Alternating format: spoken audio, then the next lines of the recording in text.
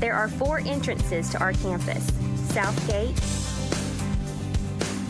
Main Gate, North Gate, and P Street.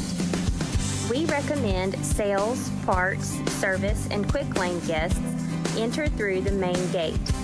Shoppers are welcome to park at the front of the main showroom. Service customers may pull straight into the service drive. Quick lane customers may park in any open parking spot in front of the quick lane. And if you're visiting the parts department, you may park in front of the main showroom or quick lane and enter park through our customer lounge or the service drive. Guests to our collision center and body shop can easily access the East P Street entrance at the red light. Drive straight up the hill and park in a space on the right. Sunny King Ford in Anniston, Oxford. We look forward to seeing you soon.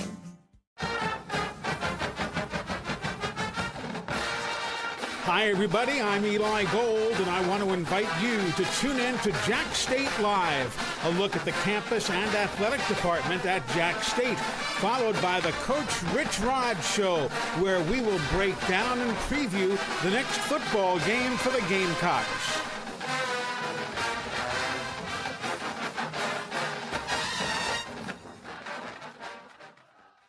What can you buy for $10? A hat? A milkshake? 166 channels plus live sports? That's right, for only $10 you can get 166 channels of classic TV shows and movies, including the latest news update from all around the world and local sports. Just simply go to 24ctn.com and click download, and then for only $10 you can have access to the best TV available.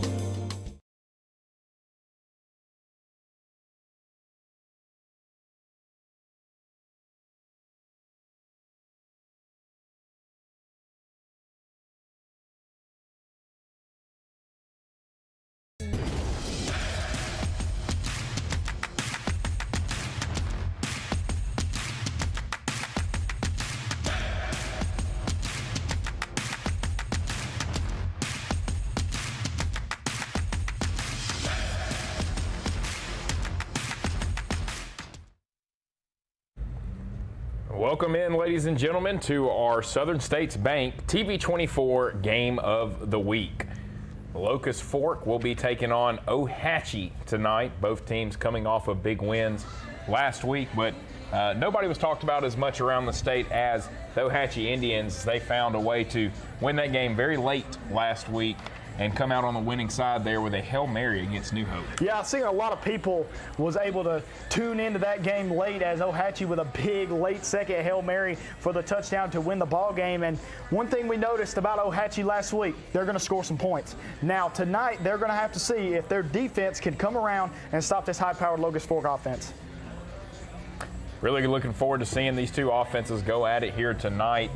And you look at it for these two teams, and 1-1 all-time coming into tonight.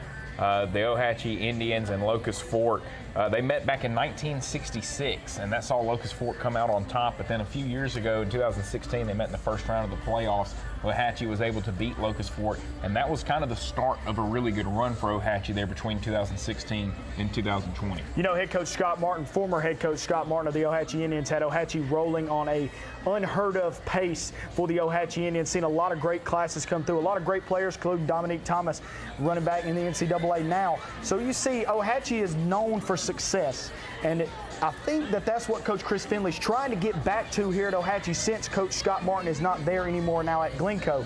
So we're going to see really if maybe last week was a turning point. Maybe Ohatchee can get back to where they was at years prior and keep that high-powered offense rolling. And like we said, defense has got to come to play tonight, which I think that Coach Finley is going to have had that worked out throughout the week with long practices. We'll see here tonight. Yeah, Ohatchee Indians last week giving up 71 points to New Hope, but scored 76 26. We talked about that was a school record for them.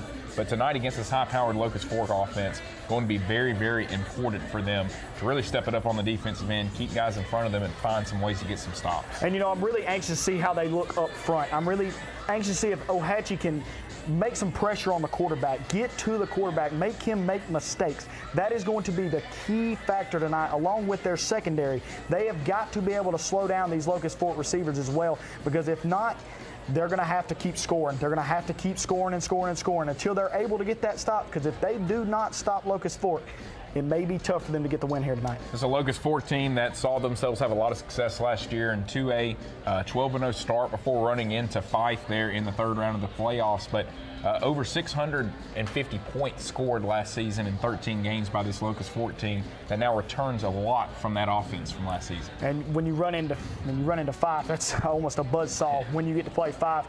And like you said, undefeated regular season, returning a lot of guys from that team. So these guys are experienced. They know what it's like to win.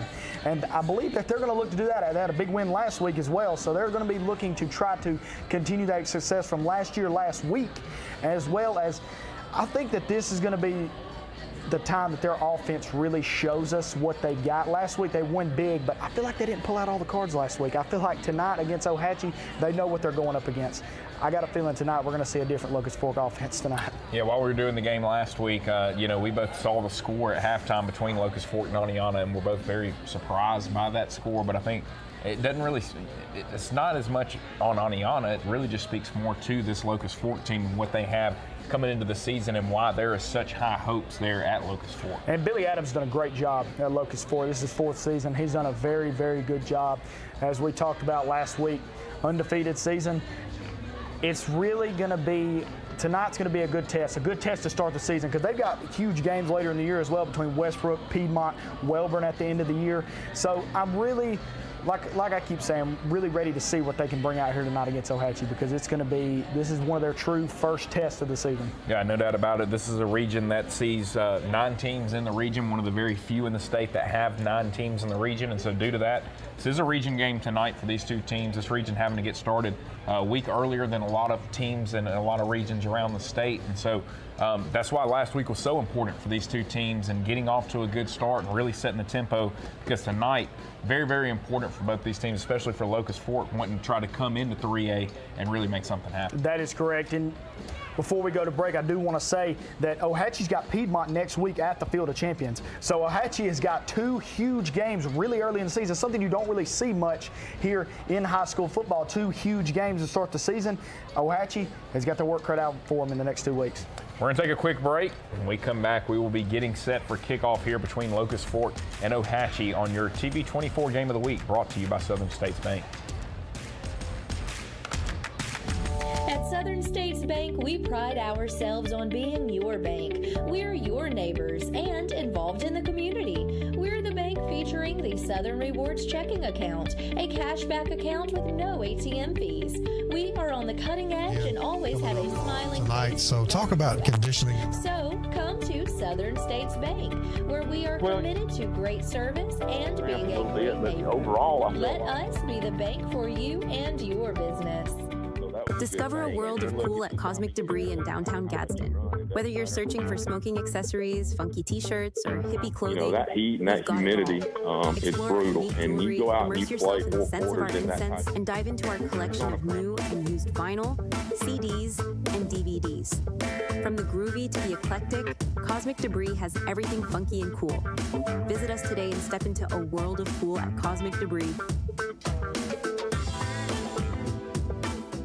Serving Calhoun County and the state of Alabama since 1994, locally owned and operated, offering some of the most competitive interest rates in the mortgage industry, along with a wide variety of mortgage products. We are with you throughout the home buying process, offering you service before and after the close. Fast, reliable, local. And you remember, if you need a home loan, call my daddy. Discover why Hungry Hut Barbecue has been Etowah County's go-to for mouth-watering barbecue for 40 years. If you're not in the mood for barbecue, try our very popular chicken finger plate with fried green tomatoes of our famous fried pickles.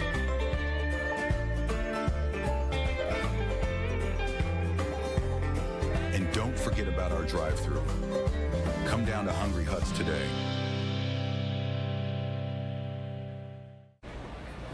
Back here with our Southern States Bank TV24 Game of the Week. About to bring you Locust, Fork, and Ohatchee. Taking place right here at Ohatchee High School. National anthem has been played, and we are getting ready to welcome both teams onto the field here and get this game started. Dawson, looking a little bit before the game, one of the big keys to me in this game, getting to 30 points for both of these two teams. When you look at it for Ohatchee all time, when they get to 30 points as an offense, 151-6 is their record. And then you look on the other side for Locust Fork, when they are able to get to 30 points, 112-14 when they score 30 points. So for both these two teams, both these high-powered offense, it really kind of feels like a battle to the first one to get to 30 points. You know, when you say that out loud, that is a ridiculous stat if you want to look at it. And you know, looking at both these teams past, they've always been known to have high-powered offenses. They've always been known to be able to run the ball with effectiveness. Ohatchee changing the way they've been doing things, passing the ball a little bit more nowadays. So I'm really anxious to see how these offenses come out here tonight, because we both know that they can score a lot of points. Looking at these two programs, you know, you look since 2020 for Ohatchee, 29-18 their record. On the other side for Locust Fork, 28-17. So two very similar records, but you look at the last few years and it feels like two programs that are kind of heading in different directions right now. I agree with that as well. And you know, we talked about how Locust Fork is just they've got so many veterans on this team, and Ohatchee's kind of, the past few years, they kind of went through almost like a rebuilding stage. They went through they went through head coach Scott Martin, now, like we said, now at Glencoe, and they've got Chris Finley, who's really just starting to set his roots here in Ohatchee, and I think that now he's starting to settle in. And with Locust Fork, like we said, Billy Adams is in his 4th season. He's already planted at Locust Fork. Chris Finley, he's coming in. He has just really started to get rolling, I think, and I really like what he's starting to do at Ohatchee as well. No, the good news is they've improved record-wise every single year under Coach Finley, and so, you know, for them, they're looking to try to do that again this year. And as you kind of talked about at the beginning, get back into the postseason, and that's probably the biggest next step for this Ohatchee Indian program is getting back into the postseason, getting that taste again, and you know that kind of lets these guys know, hey, what we're doing here is working, and where we're going is the right direction. And their fan base too. Ohatchee's fan base is always so confident in their boys every time they go out there, because they're so used to this success, and that they know that success is coming. It's going to be back at Ohatchee, because Ohatchee's not a team that's known for going 6-6 or going 5-6. They're known for popping off 10, 11 wins a season, and the past few years it's just kind of been a little bit of a step back. I'm not going to say that Ohatchee's gone, but it's just been a step back, and I think Finley's got them in the right direction right now. I really do. Having both teams getting set, getting those last-minute details ironed out, both these coaches kind of giving their big pregame speeches. You know, that's always one of really the, you know, people kind of downplay that part of it, but that pregame speech when your coach is talking to you and trying to get you motivated. I don't know about you, but I mean, for me, it was always really, really important. Really was the last thing that, you know, kind of like, hey, it's game time, and it's really time to turn the switch. Yes, and that's the thing is, you know, when you're in that locker room and the coach is firing you up, giving that last-minute preparation before the game, and then you step out of the locker room and you see a packed house of all these fans, really that rush of adrenaline you get going out on the field. And, you know, both of these teams, big wins week 1, and now they get to face off against each other here at Reagan-Clark Stadium at the Creek Bank. A great atmosphere. This is going to be a ball game tonight. No doubt about it. Getting set here as the captains have made their way out. About to have the coin toss take place at midfield. We'll figure out who will get the football first here in this game. And as we talked about, who gets the ball first, you know, really to start the second half may be as important as anything in this football game here tonight. Especially if it's a close one here at halftime and these two offenses are going at the pace that we feel like they can go at tonight. As we know, I know one of the captains for Ohatchee is 6'5" quarterback Jake Robertson. We've seen, like we talked about, a big Hail Mary last week to win the game against New Hope. And Jake Robertson, like I just said, he is 6'5". Throw the ball a mile. Got a chance to watch him a little bit in the Jamboree games we had 2 weeks ago. And I really believe Jake Robertson's primed for a big season for Ohatchee. And last week just proved it, that he can throw the ball around and he can also throw the ball on the money.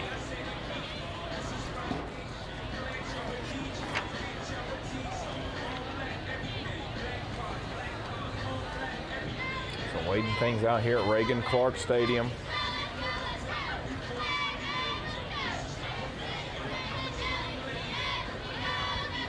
Getting ready for a big one. You look over there on that Ohatchee side. Not very many empty seats. Still have people filing in over there. We expected a big crowd tonight, expected a lot of people, and also expect to have a lot of people tuning in right here on TV 24 for our Southern States Game of the Week. You see the banner going up. Ohatchee Indians getting ready to take the field here. The captains have gotten finished with the coin toss. Yeah, down at the Creek Bank, there's always good fans. I've said it already once, there's always a good showing at the Creek Bank. No matter who's coming to town, Ohatchee always seems to have a big fan base there to support the Indians. And tonight's a good time to have them there. Big game tonight.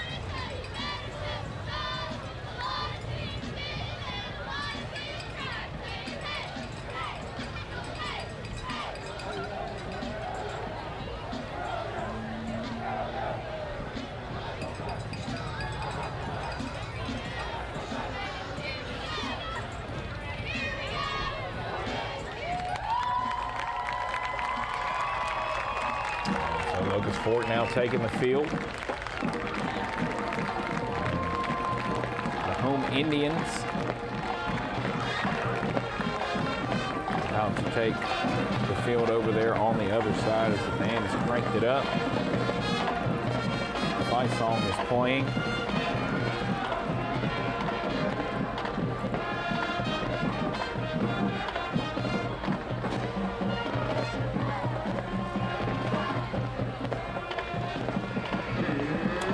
Comes the Indians, getting ready to take the field and take on Locust Fork. We're going to take a quick break right here before kickoff. We'll be back with more right here on our Southern States Bank TV 24 Game of the Week.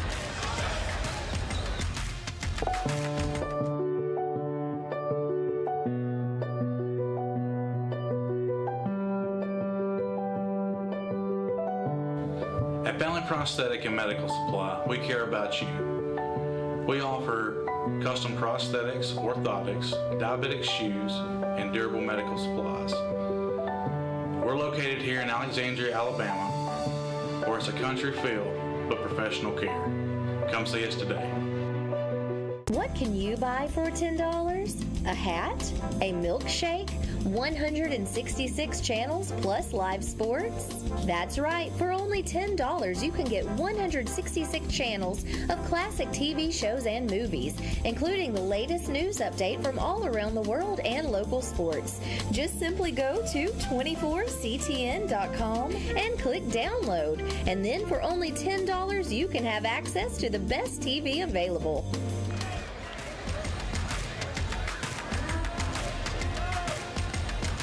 So getting set for kickoff here between Ohatchee and Locust Fork. Ohatchee won the coin toss, deferred to the second half, and so they will kick things off.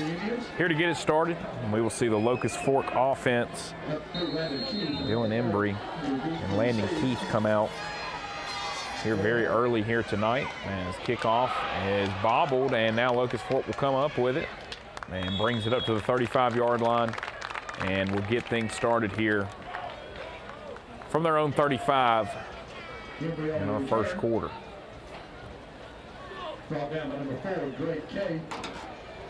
And number 5, Riley Carter for the Indians. So here comes that high-powered Locust Fork offense. Locust Fork will set it up 1st and 10 from their own 36-yard line. First down coming up here.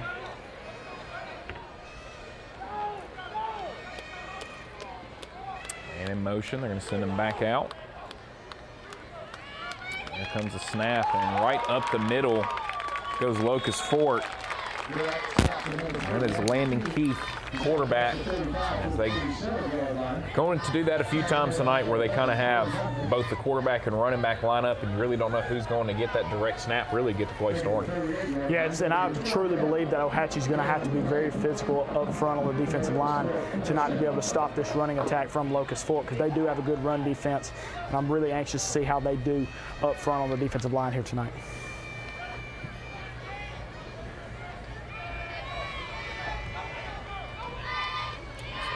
snap.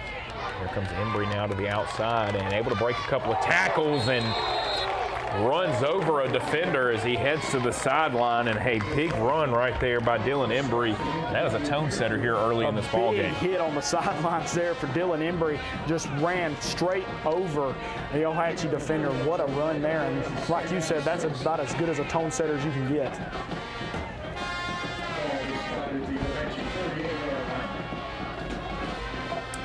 Second down, about 4 coming up.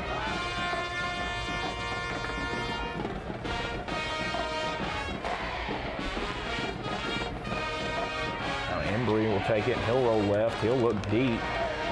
He's got a man and a fight for the ball. Let's see who comes up with it. And it is an interception. Ohatchee football. What a play back there in the secondary. For the Indians, a jump ball, a little bit maybe underthrown. And what a play there by the Ohatchee Indians, and it looks like that may be Colby Hester that was able to come up with that one. And you know, I talked about this before the game started. I wanted to see how Ohatchee's secondary done against this Locust Fort passing game. Locust Fort test them, Ohatchee wins the first battle. What a play there for the Indians. And now the Indians get a fresh start for their offense, looking to score first. We talked about it. They've got to be able to score. And like you said, want to see how many points they can score, at least get to 30. Ohatchee's got a chance to get an early start here right now. So now the Indians will take over from right at their own 9-yard line. Offense that scored 76 points last week will look to try to strike first. Handoff will go directly up the middle, trying to go outside, makes a man miss, and look at the speed. He'll be taken down at the 15-yard line. A great run there for the Indians to start it off. As you've got to watch out here for this Ohatchee run game. They're very fast in the backfield, and that is a huge run to start off the drive. See if Ohatchee can continue that.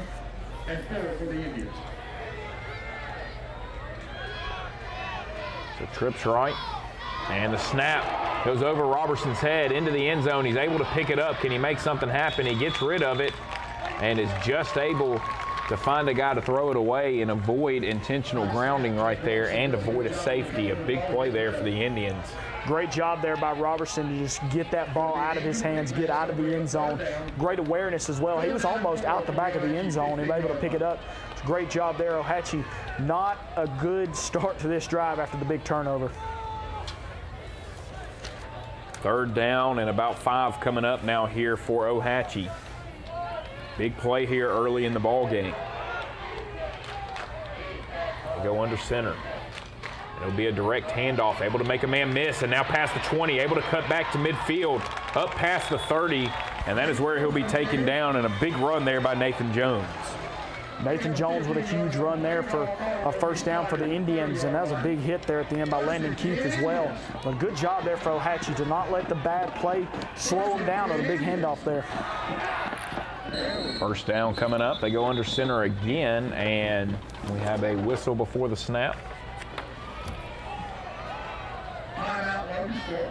And it'll be a timeout by Locust Fort here to talk things over defensively.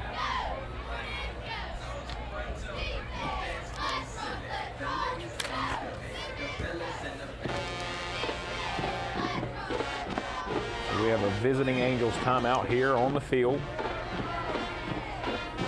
Really like what Ohatchee was able to do there on that play before, as they were able to not let the bad play and the mistake slow their offense down. Good handoff there by Robertson to Jones. Gets them a first down. Huge play there for the Indians to keep their offense on the field.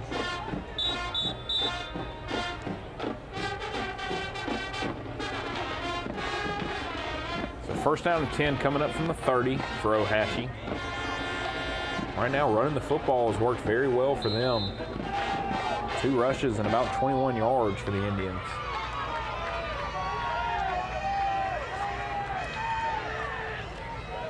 Under center again, snap, hand off to the right side this time. Able to stretch him out, and a great job right there of holding on for the tackle there for Locust Fort. That was number 52, Amon Brazil, able to bring him down right there. Number 7 for the Ohatchee Indians, Jaden Hurd. He's a human highlight reel. They're going to have to do their best to try to stop him on first contact, because if he makes a man miss, he can beat you by himself. We've seen a highlight play from him last week, made 5 or 6 guys miss after the initial handoff. So that's going to be a huge player to look out for the Indians tonight. And if you're Locust Fort, you've got to stop him. Now it'll be a screen pass out here to the right side, able to make a man miss and use his blocker. Now gets out of bounds, and when we have a late hit come in, and we will. Late hit will be called against Landon Keith, safety that was coming in right there. And again, right now you're seeing the Indians really able to stretch this Locust Fork defense out. They're doing a great job using their speed to their advantage. Ohatchee's a very fast offense, and that right there is another example of it. Just get the guys to the outside, let them work towards the sidelines. And Locust Fork's coming out hitting hard tonight. Landon Keith, that's another big hit for him on the defensive side of the ball. That time just came in a little late, and that's going to give Ohatchee some free yards. Personal foul against Locust Fort. About to mark off the personal foul here, and that will put Ohatchee on the Locust Fork side of the 50. And so a drive that saw them start at their own 9 is now moved up to the Locust Fork 44-yard line in just 5 plays. If you're Coach Billy Adams, you've got to preach to these guys to make sure that they are making the tackle on first contact, because this Ohatchee offense is very fast, and you definitely do not want to give them free yards with penalties either.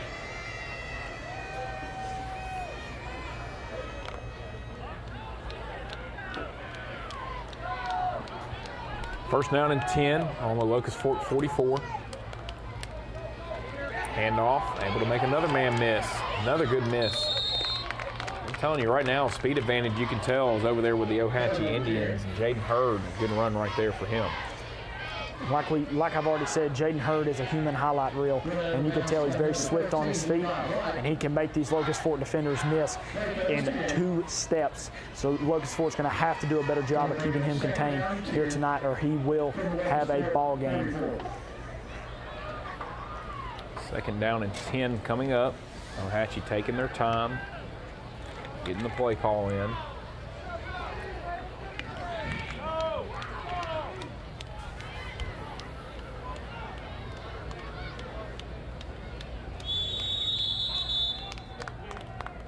Now they'll take a timeout as they let the play clock run down. But controlling the time of possession right here early. We'll take a break. Be back with more on our Southern States Bank TV24 Game of the Week.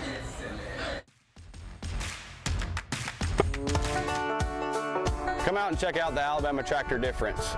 We can take care of all your needs of parts, sales, and service for RTVs, zero turns, and tractors and construction equipment. See us here in Lincoln at 620 Speedway Industrial Drive. Or come visit us here in Asheville at 275 6th Avenue, or give us a call at 205-594-7000.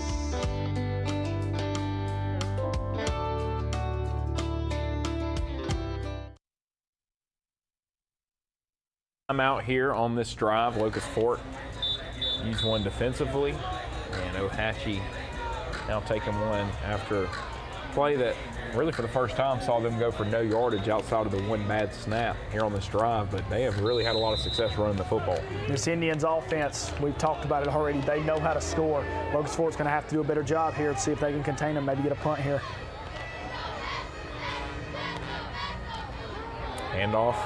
Going up the middle, able to follow his blockers, and now look at Ohatchee on the other side, setting the tone a little bit. We saw a big run over there for Locust Fort. Wondered if that had set the tone some there, but a really nice job by Drake Kay right there to lower the shoulder and say, I'm not just going to go out of bounds easily. You're going to pay for it. We've seen Locust Fort do it on their first drive, and now we see Ohatchee fight back a little bit there with a huge, huge hit by Drake Kay on the sidelines there. It's going to be a big third down here for the Indians. Let's see if Locust Fort has it in them to get the stop here and force a punt. Third down and 5 coming up. Snap, blitz coming. Roberson gets rid of it and just out of the hands of his receiver right there, but that was due to the pressure of Dylan Embry coming off the edge, and now it's kind of decision time here for Ohatchee. They're at about the 40-yard line and facing 4th down and 5. Locust Fort did a great job of bringing a guy off the outside there. Embry was able to get to Roberson, and he was looking to throw it to Nathan Jones in the flats just to see if he can get the ball out. Great job there by Locust Fort to provide pressure. And now it's going to be a decision for Coach Finley.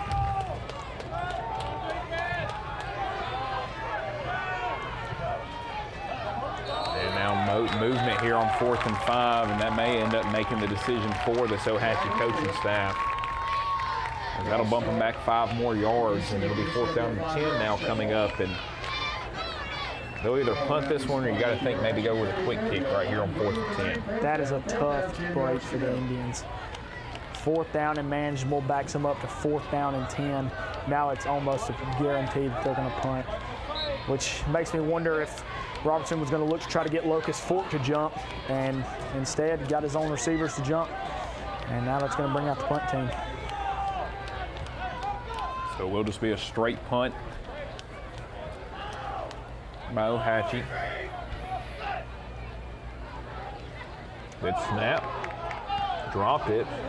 He is able to get rid of it. And not a bad punt as it goes all the way down to the Locust Fort 14. So not able to get points, but able to flip field position right here and now force Locust Fort to start inside their own 20-yard line. Great job there by Ohatchee's special teams. After the ball was dropped by the punter, he didn't panic, just picked it up, punted it away, and got a good punt off. So now Locust Fort's going to be backed up in their own territory to see if they can drive all the way down the field and maybe put some points on after their last drive resulted into an interception.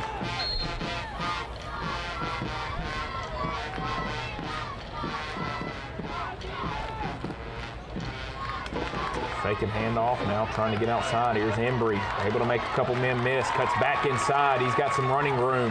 They'll finally run him out of bounds at the 45-yard line, but this is a very dangerous 1-2 punch here with Landon Keith and Dylan Embry in this backfield for Locust Fort. Dylan Embry with a huge run there, and Ohatchee's going to have to do a better job of bringing him down on first contact, because that was 3 missed tackles there, and if they keep that up all night, Embry will have a huge ball game for Locust Fort.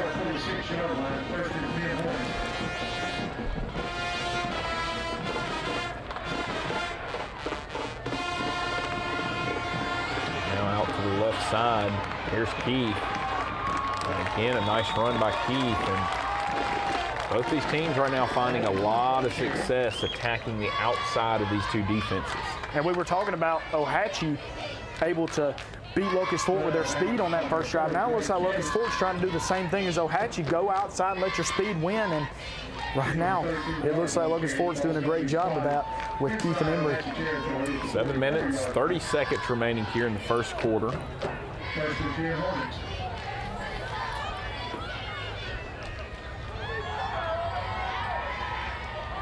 And in motion, coming in front of Embry. Embry will take it. And now again, we'll try to get to the outside on the right side, and a great play from behind right there to pull Embry down by the Indians.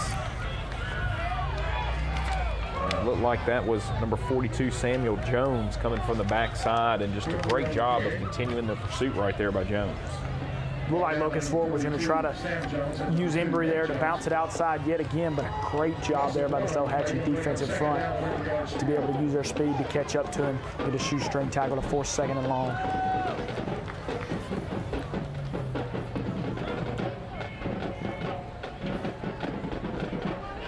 Second down and 11. Takes a snap, throws a slant, and this time throws it behind him. And while they've got 2 guys they trust back there at quarterback, neither one of them's strength is necessarily throwing the football. It's 2 really good runners that at times do throw some good passes, but not what they want to do consistently on the offensive side. Looked like he was looking for Levi White there, big receiver for the Locust Fort, and really just looked like there was a lot of gray jerseys and 1 white jersey on that side on that quick slant. Embry just couldn't get it in his chest, just a little bit high. We're up 3rd down and long for Locust Fort.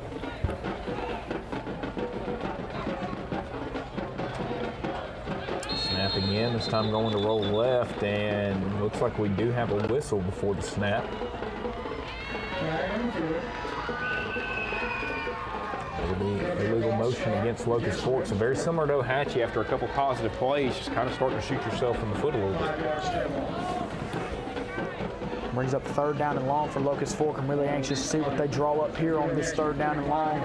If they decide to play it safe and run the ball, or maybe try to throw it downfield again. You know they've done it once. They're 0 for 1 when they've tried it already, but we could see what they've got drawn up here.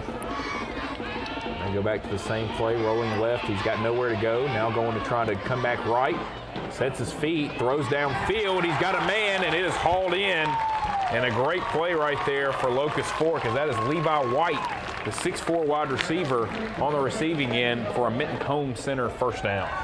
And we've seen him try to connect with Levi White once, missed him. Levi White goes up and make a play this time. What a play there for Locust Fork to get them down deep in Ohatchee territory, knocking on the door of pay dirt here in the first quarter. Snap, direct run to the right side, and again able to hang on to Embry right there and get him to the ground.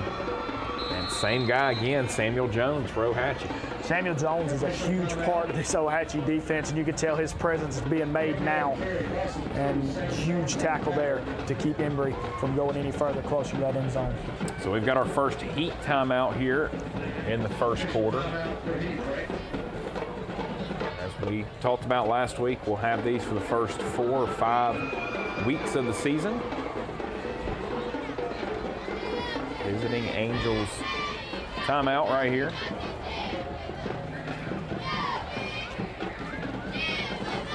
.84 degrees tonight in Ohatchee, but I'm sure on that field it feels a lot hotter than 84 degrees. But the weather is starting to cool down, so that's very good. And like you said, heat timeouts won't be lasting much longer as we get deeper into the season, starts getting a little colder.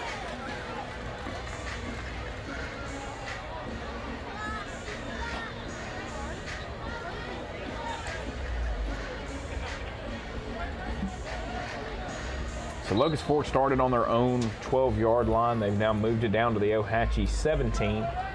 2nd down and about 10 coming up.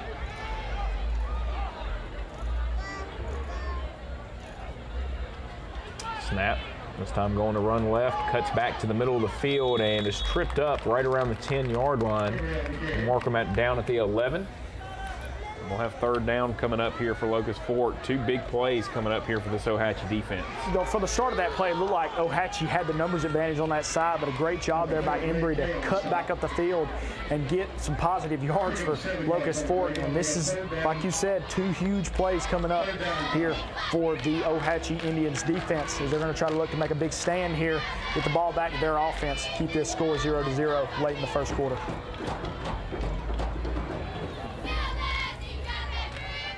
Direct snap to Keith this time. He cuts back over the middle, able to make a man miss, lowers the shoulder, and gets into the end zone. And we have our first Buffalo Wild Wings touchdown of the evening, as Locust Fork able to go 88 yards right there. And after having the interception there on drive number 1, this time they come right back out and very efficient getting down the field.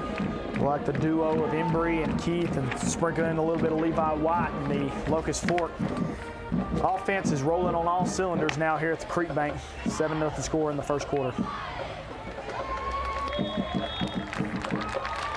And they go for 2, and again they find the big wide receiver out there for the 2-point conversion, Levi White. We'll take a quick break. We'll be back as Locust Fork now leads 7-0. At Southern States Bank, we pride ourselves on being your bank. We're your neighbors and involved in the community. We're the bank featuring the Southern Rewards checking account, a cashback account with no ATM fees. We are on the cutting edge and always have a smiling face to help you out. So come to Southern States Bank, where we are committed to great service and being a great neighbor. Let us be the bank for you and your business. The Locust Fork strikes first and now leads 8-0. That's 7-0. Forgot they got the 2-point conversion. 8-0. And a big drive there by Locust Fork. Ohatchee moved the ball well on their drive until they kind of stopped themselves. So we'll see what adjustments Locust Fork made to some of those outside runs that they got hurt with there on that first drive. We'll see what Ohatchee does here on their second drive and how to attack them. defensively. Both of these teams have a big three. As you can see with Locust Fork, we've seen it their last drive. Keith, Embry, and White. And you go to Ohatchee, Hurd, Jones, and Robertson. The big three of Locust Fork strikes first. Ohatchee's going to need their big three to step up here on this offensive drive and make something happen to keep themselves in this ball game and start it. Good kick up the middle, fielded. And now has a seam up the middle, able to make a couple men miss. Here he comes now back towards the Locust Fork sideline. And a great run and a great return again right there by Jaden Hurd. You can just see the speed difference between him and pretty much anybody else in the field on either side. And he has the ability to change the field position by himself. He is not afraid to go to the right side and then turn around and go all the way back to the left side to get positive yards for the Indians. Huge playmaker and a huge play there on the kickoff for Ohatchee.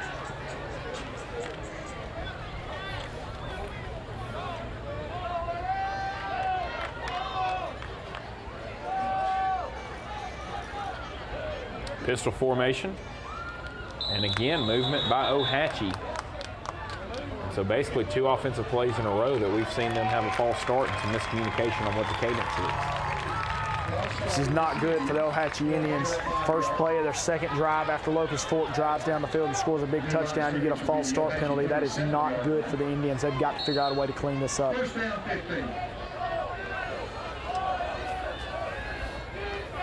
First down and 15.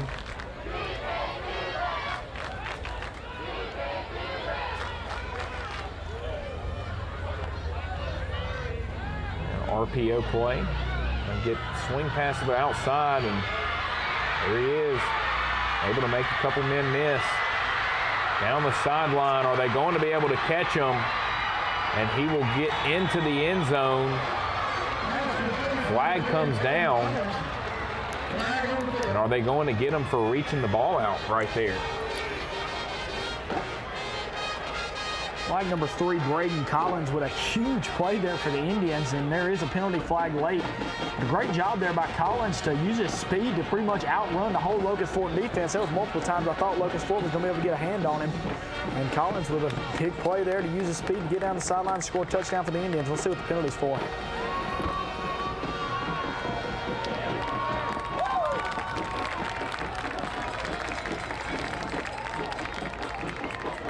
Looks like a tripping penalty potentially here against Ohatchee.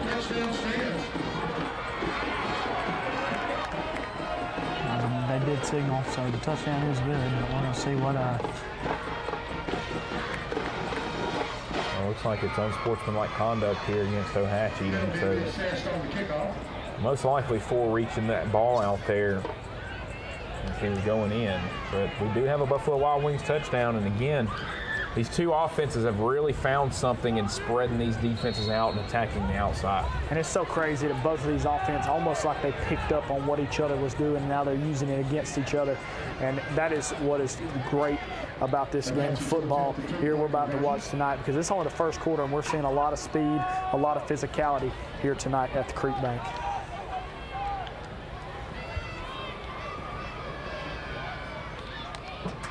Handoff. Trying to go up the middle, cuts it back inside. Did he get in? And they're going to say no. He did not get in. So Locust Fork able to cut him down right before he gets to the goal line. Looks like his forearm hit before the ball crossed. It is high school football, so no review. And Locust Fork able to keep him out there, and that could be a really big play in this game on down the road. Yes, it could be, as it looked like he had the lane to get in the end zone, but a great job by Locust Fork. Go low, and it forced Jones to have to try to bounce over the defender. Forearm hits right before the goal line, no good. So Locust Fork holds on to their lead here late in the first quarter.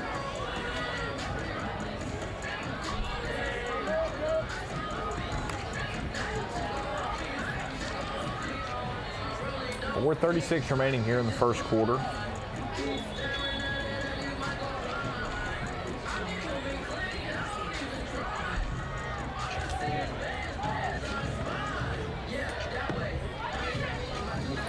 First quarter has flown by. Both teams running the football very effectively. We're down to 4 minutes and 36 seconds to go in the first quarter already here tonight. So due to unsportsmanlike conduct, Ohatchee will kick off from their own 25. It should be really good field position for this high-powered Locust Fork offense. And now they onside kick it. The ball squirts away, and it is recovered by Ohatchee. You get the unsportsmanlike conduct penalty, so what do? You turn around, you onside kick it, and get the ball back to your offense. And just had a fantastic drive to get in the end zone. What a call there by Coach Chris Finley. Able to catch the Hornets napping right there, and the ball squirted away, and what a perfect onside kick there. And now the Indians will take possession of the football. Fooled me too, because I was not expecting that by the Ohatchee Indians. It looks like the officials are talking about something here. Well, you can't advance once you recover it, similar to how you can't advance a punt. And so that may be what they're talking about.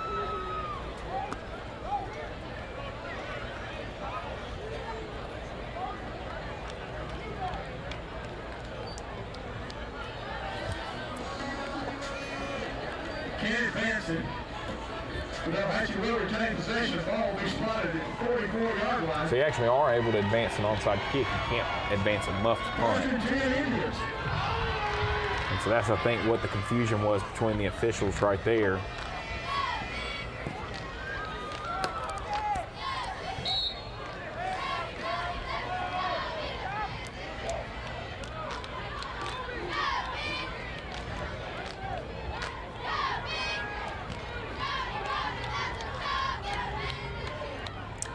Pistol formation. They fake the handoff. Here's Roberson trying to show off the big arm and goes deep and way overthrows his receiver right there on first down and 10. But Ohatchee's thinking right there probably, hey, we got to get this defense off of us a little bit and show them that we're willing to throw deep so that we can go back to trying to run the football and do what we do. And we know Robertson's got a big arm. We know that he can throw it a mile. And that's one thing that I've seen from him early is a little bit of command issues. And it's still early in the season. This is all going to iron itself out. We could see it here tonight of him finally getting into that throwing motion. Roberson again with a great pass to Jaden Hurd. And Hurd able to make a few guys miss before he takes a big hit right there by Dylan Embry coming in from safety.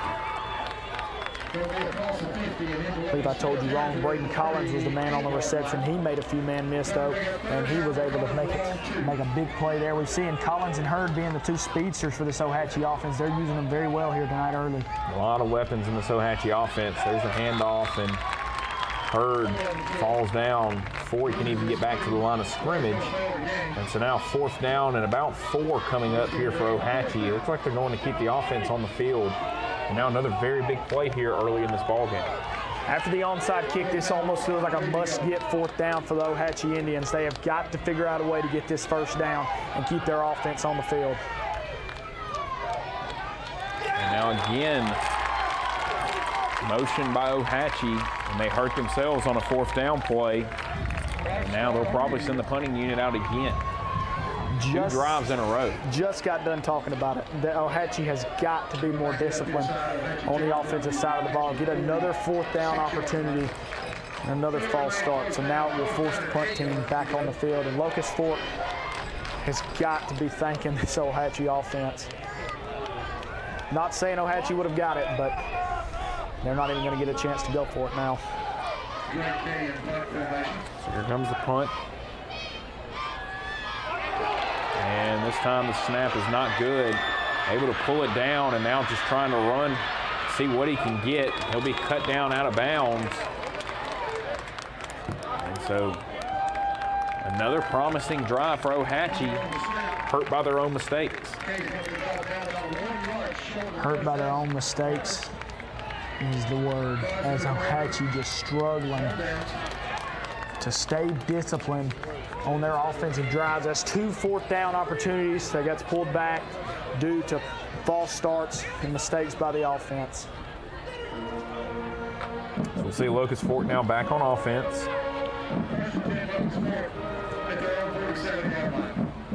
3 minutes, 2 seconds to go here. First quarter.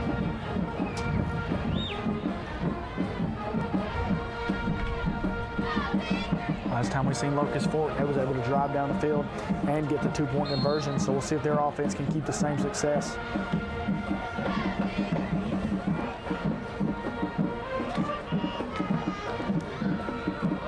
Snap will go to Keith. Keith cuts it out to the outside over here on the right and will be dragged down, but a really good run. Good job to bring him down there, Nathan Jones. Doing a great job there, Nathan Jones. Doing a great job tackling Keith and bringing him down on first contact. You cannot let Keith break tackles. If not, he will beat you all night long. So great job there by Jones to stay disciplined and get the first tackle on Keith.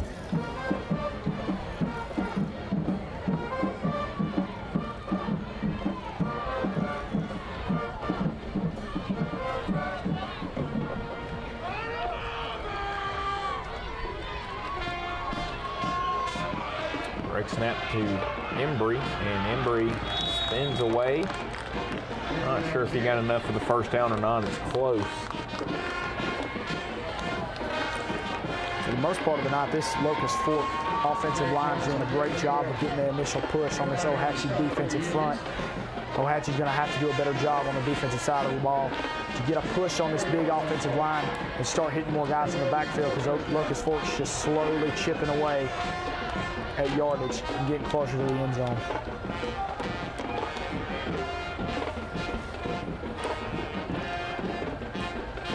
First and 10, snap, and they go with the pitch. The man in motion and able to break a couple of tackles, and he will get it down into Ohatchee, the red zone there at the 20. Little extracurricular activities there afterwards. But a good run right there. Christopher Sanchez was the man that took that pitch, and that is another example of Ohatchee's got to do a better job of bringing him down on first contact, as he broke 3 tackles there to get ahead for that first down. And now Locust Fork's looking to score again here late in the first quarter. 17 yards on the play, and Locust Fork first down.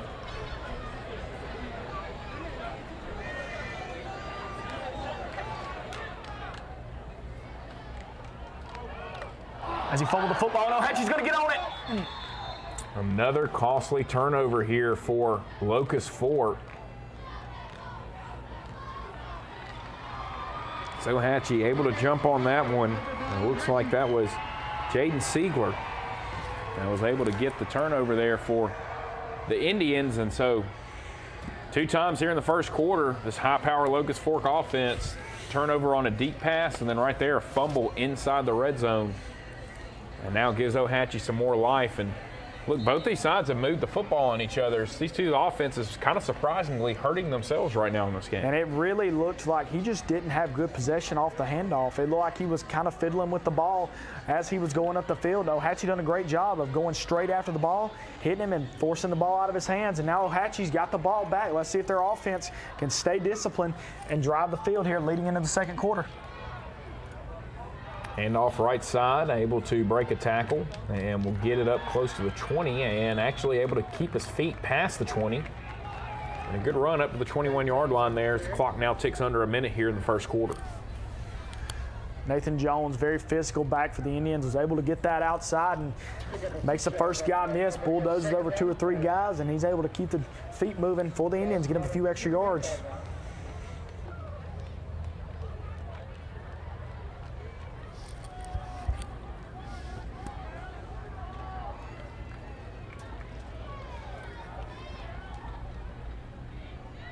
Handoff on the RPO, and now Hurd getting to the outside. A great job by Locust Fork to pursue him and cut him off, and they get him for a tackle for loss back behind the 20, and that is most likely our last play here of the first quarter.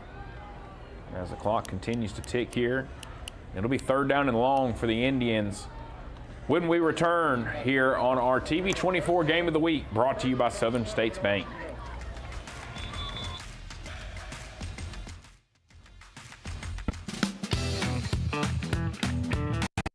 Penguins Bar and Grill. Come down for our amazing bar, stocked with everything you could want, and our amazing food, ranging from whole pizzas all the way to oysters. Our food is cooked fresh and brought to you with amazing service. For the best food and drinks, come to Penguins Bar and Grill.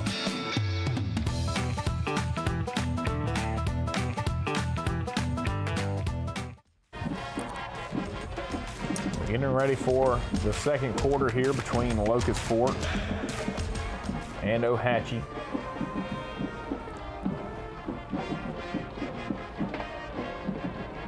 One thing I've noticed from both teams here from the first quarter alone is Ohatchee and Locust Fork are shooting themselves in the foot every chance they get. As Locust Fork's got 2 turnovers, Ohatchee has been very undisciplined to start this game with penalties. So we'll see if they can clean that up here in the second quarter and for the rest of this ball game, as there's been a lot of mistakes by both sides tonight, which has kept this game at an 8-6 ball game at the end of the first.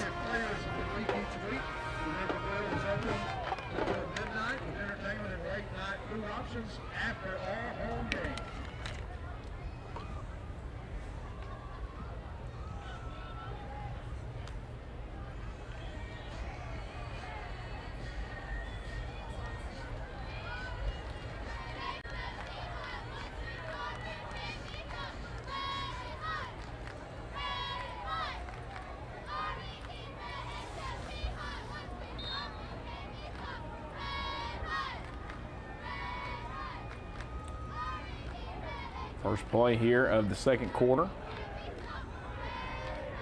Roberson will drop back, and now we'll look deep.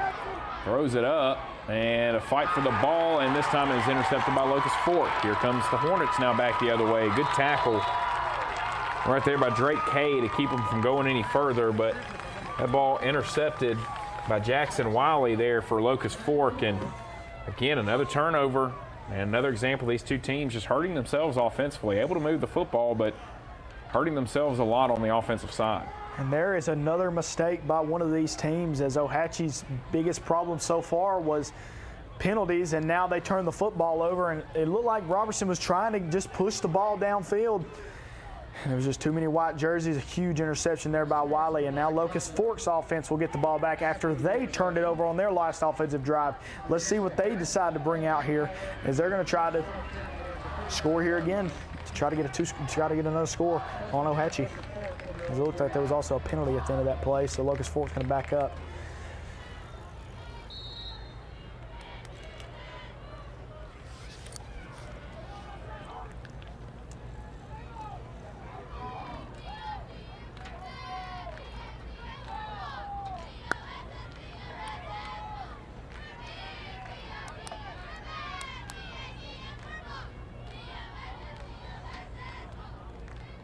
First play, direct snap, run up the middle, and Embry just able to run over a couple of guys there for Ohatchee. A hard run there by Locust Fork. Embry, just a bulldozer out of the backfield for Locust Fork, as he is playing a very physical ball game here tonight. And once again, Locust Fork offensive line is just doing a great job of opening holes for Embry to get through, as Ohatchee's defensive front struggling to create any havoc there in the trenches.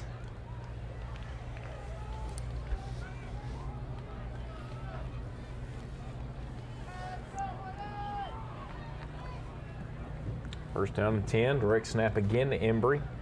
Cuts back over the middle and is just tripped up at the 30-yard line. And not what you want to see if you're a Hornet fan. A little slow to get up and a little bit of a limp there now from Embry.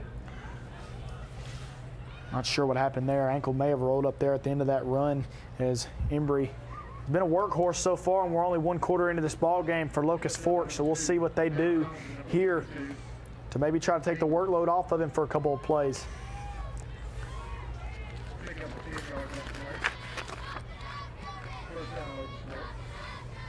Still a little bit of a limp there as he walks up to the line. No sign of Landon Keith here on this drive. Be a pop pass forward again, and they just cut it back against the grain. Nobody there. Now inside the 20 again, down to the 15. Now this Locust Fork offense starting to feel themselves a little bit and getting rhythm. 2 plays for Christopher Sanchez tonight have both been on that little jet pass for Locust Fork, and he's had 2 very successful runs on it as well, as Locust Fork is just doing a good job of being able to use their speed. Like you said, cutting against the grain there and able to use the speed to get to the outside and get good yardage.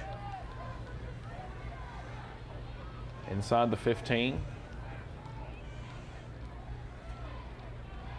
Snap to Embry. He'll come back left. And nobody will touch him as he will make his way into the end zone and another Buffalo Wild Wings touchdown. Embry has been the offense tonight for Locust Fork as he's able to use his speed again to bounce it to the outside, and there is a penalty flag on the play, so that's probably going to be backed up. Yeah, you could tell by his reaction that he saw it come out right there as he went into the end zone. And I believe that was on Levi White there, the receiver. And yeah, you can tell with his hand motions there that he thinks that it was not a hold, but nonetheless, it's going to back up Locust Fork because there's another penalty flag that's going to push one of these offenses back.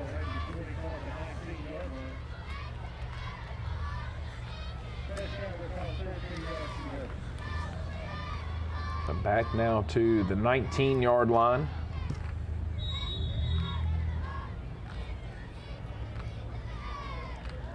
And we will get a timeout now taken by Locust Fork. The coaching staff wants to talk things over after the penalty.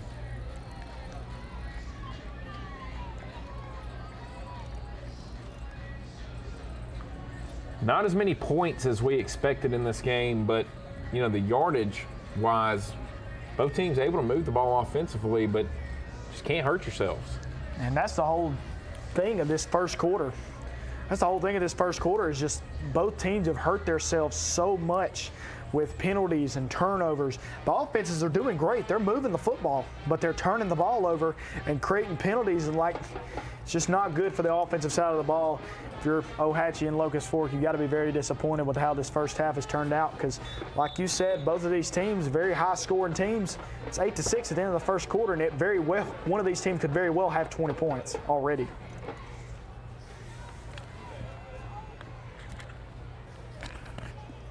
Already 3 turnovers combined between the two teams. We've seen a penalty on Ohatchee's touchdown, and now a penalty that took away a touchdown here from Locust Fork. Not the mistakes that these two coaching staffs were looking to have their guys make here in game number 2. You know, you expect this week 1. Game 2, you expect your team to maybe have some of this figured out. So that'll be something that these two coaching staffs are probably going to address with their guys after this one. Did you see Embry just running around, making men miss, throws it into the end zone? What a play right there by Dylan Embry to make time for himself. Basically just won a one-on-one battle right there like a point guard at the top of the key and is able to distribute it into the end zone. We'll see, do they get called for a man downfield on this play? And it looks like they will. Another touchdown that's going to get taken off the board.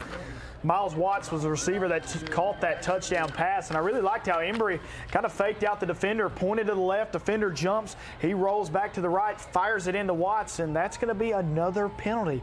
This is not good if you're both of these coaching staffs. There's been so many penalties already in this game. We are only 9 minutes, we are only like 3 or 4 minutes into the second quarter. This is not good, not good at all.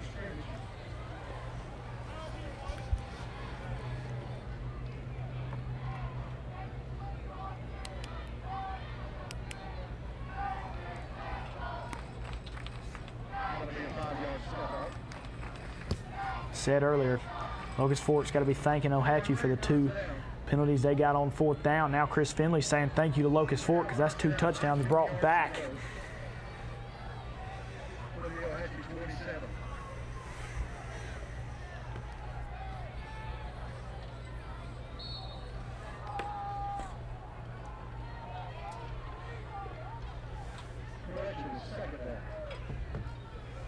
Snap again to Embry, and again he'll run around and try to make something happen and finds a lane, cuts it inside the 10, and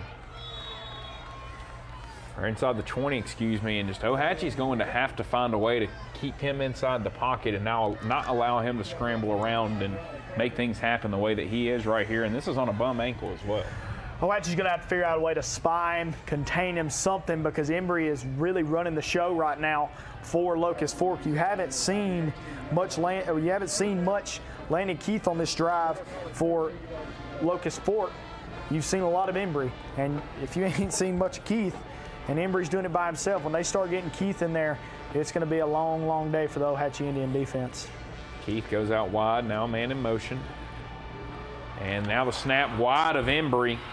And now the ball on the ground. Embry just able to pick it up, and he'll look to try to get rid of it. Breaks a tackle. Now will set his feet and throw it deep. He's got a man. It is caught. It's at the 10-yard line and now breaks the tackle. And looking to get into the end zone, he'll be taken down right at the 1-yard line.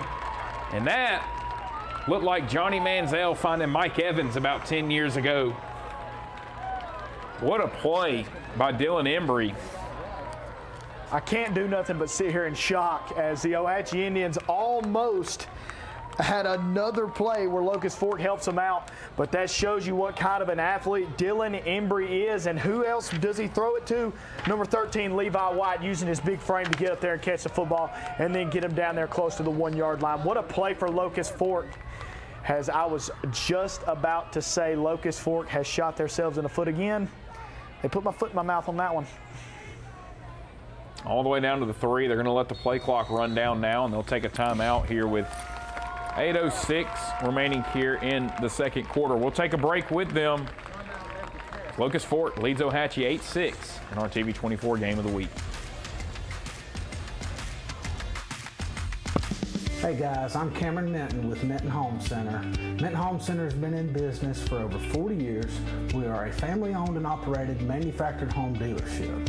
We offer affordable housing for our customers as well as a multitude of different financing options to help our customers get into a new home. When you come to Minton Home Center and you start looking around our lot, the first thing you will notice is that we have the most competitive prices in the industry.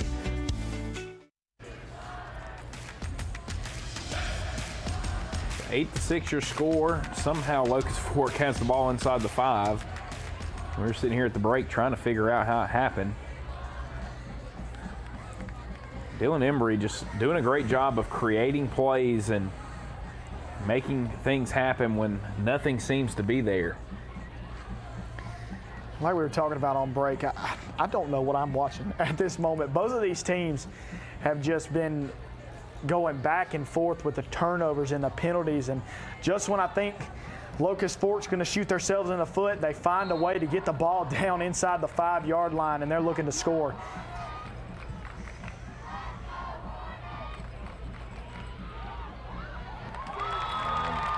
They will get in the end zone, and why not? Try it with Dylan Embry. This time it'll count. Our third Buffalo Wild Wings touchdown of the drive, but this one will count. And this one actually will put some points on the board, and they'll keep the offense out there to go for 2 and now make it a 2-possession game, which could be huge. Who else but Dylan Embry as he finds a lane on that outside to break into the end zone, and you know after this 2-point conversion he's going to find a bench to sit on after this drive because he has been a workhorse.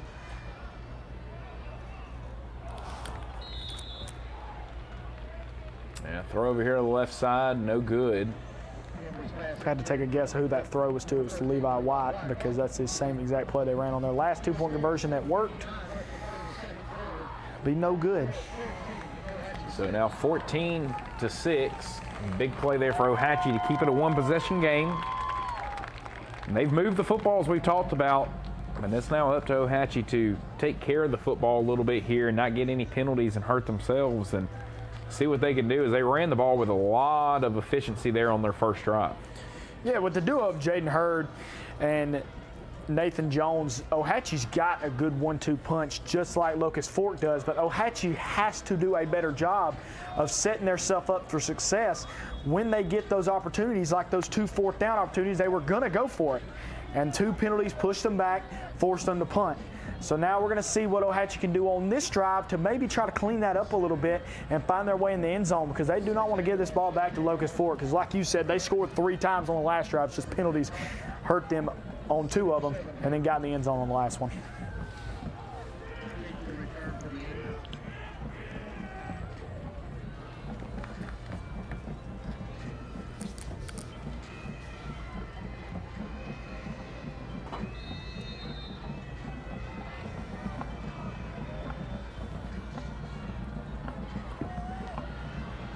Right at 8 minutes to go until halftime.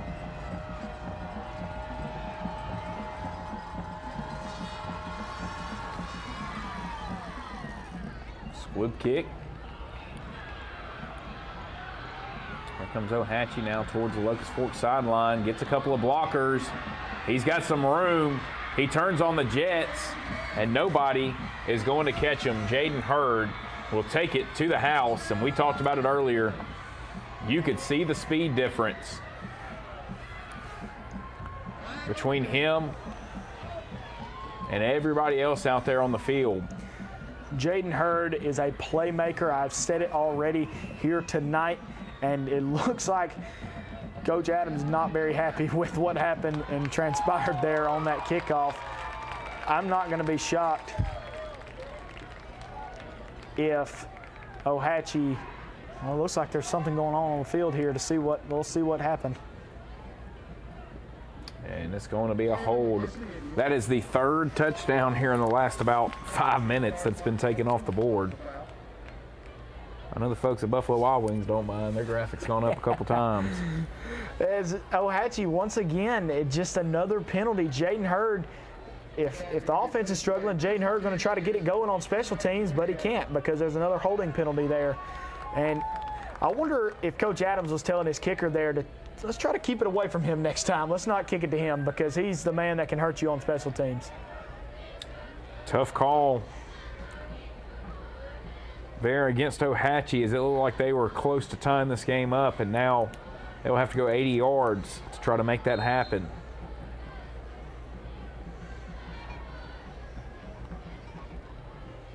Handoff up the middle, and this time nowhere to go for the Indians. It's a great job there by Locust Fork's defensive front, as they was able to get a good push on this Ohatchee offensive line to stop Jones right at about the line of scrimmage. If Ohatchee plays their cards right, they could possibly leave Locust Fork with no time on the clock before halftime. If they can drive all the way down the field and get in the end zone, that'd be huge for the Indians.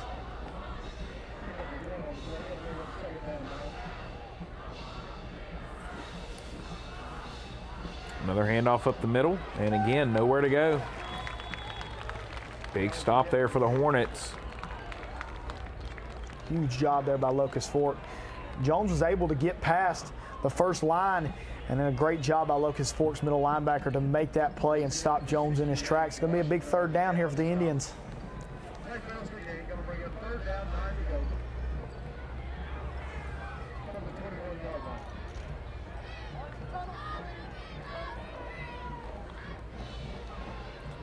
Third and long. Robertson looking for a man, and he finds him. What a catch.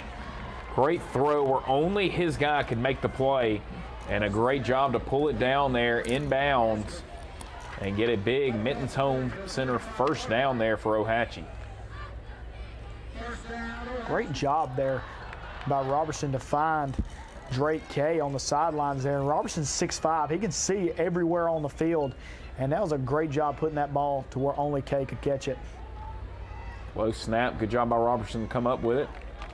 And off up the middle, and again, nowhere to go. And so we saw those outside runs, a lot of success with those early in the game.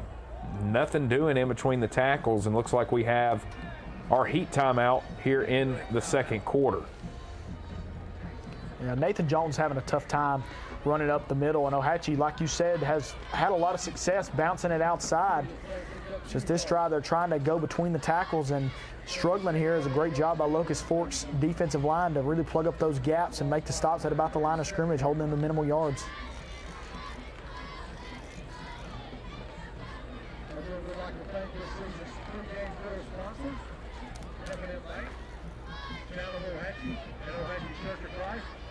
If you or your business is interested in sponsoring a pregame meal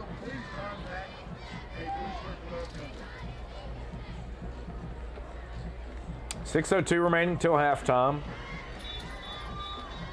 14-6 our score.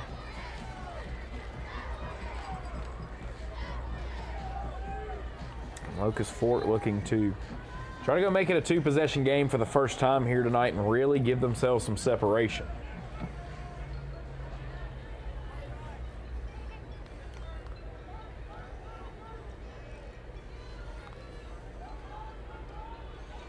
Handoff again. This time Hurd looking to make some guys miss, and great tackle.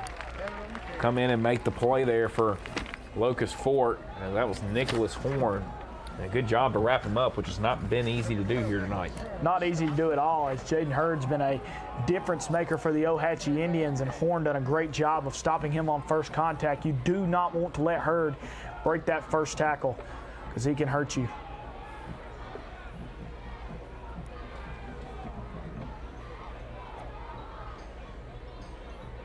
And now nobody touched Embry off the end right there. Robertson had to get rid of it quick.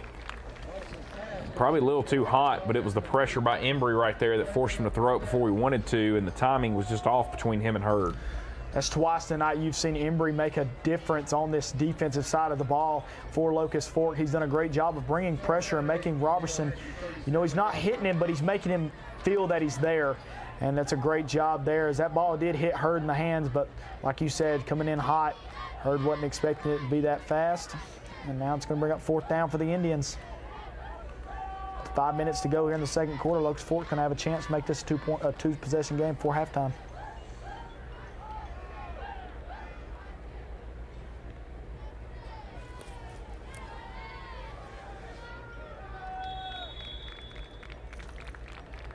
So the punt will go out of bounds at the 33. And that is where we will see Locust Fork take over with less than 5 minutes to go here until halftime. The way Locust Fork's offense has been moving the football, Hatchie's got to figure out a way to get a quick stop here to try to get the ball back to their offense, because if not, Locust Fork's going to be looking at a 2-score lead going into halftime the way this offense is rolling. Yeah, no, this is a dangerous point in this game. You can kind of start to see a little bit of fatigue starting to show on the Ohatchee defense. Played with a lot of energy early, coming out with a point to prove, making a couple big plays, but you can kind of tell how they've kind of gone on and off the field, and they've been out there a lot here in quarter number 2. Locust Fork's done a great job of keeping their offense on the field and being effective with it as well.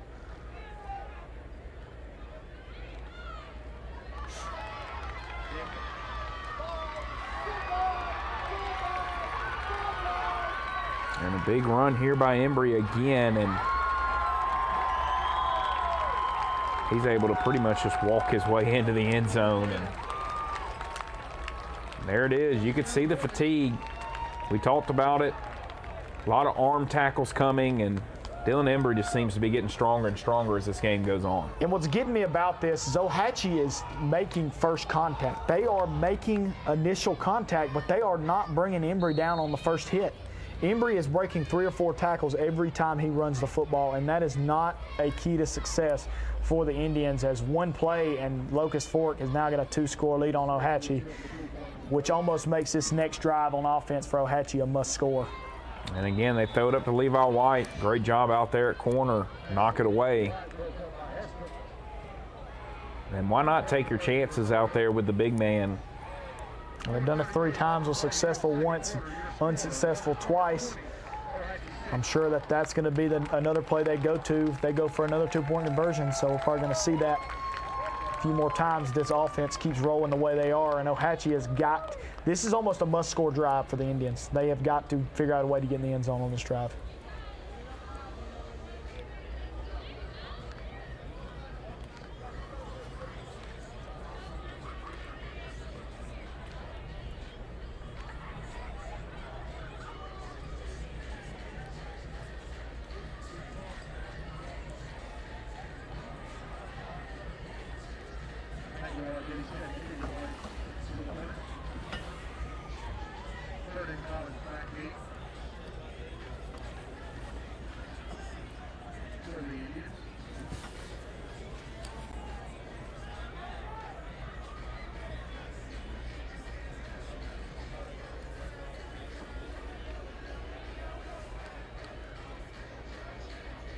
think it's crazy that we've seen Embry has been really the key factor for Locust Fork, as we haven't seen much of Landon Keith the last 2 drives, and Embry, we thought he was shaking up a little bit, but he shakes it off, and now Locust Fork's put Ohatchee in a must-score situation. Another squib kick. They kick it away from Hurd. And a good run back over here to the Locust Fork sideline again, and gets run out of bounds, but up ahead of the 40-yard line. And again, a good job right there by Nathan Jones, who we've seen get the ball at running back a couple of times as well. We've got 3 dangerous guys back there, and Nathan Jones, Braden Collins, and then obviously Jaden Hurd. As there's big threes on both sides, and we've seen Locust Fork's big three have a lot of success so far tonight. And Ohatchee just struggling to figure out a way to score on this Locust Fork defense. Now Ohatchee coming back the other way with the quick pitch and a great move by Kay. Braden Kay gets it up right to the 50-yard line.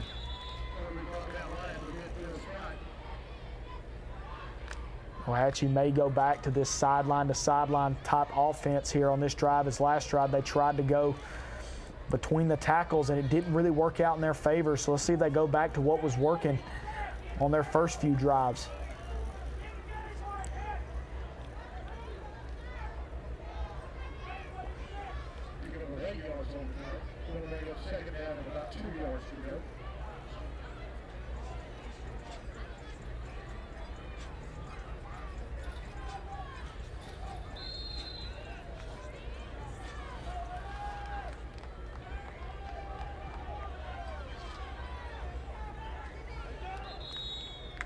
And movement again by Ohatchee. That is their 4th false start here in the first half. I guess the bright spot of this false start is at least it's not on 4th down. At least they have a few downs to try to make up for it. But nonetheless, it's still a penalty, and Coach Finley is going to be, I'm assuming, going to be very upset for his halftime speech of how many penalties the Ohatchee Indians has had here tonight.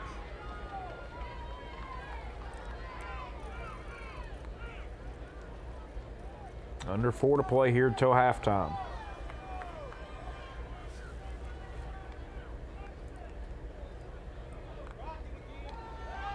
Roberson drops back, throws it over the middle. Miscommunication there with his receiver. They threw that one at the feet of Hurd. Nothing doing there for Ohatchee. Miscommunication is the word. I don't believe him and Hurd was on the same page there, as Hurd was looking to go up the field a little bit more. Robertson throws it at his feet. It's a huge play here for the Indians. 3 minutes and 38 seconds to go. Do not want to punt this ball back to Locust Fork, because the way their offense is moving, they can make this a 3-score game before halftime, if not.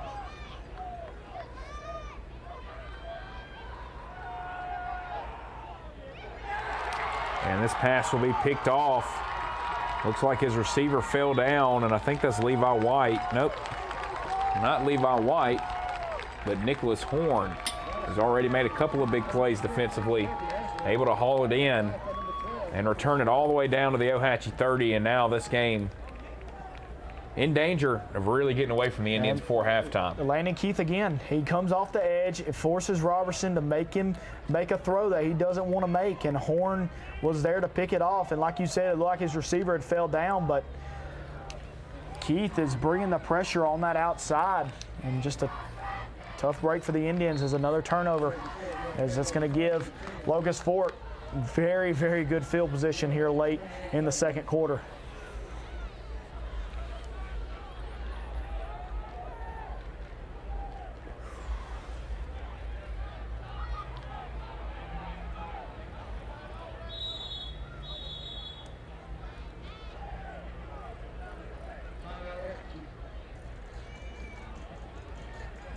Timeout by Ohatchee.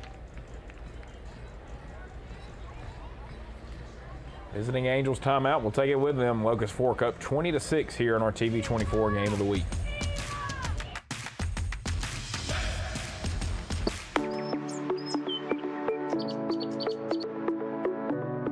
Hey, this is Jason Jason at Reeves Insurance. Just want to say a quick thank you to all of our customers for your support over the years.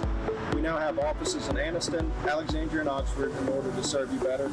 So stop in and see me or any of our experienced staff and let us shop for you. We'll find you the best price and the best coverage available. Thank you.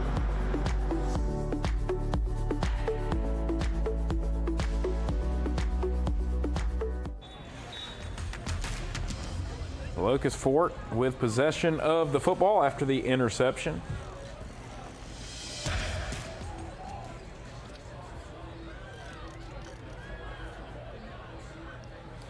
We talked about this in the pregame show. Ohatchee's got to find a way to get a stop here. If not, Locust Fort is almost scoring at will right now. And there's the pop pass forward, and this time Ohatchee does a good job to get some hands on them, but as we talked about, you can just see starting to wear down on the defensive side. They've been out there the whole entire second quarter, and it doesn't matter who you are, that's going to get to you, and you're starting to really see that with some of these arm tackles and just the inability to be able to get some of these Locust Fort players to the ground. They've ran that play with Sanchez 3 times, and he's got positive yards every single time, and it looked like Ohatchee was going to be able to stop him short there, but another broken tackle by Sanchez. Handoff here to Landon Keith, and kind of a misread right there by Dylan Embry. It's a good play by the end to come up and get him down to the ground.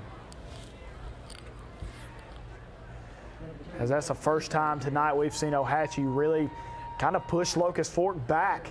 As, like you said, Embry would have kept that. He probably could have walked into the end zone because there was a big hole there created by his offensive line, but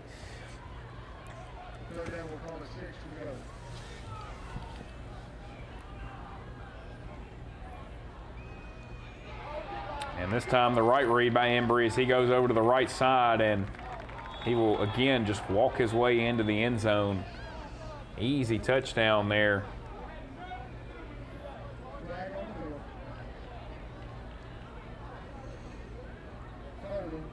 It looks like another flag here against Locust Fort. Thought we had another Buffalo Wild Wings touchdown, but instead that'll be the 5th touchdown of this first half that is taken off the scoreboard.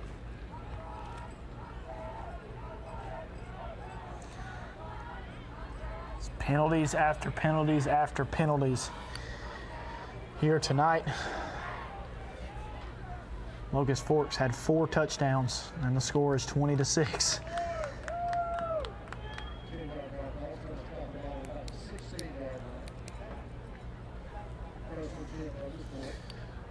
Two of those touchdowns brought back. This is looking to be the 3rd one.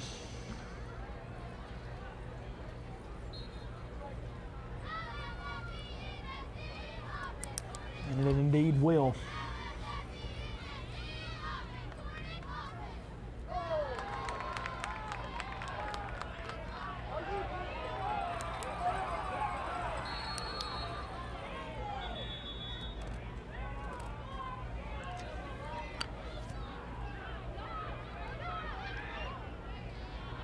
Finley is not happy over there on the Ohatchee sidelines. He is not pleased with what's going on the field right now.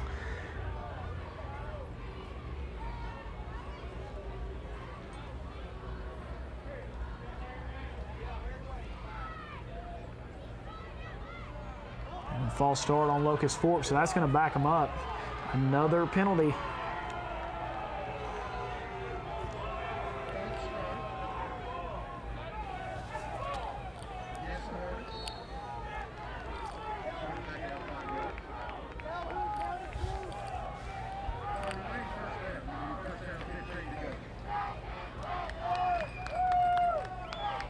This may be the most penalties I've seen in the first half of a football game in a long time. Both of these coaches are not going to be happy. No matter what the score is, I think both coaches are going to be very unpleased in their halftime speeches.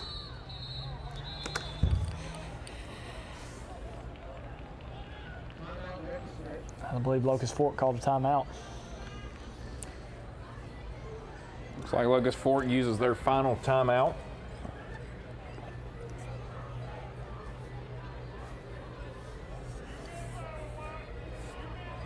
Looks like Coach Adams is not happy with the officials either, as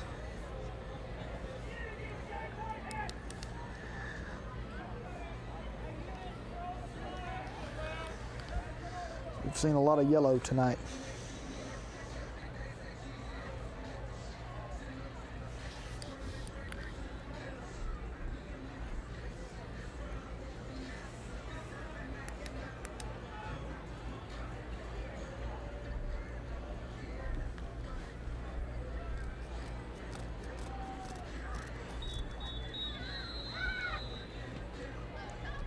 It looks like we're finally about ready to get back underway here, as we've had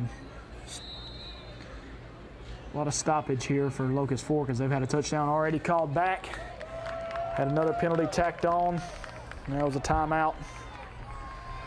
As now we'll see if they're ready to get back underway.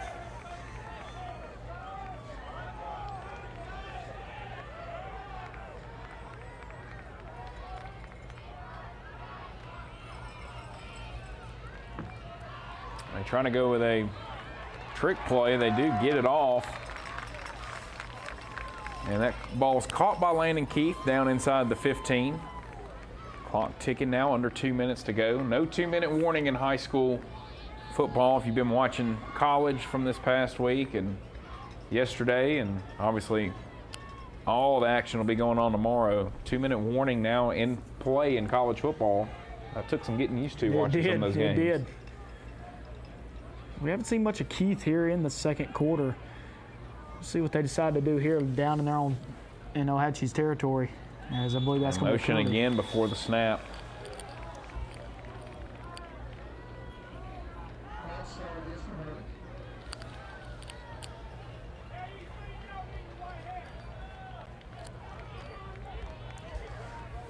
Locust Fork shooting themselves in the foot here, as they've had a touchdown called back already, and now another penalty, so that's going to back them up even further. This second quarter is dragging by due to how many penalties that's been going on here tonight.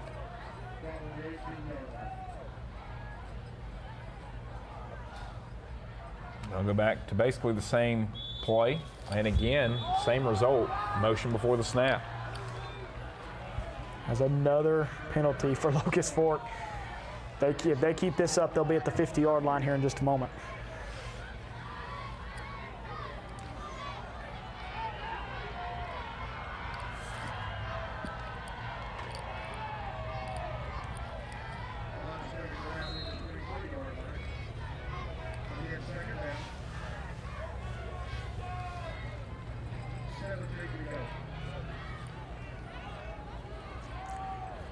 I think we're ready to get back underway here. We may get to see a snap here, as we will. Embry drops back. Ohatchee trying to keep him in the pocket. There's a flag down as Embry throws it down the field, and it's tipped and incomplete, but there is a penalty flag down.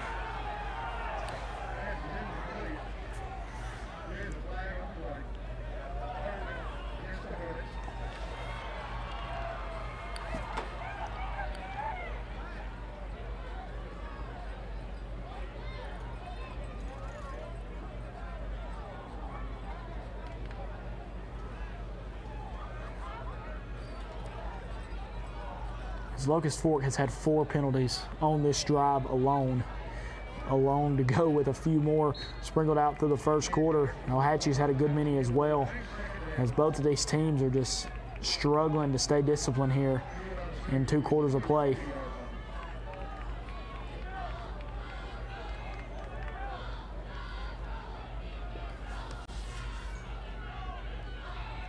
So now an option play, and get it out to Keith. And Keith will be dragged down to 35, clock ticking. Yeah, I think both these coaches are just willing to let this run out and maybe see if they can have a better second half from a cleanness standpoint. Just for both these two teams right now, really hurting themselves a lot on the offense side of the football, pre-snap penalties and turnovers. Like I said, I've watched a lot of football in my time of just watching it as a fan and calling these games, and this, I believe, is the most penalties I've seen in the first half of football in a long time. And both of these teams are just struggling to stay clean here in 2 quarters of play, and there is a timeout on the field. I believe Ohatchee's called a timeout.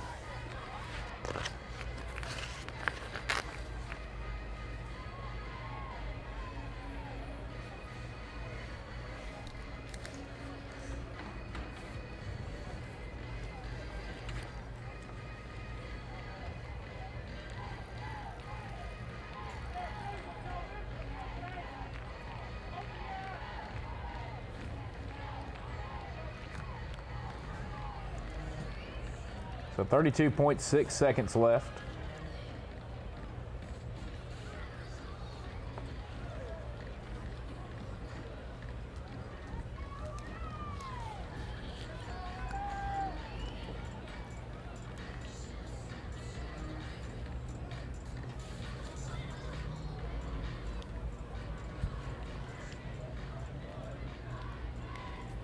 See if Locust Fork, they have it 32 seconds. Try to get in the end zone here as the clock has now started, and now they are backing up. Another penalty before the snap. Locust Fork going to keep backing up. Like I said, they'll be at the 50 in just a minute, and they are almost there.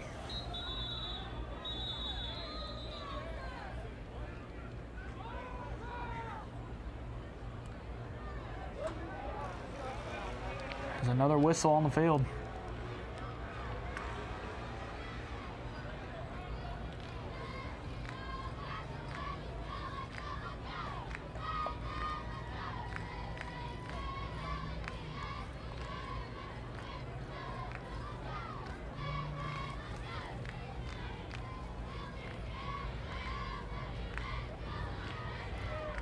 As now Locust Fork's going back up the field. And Chris Finley's wanting an explanation on it.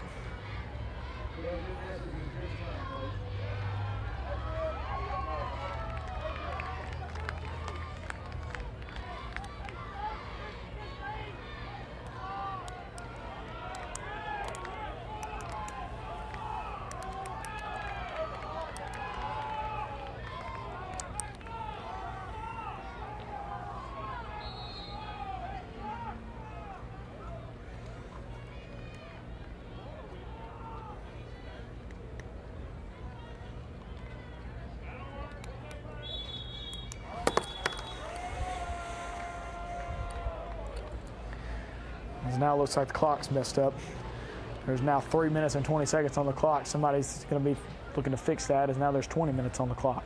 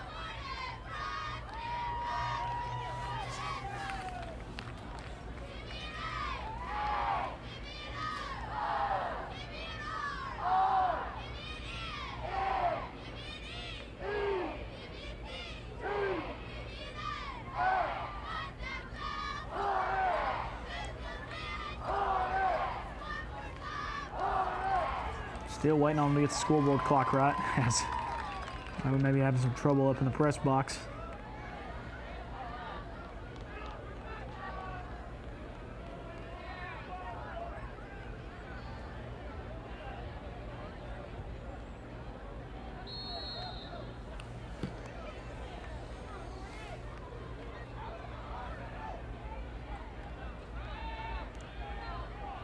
Embry will just throw this one up.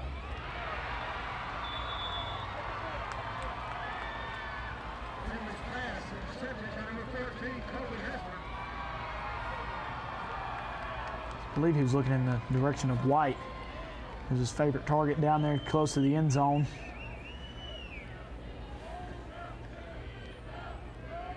I think Ohatchee may have intercepted it. Ohatchee intercepted it, which on fourth down was not what they wanted.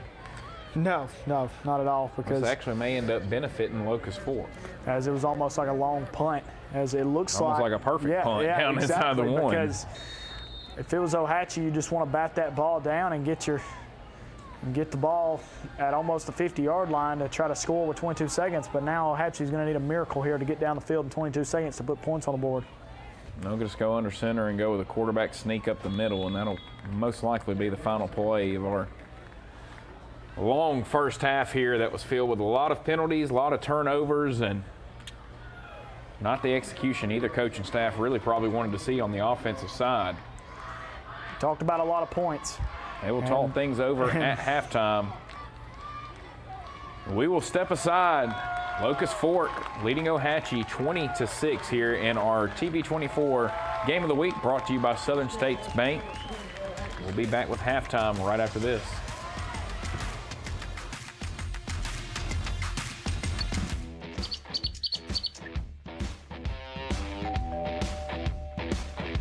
Hi, welcome to Classic 13. How can I help you? I was thinking about getting a tattoo. Do I need to make an appointment? No, we take walk-ins every day. Let's find someone to help you. Follow me. Okay, if you'll have a seat right here. Thank you.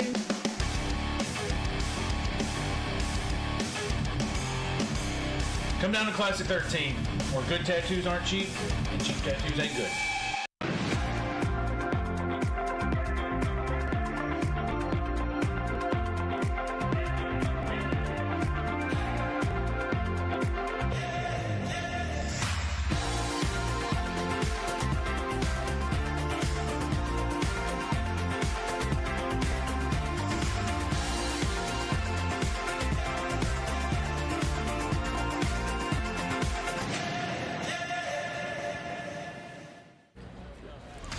And we are at halftime here with your Southern States Bank Game of the Week. Locust Fork 20-6 here at the half. And we've got some special news and a little presentation from Chandler Tyree. We're going to pitch it to him. We'll be back in just a moment.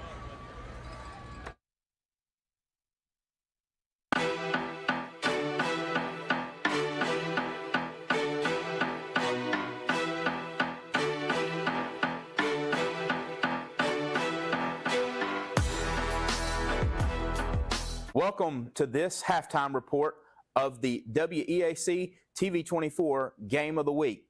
Jumping right in, we're going to look at Pisgah and Fife, a matchup that happened last night, an early season matchup that a lot of people were looking forward to. Pisgah beats Fife 30-22 in a big-time early season matchup. Thompson goes out of state and defeats Lipscomb Academy 27-21. Thompson has yet to play an in-state opponent. They are 1-1 after playing a tough Grayson, Georgia team, and then also beating Lipscomb County out of Tennessee. Clay Chalkville and Ramsey in the AHSA TV Network Game of the Week last night.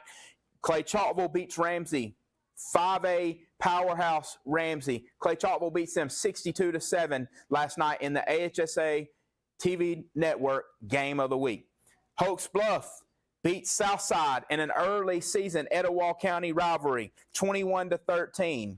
You heard that right. Oaks Bluff goes up in classification to 6A Southside and beats 6A Southside by a score of 21-13. For more breakdown and analysis from these games and these teams, you can catch both of their coaches' shows right here on TV24 and Average Joe's. Bo will catch up with both of those coaches later on this week, and you can see their coaching shows for more breakdown of and analysis of each team and this game. And another big matchup, Highland Home beats Charles Henderson last night, goes up a couple of classifications and beats Charles Henderson by a score of 24-0. So Highland Home should be a team to reckon with this season in their classification. In flag football, Oxford opens up their season with a pre-matchup of what's happening tonight at Lamar Field. They beat Moody's flag football team by a score of 19-13. So Coach Wes Brooks and the Oxford girls get off to a fast start in flag football, a 19-13 victory over Moody last night. In college, Jacksonville State falls short against Coastal Carolina by a score of 55-27. You can get more breakdown and analysis of this game this coming up week on Jack State Live starting at 6:30, followed by the Coach Rich Rod Show at 7 to 8 right here on all of TV24's platforms.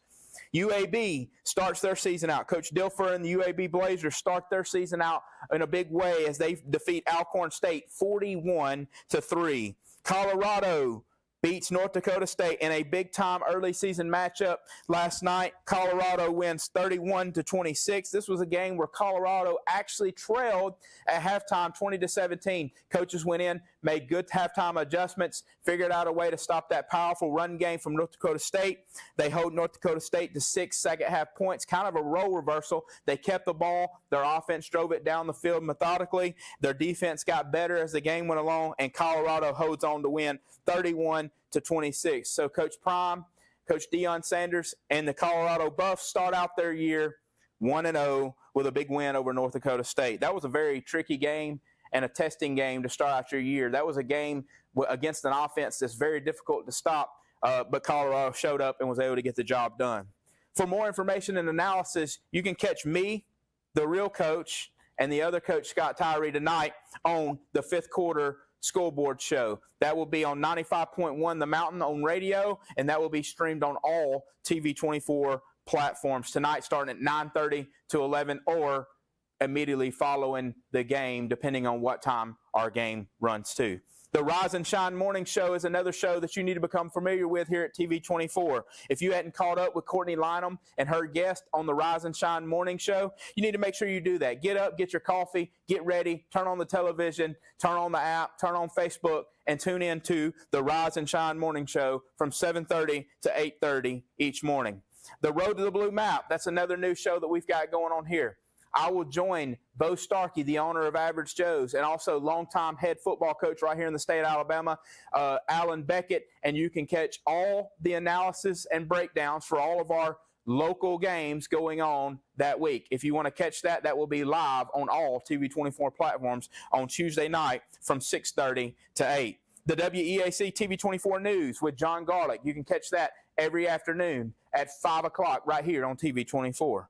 Jack State Live, I already told you a little bit about it, but if you want to catch up with everything going on in Jacksonville State athletics, tune in to Jack State Live every Monday night at 6:30. Immediately following that show, you've got the Coach Rich Rod Show. If you want all the analysis, breakdowns, all the inside scoop of Jacksonville State football, tune in every Monday night at 7 o'clock to 8 o'clock for the Coach Rich Rod Show and find out all you need to know about Jacksonville State athletics.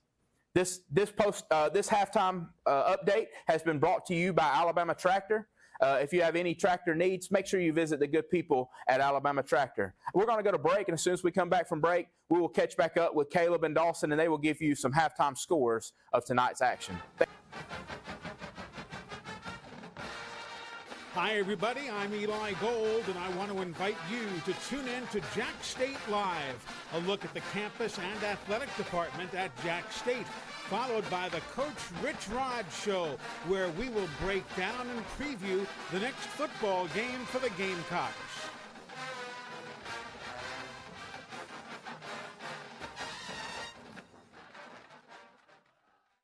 Hello, my name is Bob Couch, and I'm the owner of Couch's Jewelers.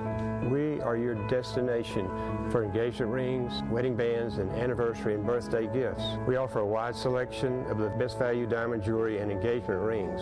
We even gift wrap every purchase for free. And if you have some jewelry that is broken, no worries. Expert jewelry service is offered in-house. At Couch's Jewelers, our customer service is unmatched. If you'd like a special jewelry item created just for you, please come to see us. At Alexandria Brake and Muffler, we strive to perform exceptional service using premium quality parts to ensure your vehicle withstands the test of time.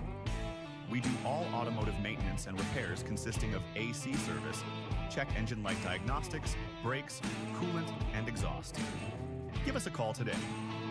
Proudly serving our community to provide honest, high-quality service and repair at a fair price. I want to live. The leading cause of death of young Americans like me is gun violence, and oftentimes tied to substance misuse. NBA, NFL, NCAA, most of you look like me, and our communities need you now more than ever. Let's make I Want to Live more than just a hashtag. Let's make it a movement. I am a baller against bullets. And welcome back into the Southern States Bank Game of the Week as Locust Fork 20-6 over Ohatchee here at the half. We'll go over a few score updates with you guys as we got a lot of games and delays here as the weather is playing a key factor here tonight on a lot of football games stretched out across the county and across the state. But nonetheless, a few games have kicked off and have started. Like you said, Locust Fork's ahead of Ohatchee 20-6. Moody is ahead of Oxford 7-0 in the first quarter. I'm believing that game is also in a delay. Piedmont and Sachs tied at 7 in the second quarter. Alexandria is tied with Jacksonville 14-14 in the second quarter. Hewitt-Trussville is ahead of Gadsden City 21-7. Walter Welborn ahead of J.B. Pennington 20-18. Ranburn ahead of Woodland 7-0. Coosa Christian ahead 17-7 over Pell City. Spring Garden 21-6 over Pleasant Valley in the first quarter. Leeds ahead of Shades Valley 14-7 at half. Montgomery Academy ahead of St. James 21-8. Locust Fork Ohatchee 20-6, as you can see here. Westbrook Christian ahead of Glencoe 21-10. Benjamin Russell and Central Clay County have been in a rain delay for over an hour. Central Clay's ahead 7-0. Sylacauga and Montevallo is 0-0 at halftime. Good game going on there. Springville is down to Fairview 34-10 at halftime.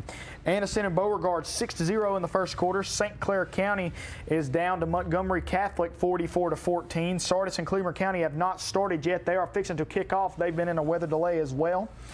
Raglan and Donahoe have yet to start as well as 0-0 in the first quarter. Talladega and Childersburg, it's 8-6. Childersburg ahead of Talladega. Collinsville is ahead of Cedar Bluff 41-0 in the second quarter. Sandrock ahead of West End 14-8 at the half. And a lot of these games on here are in a rain delay as Wadley, Horseshoe Bend 15-15 in the first quarter. Cherokee County ahead of Arab 21-14. Southside is down to Hoax Bluff 21-13. As we in some games last night, Clay Chalkville took down Ramsey 62-7 and a final score there. Galesville and Asbury at 58-6 is your score there, and that is some scores stretched out across the state and across the county. We've got some halftime performances going on here at the Creek Bank as it looks like the Ohatchee Indian Band is out performing their halftime performance. We're going to take another break, and when we come back, we should be ready to kick off the second half of action here at Locust Fork and Ohatchee on your Southern States Bank Game of the Week.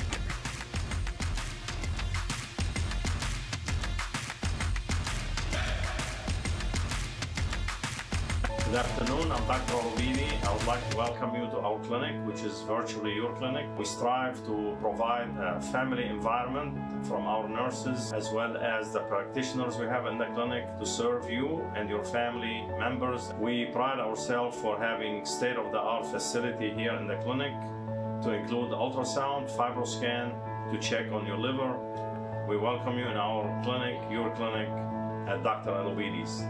And thank you so very much. Campers Unlimited, we offer a no-pressure experience, no hidden fees, and great service after the sale, making us one of the fastest-growing RV dealers in the Southeast.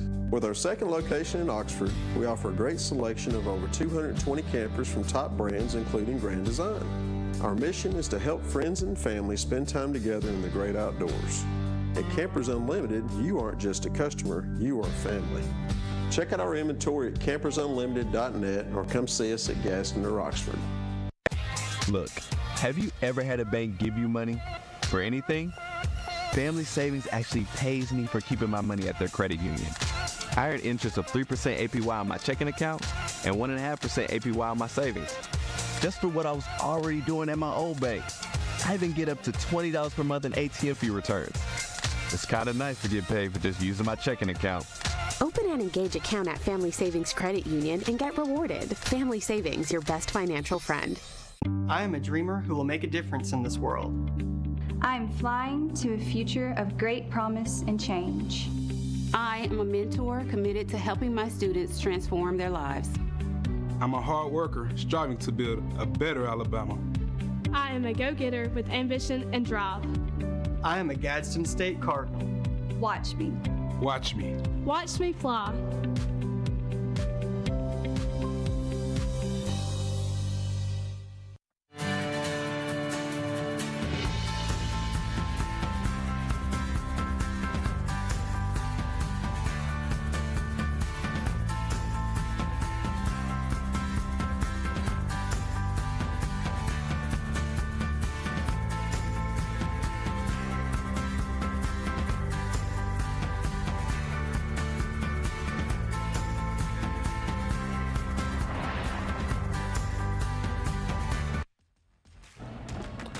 Welcome back in as the Ohatchee band wrapping up their halftime performance. And we are getting close to getting half number 2 here started, and both sides wanting to see a lot cleaner football in the second half. You know that is what both of these coaching staffs are stressing here at halftime. You talked about some of those scores from around the state, and obviously last night, the AHSA TV game of the week, Clay Chalkville and Ramsey. A lot of people were looking forward to watching that one, along with some of that college football that was on, but was not a game for very long last night as Clay Chalkville really put it on Ramsey, and very surprised by that score. I mean, we're talking about a Ramsey team that went and played Auburn High School very, very close last season. It took Auburn High School, really having to be very successful in their kicking game with their kicker that's now moved on to Auburn University, and that's pretty much what won them the game. You did not really see Clay Chalkville coming into Legion Field last night and putting it on them 62-7 the way they did. And Clay Chalkville last season, they lost some key pieces last season. Jalen Bakwe going to the University of Alabama, and Ramsey's been a team that's always seemed to be in that mix. Come time for playoff football, Ramsey's name's getting brought up, and it was very shocking to me to see Clay Chalkville just come out and really set the tone early, and that game was almost over before it started, really. And huge win last night for Clay Chalkville as they take down Ramsey big. And as we get ready for the second half here tonight, I'm really ready to see if both of these coaches really, and I know they are, going in the locker room, Coach Adams and Coach Finley, and talking about just how sloppy this game has been from both sides. As we've seen both offensives, if you take away the penalties, both offenses have scored a lot of points. And it's 20-6, but there's been a lot of penalties in this game so far tonight. Yeah, I mean, the yardage-wise, I mean, they've gained the yardage we thought they would gain and had the success on moving the football, but it's been executing, getting into the end zone that has really kind of been the biggest issue for both sides so far. Man, I've had a lot of Buffalo Wild Wings touchdowns called off the board, 5 of them there in the first half, and over double digits in penalties. And I think if you took both sides combined with just the pre-snap penalties, the motion penalties, you'd have over 10 penalties on false starts. So you add in a couple of holding calls, a couple of personal foul penalties, blocking the back. And, we definitely were looking at over 15 combined penalties there in that first half of football. And when we see Locust Fork on that last drive there leading into halftime, Locust Fork was all the way down to almost the 10-yard line, and before the drive was over, they were at the 40, and that was off of penalties alone. And if you're Locust Fork, you've got to be pleased with how your offense is moving, but you can't be pleased with how undisciplined they've been when it comes to moving the football and getting it brought back with penalties. It's just unacceptable for both of these teams. And Ohatchee, I've liked the way that Ohatchee's been able to move the football, but Ohatchee has had early in the game 2 4th downs that they were set to go for, 2 false starts, forced them to punt. They could get the first downs if the penalties aren't there, but the penalties brought it back and forced them to punt. We're going to step aside again here at halftime, and when we come back, we will get set for half number 2 here between Locust Fork and Ohatchee on our Southern States Bank Game of the Week.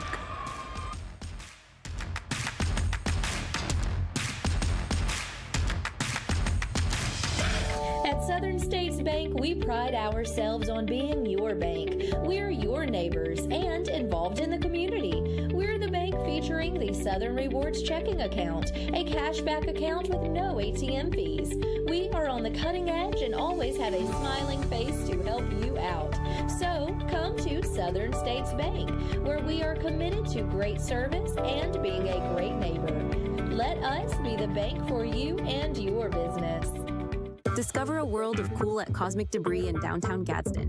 Whether you're searching for smoking accessories, funky t-shirts, or hippie clothing, we've got it all.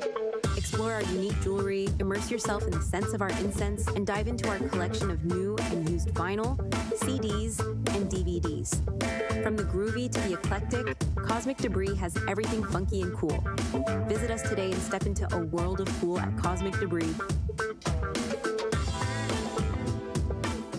Serving Calhoun County and the state of Alabama since 1994, locally owned and operated, offering some of the most competitive interest rates in the mortgage industry, along with a wide variety of mortgage products. We are with you throughout the home buying process, offering you service before and after the close. fast, reliable, local. And you remember, if you need a home loan, call my daddy. Both teams now taking the field and getting their warm-ups taken care of here as they get set for half number 2. And as we talked about, both sides hoping for a lot cleaner half number 2 coming up. They're going to take care of the football a little bit better and looking to execute offensively a little bit more and take away some of those penalties that have taken some points off the board and a couple of turnovers that have been very costly. We started the game, Locust Fork trying to throw a deep ball, and Ohatchee was able to pick it off, and they then went on a really good drive and then had a chance to convert on a 4th down. False started, had to punt it away. Locust Fork went down, was able to score. Ohatchee with a big answer themselves. And then Locust Fork was able to make it 14-6, and we thought that Ohatchee was going to have a chance to tie the game after a kickoff return there by Jaden Hurd, but it was called back for holding. And Locust Fork was able to get an interception, find their way into the end zone, and take a 20-6 lead. And that is where we find ourselves here as we prepare ourselves for half number 2 here at Ohatchee.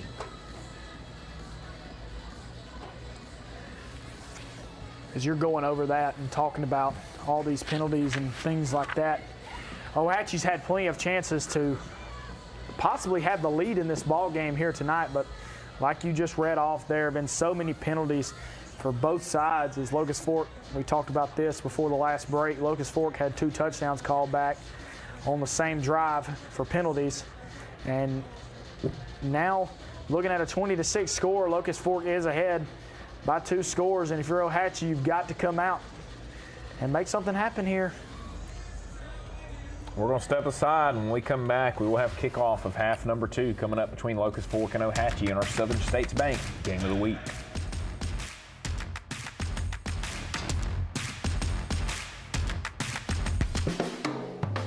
Discover why Hungry Hut Barbecue has been Etowah County's go-to for mouth-watering barbecue for 40 years. If you're not in the mood for barbecue, try our very popular chicken finger plate with fried green tomatoes of our famous fried pickles.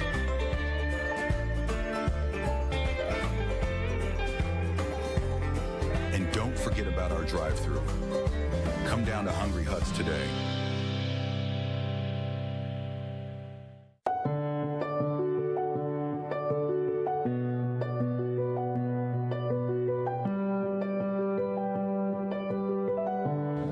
At Bentley Prosthetic and Medical Supply, we care about you.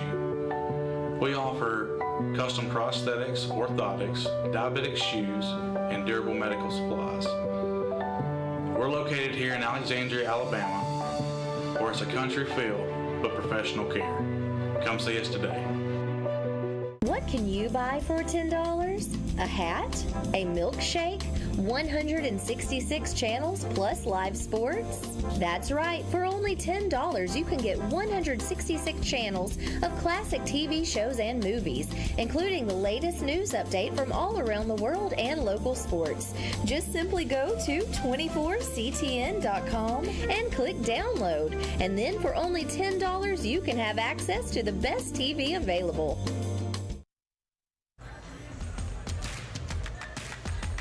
Locust Fork got the ball to start the game. As we talked about, through an interception, so they will kick off here to start half number 2. It'll be Ohatchee football, and trailing by 14 points here. Dawson, very important for them to get off to a good start here in the second half. I guess you could probably say that's the one bright spot of the first quarter and second quarter for the Ohatchee Indians, and that is they're getting the ball to start the second half, and they're down by 2 scores. Ohatchee's got to do a better job in this second half of being disciplined, cleaning up the penalties, and finding a way to get in the end zone, because this Locust Fork offense, as we've seen, they do not have a problem with getting in the end zone. As Landon Keith and Dylan Embry has been the highlight of their offense, sprinkle in a little bit of Levi White, sprinkle in a little bit of Christopher Sanchez, and this Locust Fork offense is deadly. So we'll see what Ohatchee's got up their sleeve to start the second half of play.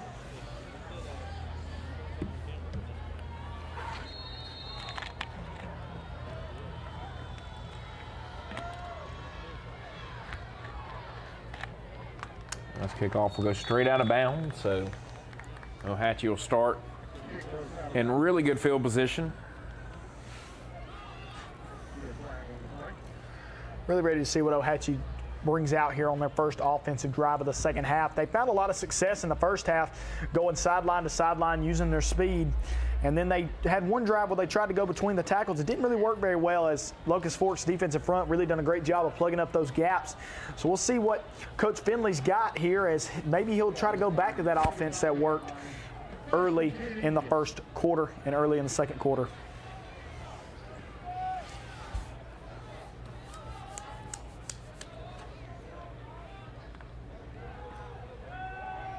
Robertson will drop back, has a man out in the flats. Locust Fork does a good job of coming up, making the tackle. 5-yard gain on first down. But if you're Ohatchee, you got to hope that maybe gives you a little bit of momentum and can help you get something going here in the second half. As that pass was caught by Jaden Hurd, as he's been a good player and a good playmaker for Ohatchee in the first 2 quarters. Let's see if they continue to try to feed him here in the second half. Another one out in the flats here. Good move, making a couple men miss, and he'll get up past the 45. And first down. As Collins was the man on that catch. We've seen him a little bit in the first half as well, and he's done a great job there of sitting back, catching that screen pass, and then using his legs to get up the field to get another first down for the Indians.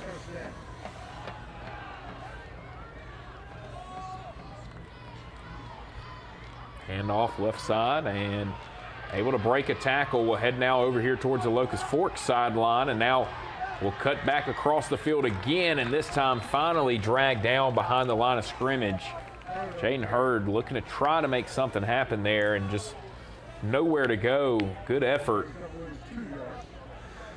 Sometimes Jaden Hurd's speed is his biggest enemy as he tries to go back across the field there, and a great job by Locust Fork of closing in and containing him. And if you're Hurd there, you're probably just going to want to try to go up the field a little bit, try to keep from going backwards, but nonetheless, good job there by Locust Fork to stop him there behind the line of scrimmage.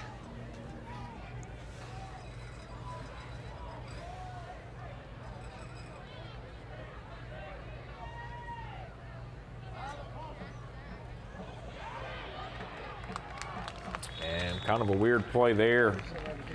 Roberson couldn't really handle the snap. And it'll be third down and long coming up for Ohatchee, and so again, they make a couple of good plays, but just can't really find the consistency tonight that they found last week. Well, Roberson wasn't looking. When the ball was snapped, Roberson was looking to the sideline. Luckily, that ball was right in his chest, and he was able to corral it. As, like you said, just 2 steps forward, they'll take 4 steps backwards. Third and long. Finds a man at the 50, able to cut it back to the middle of the field, and he will get just enough past the Locust Fork 45. And now we have an injured player down for Locust Fork. Not what you want to see. So it looked like he maybe got rolled up on there underneath the tackle. As number 17, Connor Bartlett, is the Hornet down. He's going to hobble off the sidelines on his own power, so that's good to see. But pass was caught there by Jaden Hurd, and he was able to work his way up. It's like Locust Fork may have dropped back in coverage a little bit, and Hurd, when you give him that much space, he's bound to make something happen.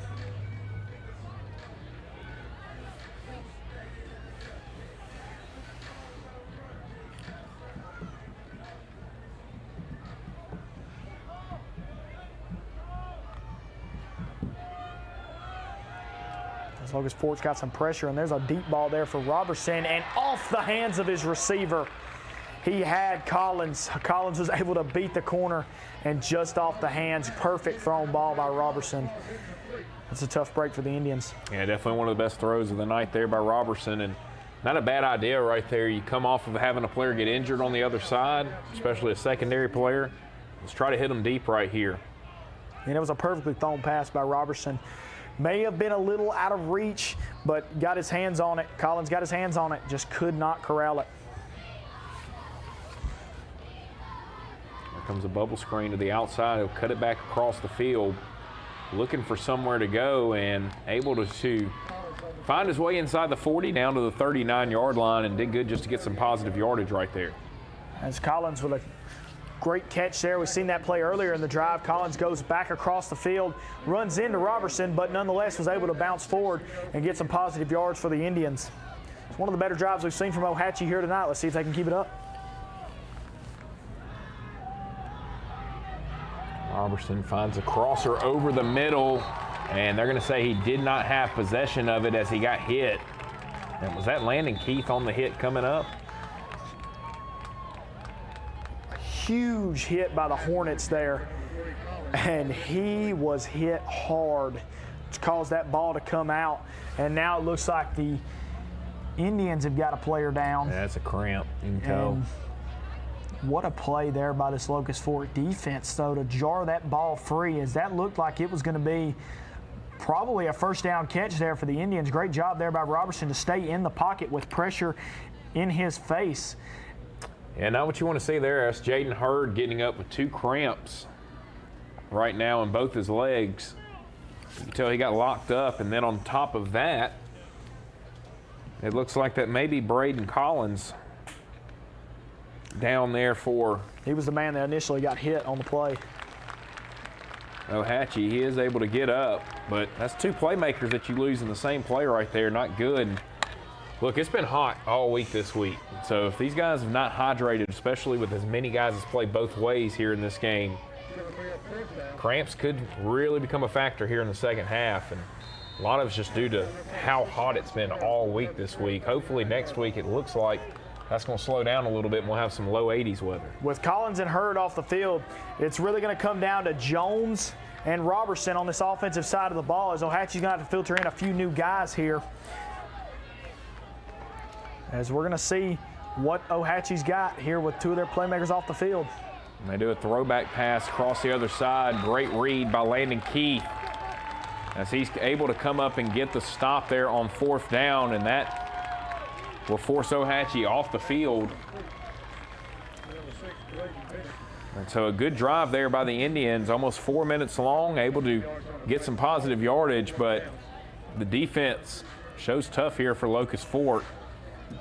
And that was one of their big keys coming into this season that they wanted to talk about, was we've got to get better on the defense side of the football. They did not like the fact they gave up 63 to Fife in that playoff game last year. And so far these first 2 weeks of the season, only 14 points to Aniana, and then tonight, after that first drive, they've really settled in here in this ball game and played well. Well, they've been very physical on the defensive side of the ball as well. A lot of hard hits, making presence felt, and a great job there. And great job there by Ohatchee.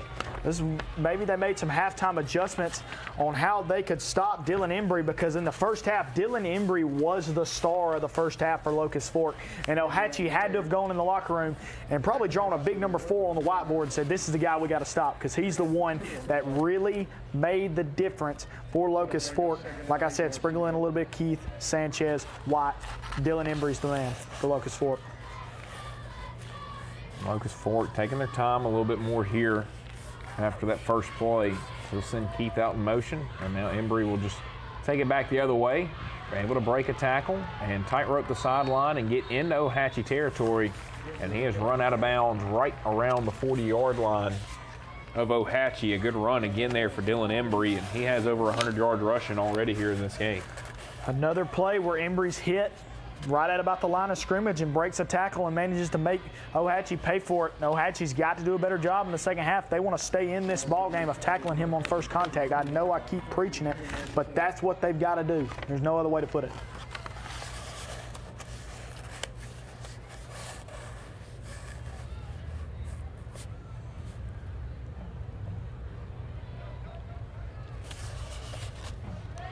Another pop pass coming over here towards the Locust Fork sideline, and a great job right there by Ohatchee to be able to make the play, as that was Jaden Siegler coming up making the tackle. And the other side there for Locust Fork, not what you want to see. It looks like Colby Holt kind of got rolled up on there at the end of the play. Number 1, Christopher Sanchez has been the guy they go to on that touch pass, and that's the first time that Ohatchee's been able to stop him tonight on the touch pass. So great job there by Ohatchee's defense, making some adjustments. Maybe see if their defense can finally settle into this game with 7 minutes to go in the third quarter.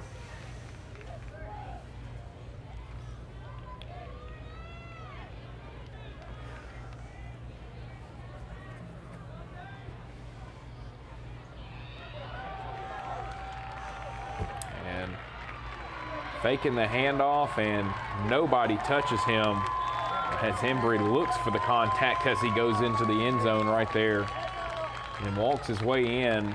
Buffalo Wild Wings touchdown for Dylan Embry. He is really starting to take this football game over. Dylan Embry has been the guy that we have talked about this whole game, and once again uses his speed to get to the outside. And Ohatchee just doesn't have the speed to keep up with what Dylan Embry is putting on the table here tonight for Locust Fort. And they're going to go for 2, and I would not be shocked if we see the same thing they've done the past 4 times. And it is indeed, and they just missed White there on that play. Wasn't the fade, but still missed White. Yeah, that time they tried to see if they could catch Ohatchee looking for the fade and see if they could come back underneath. Unable to find them, but touchdown on the board for Locust Fork as they extend their lead. It is now 26-6 with 6:37 remaining here in the third quarter. As I thought Ohatchee may have made a few adjustments there to stop a few plays, but at the end of the day, Dylan Embry, it really doesn't matter what adjustments you make when Dylan Embry's breaking tackles to the outside and bouncing it down the sidelines and going for 6 points.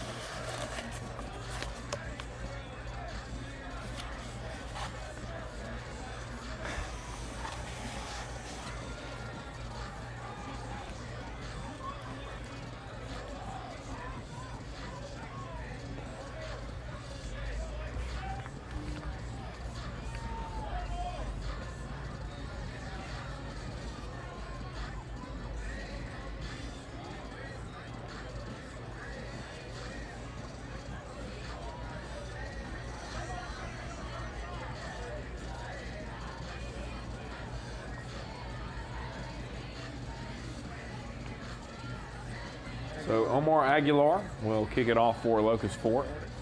Kicked it out of bounds his last time, and you could tell that Coach Adams was not happy with the out of bounds kick there, so I can imagine he'll be trying to find a little bit more of the middle of the field here with this one. Squibs this one, takes a good Locust Fork roll. Ohatchee will field it and will step out of bounds over towards their sideline, but very notable right there that Jaden Hurd was not back for that kick, nor was Braden Collins right there. It's ready to see what Ohatchee's offense looks like. As I talked about just a moment ago, Nathan Jones and Jake Robertson will have to put this team on their back here because they're the 2 playmakers that's on the field for Ohatchee at the moment. And without Hurd, without Collins, we're going to see how this offense decides to go about things here if they want to stay in this ball game with 6 minutes and 31 seconds to go in the third quarter.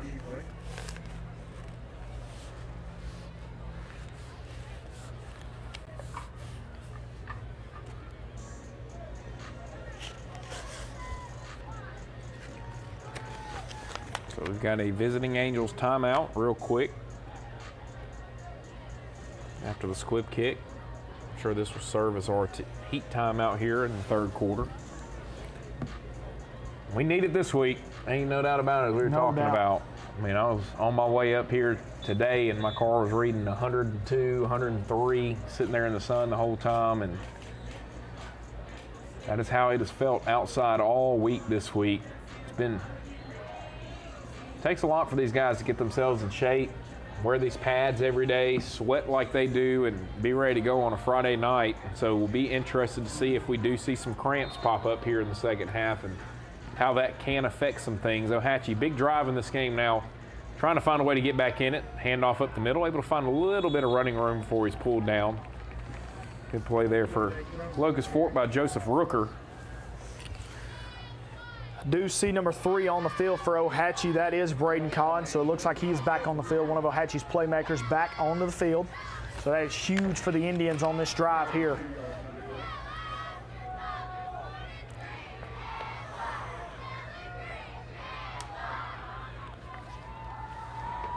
This time Roberson will throw it out to the outside. Good catch right up by the 45-yard line. That will be close to a first down. Clock will continue to run. Big third down coming up here for Ohatchee. And that's one thing I've noticed, the difference in this game. Locust Fork has done a great job of making tackles on the defensive side of the ball, no matter what Ohatchee's thrown at them, they have been able to at least make tackles on first contact, and that's been huge in this ball game. He'll go with a handoff off the left side. That will be enough for a first down. He gets up past the 50 and into Locust Fork territory. And Austin, they hadn't had any trouble getting into Locust Fork territory. It's been moving the ball once they get into Locust Fork territory. Getting into Locust Fork territory has not been the problem. It's when you get there, can you stay in their territory without backing yourself up with penalties? They've done a great job of getting there. Well, speaking of not making penalties, actually, no, it will be looks like we're starting to finally see for the first time. We talked about the cramps, and there's Dylan Embry. It's Dylan Embry's had a big game so far tonight. So it may not be a bad idea to let him sit this defensive drive out, get him ready for the offensive possession coming up. As we talked about, we haven't seen a ton of Landon Keith offensively tonight. We might have to see a little bit more of him this next drive after seeing Embry go down with a cramp right there. Another handoff over the left side, and another good run there for Ohatchee. Starting to find something on that side of the field here on this drive. We talked about it. Nathan Jones has been very successful going outside, running the ball outside. When he's ran the ball up the middle, Locust Fork has plugged the gap and stopped him for minimal gain. That may be what Coach Finley has to lean on here in the second half to get this offense into the end zone and keep this a ball game.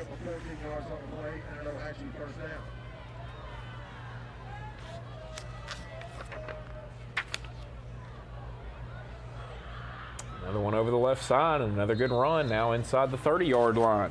That is number 7, Jaden Hurd. He's back on the field. The Indians have got the cavalry back on the field. So we'll see.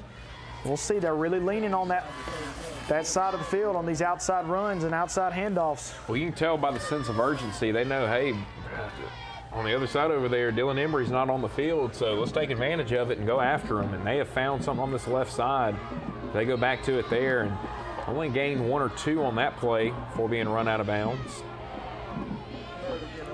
Not only that, they need to give their defense some time to sit on the sidelines. I know we just had halftime, but their defense has got to be worn down. They were on the field for almost the whole second quarter. So they have got to give their defense some time to just sit down and go over some different things before they get back on the field, because a stop is exactly what they're going to need when they get back on the field in just a moment.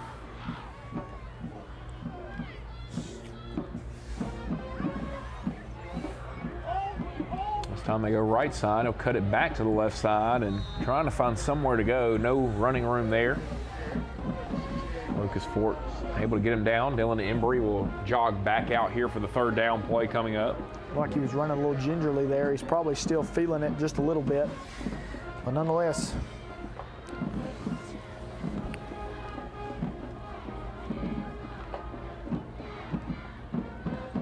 Robertson will throw it out to the outside. Did he get his hands underneath? He did. Good play there on the outside. Not sure if it was enough for the first down or not. Colby Hester was the man responsible for that catch. Good play there for Ohatchee. They're moving the ball very good on this drive. Let's see if they can finally get in that end zone that's avoided them for pretty much this whole game.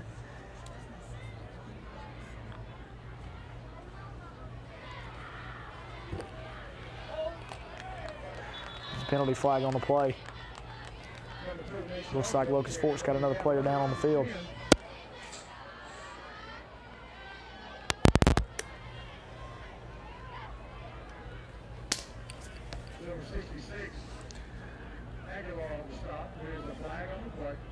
As it's one of their defensive linemen, looks like he's coming off, hobbling off the field. So he's gonna come off on his own power. So start to see it setting in on Locust Fork. There for a while, we really wasn't seeing it, but now it's starting to set in as this game it's been very long game so far here tonight, as now we're starting to see both teams really start to feel the heat and the pressure on them here tonight.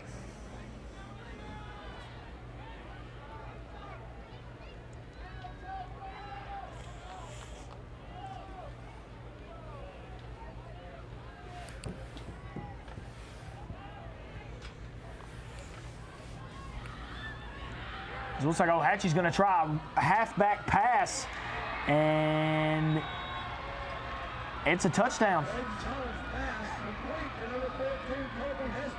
What a play call there for the Indians as they just handed it off to Collins, and Collins throws it up there. And Locust Fork was confused on that play as Colby Hester was by himself for the Buffalo Wild Wings touchdown. Big play there for Ohatchee. I mean, it keeps them in the ball game here. And now they'll go for 2.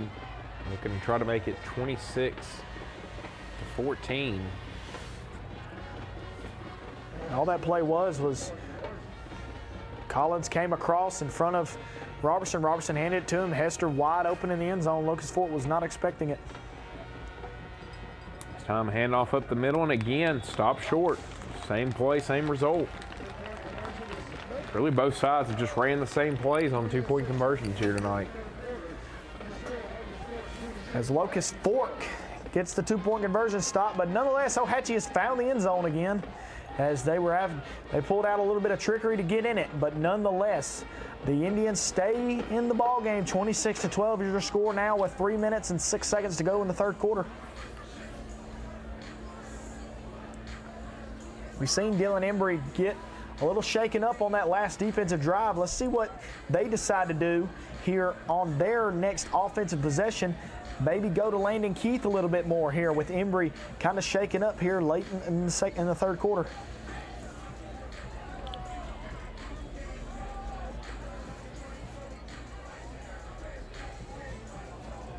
So Ohatchee will get set to kick it off. They trail by 14. Big drive coming up for Locust Fork. And as you talked about, they have got to find a way to stop Dylan Embry.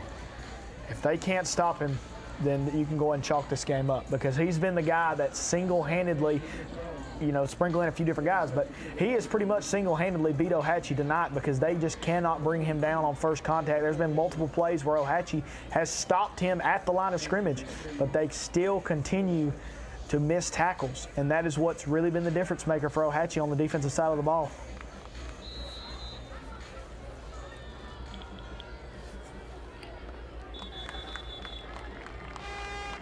Locust Fork's going to get great field position on that kickoff there as it went straight to Christopher Sanchez on the squib kick. So they're going to start off right at about midfield, close to it. We'll see who it is that comes out and plays quarterback here. Do they give Embry a breather?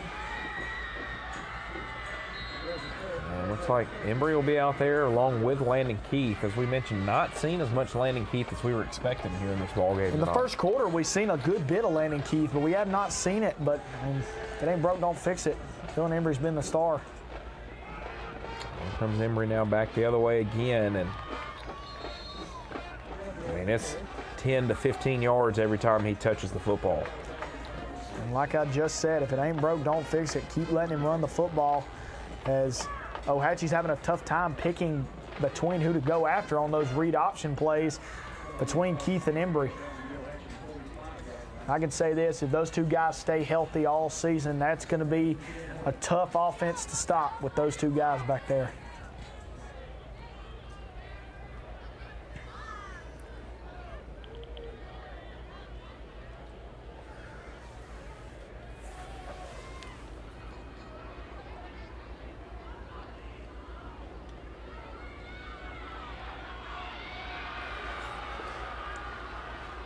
This time nowhere to go there for Landon Keith.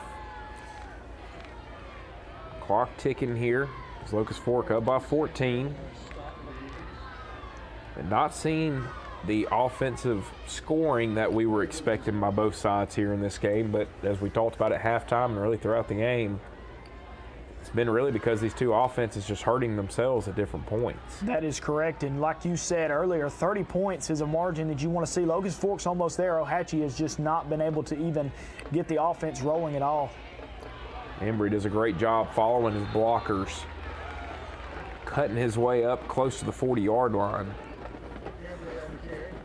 And that time it looked like he wanted to go to the left side and bounces it back to the right side, followed his blockers and went up the sideline like he's done so well tonight.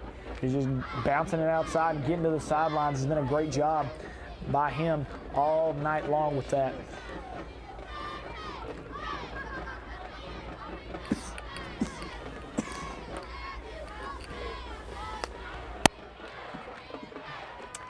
Direct snap again to Embry, and this time up close to the 30. So a good run there for Embry. It is a first down. Minton's home first down there for Dylan Embry.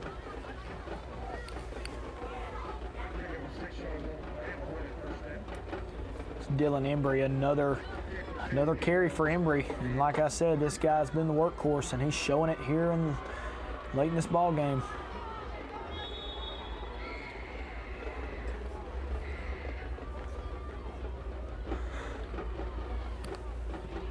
This time they go with a pass, trying to catch Ohatchee napping. And you can see just this game starting to really wear on that Ohatchee side. A lot of hands on knees and bending over, and it's shown by some of the arm tackles. Early in the game, they were doing a really good job of coming up and getting these guys to the ground, but it's gotten tougher and tougher as the game's gone on. Here goes Embry again to the right side, and as you said, if it ain't broke, don't fix it. As he now gets it down inside the 10. Another huge run there for Dylan Embry, and another Mittens Home Center first down. And I kind of feel like if they can stick this one in the end zone here, that's going to make it very tough for Ohatchee over the final 12 minutes.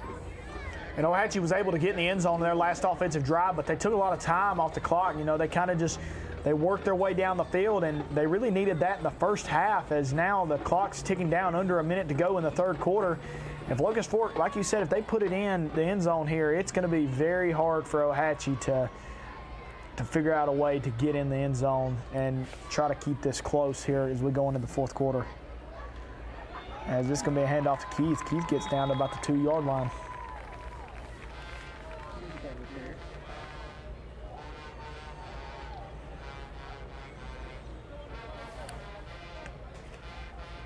And it looks like Locust Fork may just let the clock run out and see if they can score to get the fourth quarter started, and that's what they will do. So we will take a break, and we will have quarter 4 coming up on our TV 24 Game of the Week, presented by Southern States Bank, when we return.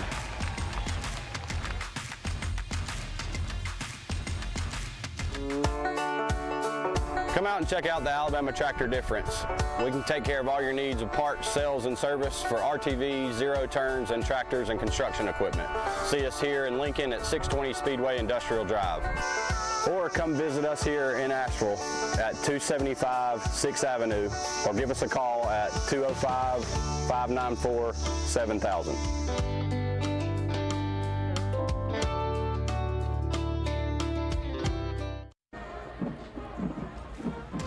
Fourth quarter about to get started. Locust Fork will snap it from the Ohatchee 1-yard line and look to get in the end zone. And as we talked about, Dawson, a touchdown here is going to make it very, very difficult for Ohatchee here in the fourth quarter. Because Locust Fork has been able to eat so much time off the clock, Ohatchee is going to have some urgency on this next offensive drive. As like I said before we took the break, Ohatchee took a lot of time off the clock themselves and was able to get in the end zone, but they gave Locust Fork the ball back. Locust Fork with Dylan Embry just going down the field pretty much by himself, sprinkling Landon Keats a few times.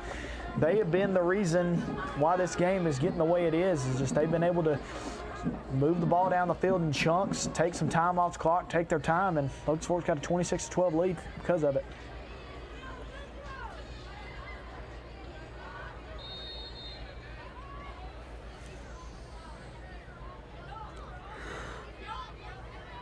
This time they'll go to Landon Keith, and he will dive his way into the end zone for a touchdown. Buffalo Wild Wings touchdown.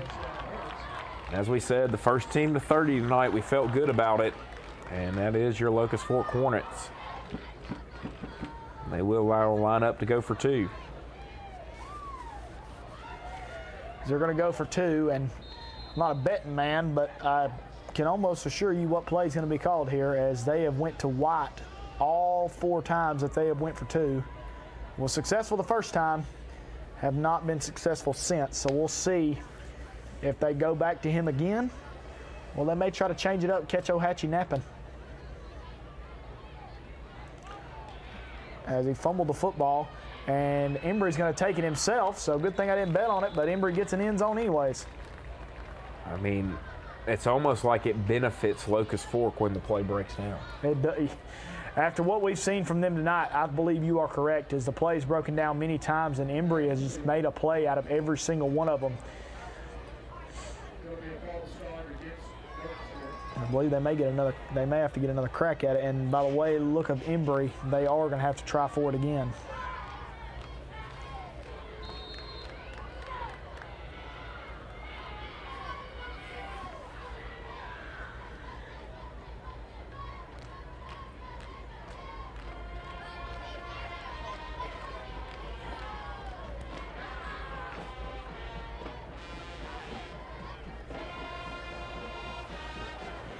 So here we go.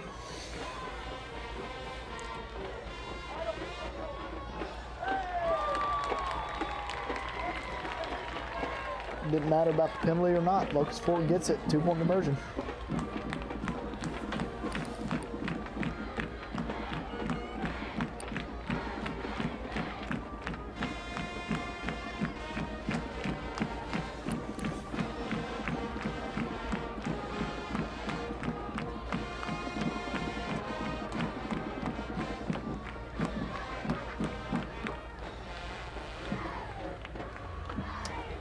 So 34-12 your score, 11:56 remaining.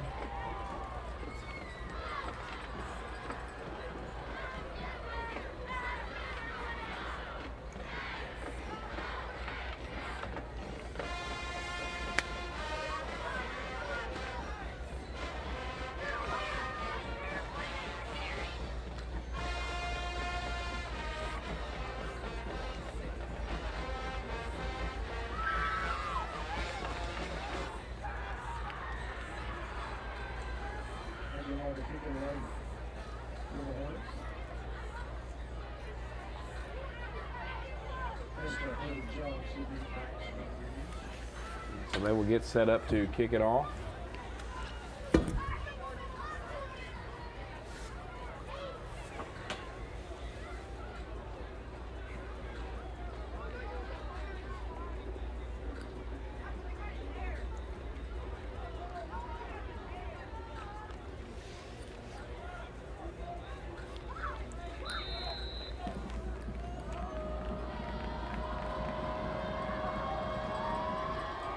Aguilar will squib it.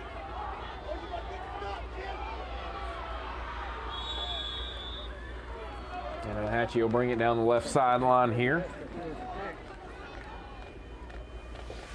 A good return there by Ohatchee on the squib, as they've done the Locust Fork's made it their main goal to keep it away from Hurd on these kickoffs. But nonetheless, Ohatchee gets good field position, and Ohatchee wants to stay in this ball game. There's 11 minutes and 49 seconds to go, and they've got to have some urgency on this offensive drive to try to keep this game within reach. Because if they give the ball back to Locust Fork, you can go ahead and almost chalk this game up. Biggest drive of the game for the Indians, looking to stay in it. Robertson will drop back and gets rid of it downfield, and a jump ball will end up incomplete. So Ohatchee was looking to try to make it happen on one play, as Robertson threw it up into triple coverage to Collins, and Collins could not come down with it, as there was just too many Locust Fork defenders there to keep him from making the play.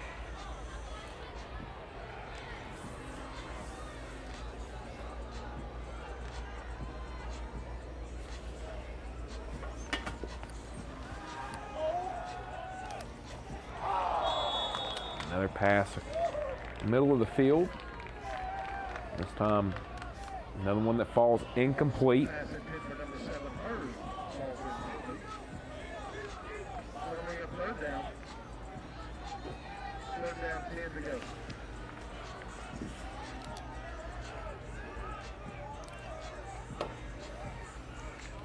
Locust Fork looking to try to get the ball back to their offense.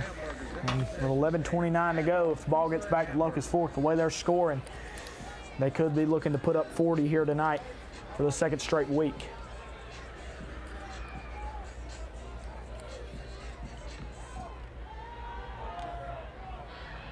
Swing pass out to the right side, and Makes a couple of guys miss. Good run there by Jaden Hurd. Helmet ends up coming off there at the end. We'll have to come out for the next play, but able to get the first down. Keep this drive alive there for Ohatchee. Jaden Hurd has been the key factor for Ohatchee on offense, and just get him the ball in space, and he'll do that right there. Just make a few guys miss, use his speed, and give Ohatchee a fresh set of downs.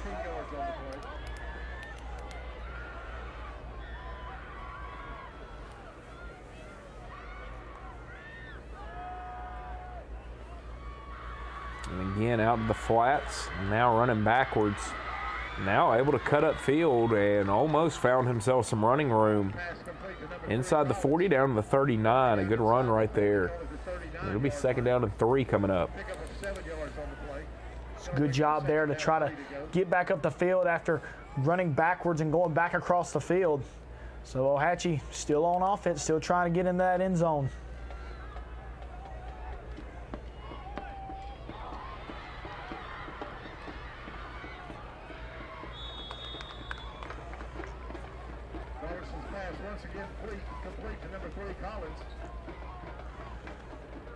Robertson's done a great job here in the second half of really just sitting in the pocket and finding his receivers, getting open across the field. We haven't seen him throw the ball too much tonight if it hasn't been something very deep, but he's done a great job on this drive, just sitting in the pocket and finding his receivers.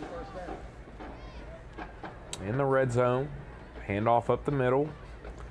Able to break a couple of tackles inside the 10. Locust Fort was trying to call a timeout, and they did not get it off, as well, like the middle linebacker for Locust Fort was trying to call it, and he was not able to get it off before the ball was snapped.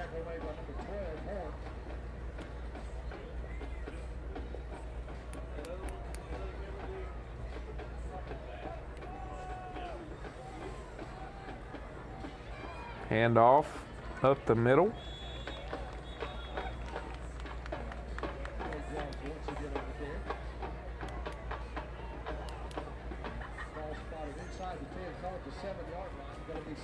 As they try to go back up the middle there with Nathan Jones. And Nathan Jones, like many of his other attempts going between the tackles, he has just not had much success running the ball inside tonight.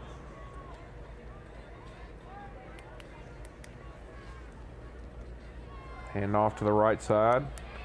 And great job of cutting off Hurd, but he makes a man miss and finds his way into the end zone. What a run right there by Jaden Hurd. Jaden Hurd is going to be something very special here for the Ohatchee Indians. I would have bet money he was going to be stopped at about the line of scrimmage, and he finds a way to break a tackle and get in the end zone. The Indians still have life here late in the fourth quarter.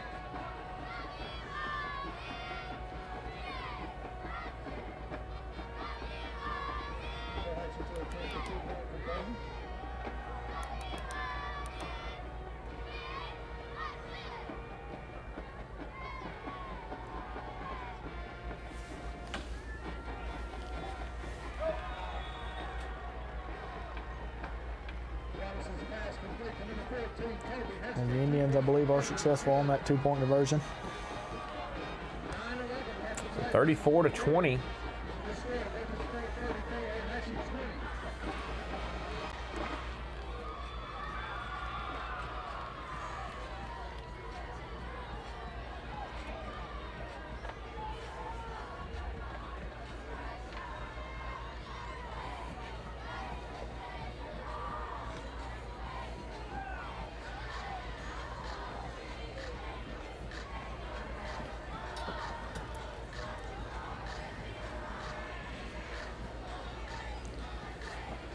Ohatchee still has life here in the fourth quarter, 34-20. Locust Fort is still ahead with 9 minutes to go, and you think if Ohatchee can get a stop fairly quick on defense, they will have an opportunity to make this a one-score game again here in the fourth quarter.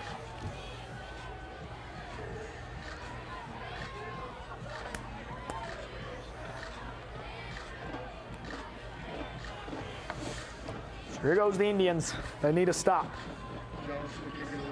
The biggest drive of this game coming up. Squib kick, fielded by White, and he'll bring it across the field. He's going to have some running room. Got a big block. He's down inside the 40, and he'll be run out of bounds at 35. And a great return there by Levi White there for Locust Fork. They're set up in very good field position here to get the ball right back in the hands of Dylan Embry. And if you're Ohatchee, that is not what you needed on that kickoff. You needed to try to push Locust Fork back into their own territory, because now this essentially gives Locust Fork 4 downs to try to keep the ball in the hands of Dylan Embry, because they're not going to punt it this close. And on their side of the 50, they're not going to punt it. So this essentially gives them 4 downs to make something happen. This time it'll be a direct snap to Landon Keith. But it looks like movement before the snap.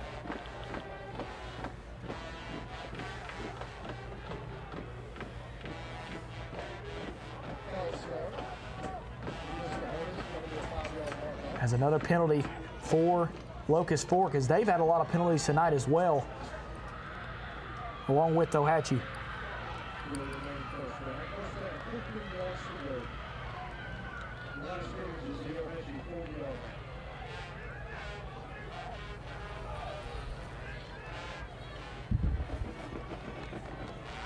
Under 9 minutes to play here. 1st and 15. Here's Landon Keith. Got some good blocking on the right side, and he'll now take it down to inside the 30. And then we'll mark him out of bounds at the 27-yard line. So it'll be 2nd down and 2 coming up. And Coach Adams, I don't believe he's happy with the spot there. As they thought Keith got a little more yards, but I believe that Locust Fork's got a little system going here. We didn't see much of Landon Keith in the 2nd or the 3rd quarter. We've seen a lot of Dylan Embry. I'm really anxious to see, maybe here they may lean on him here late in the 4th quarter, try to take some of the stress off Embry, but we've said that once already, and it seems like Embry keeps the ball in his hands. So we'll see what they decide to do here.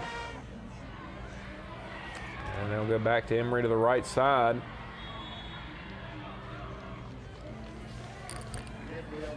Put my foot in my mouth yet again as Dylan Embry with another good run on the outside. And Landon Keith looks tired as well. He's got his hands on his knees, leaning up. Because this has been a very grueling game for both teams, as both of these teams have been on the field for a long time. Locust Fork's offense has been on the field for a long time, which is a sign of success, but Ohatchee's defense has been on the field for a very long time as well. So it's hot outside. It's been a very long game for both teams.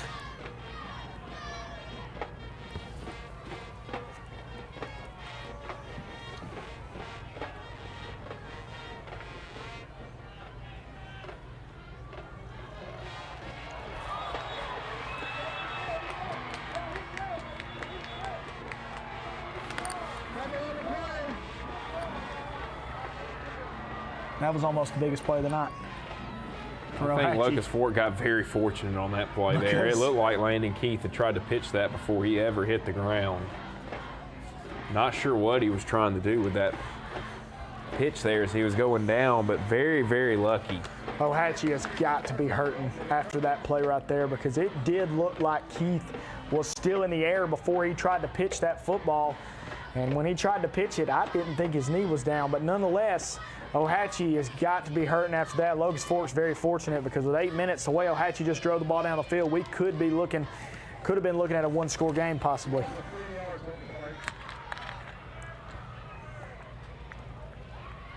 As Dylan Embry takes this to the outside again, and Dylan Embry is back into the end zone for Locust Fork for another Buffalo Wild Wings touchdown for the Hornets, and that may do it, as Ohatchee's going to have to go down the field in a hurry to keep this game close, as now Locust Fork takes a 3-score lead again on the Indians.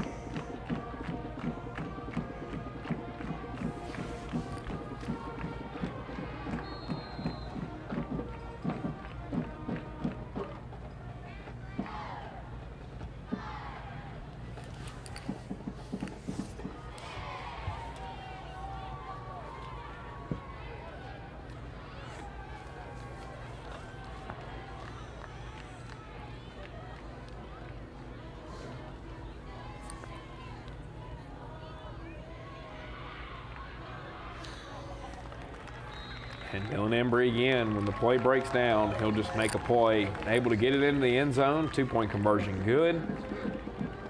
And Locust Fort may have just put the nail in the coffin there as they now lead 42-20. Dylan Embry play breaks down. He finds a way, and he found a way there to find Christopher Sanchez for the 2-point conversion. With 7:53 to go, Locust Fort 42, Ohatchee 20. And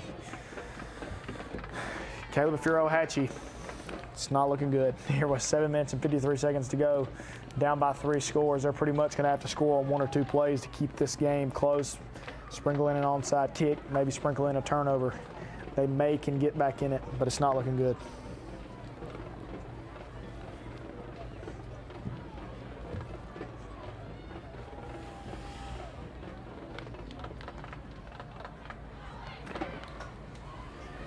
So Aguilar will kick off again here.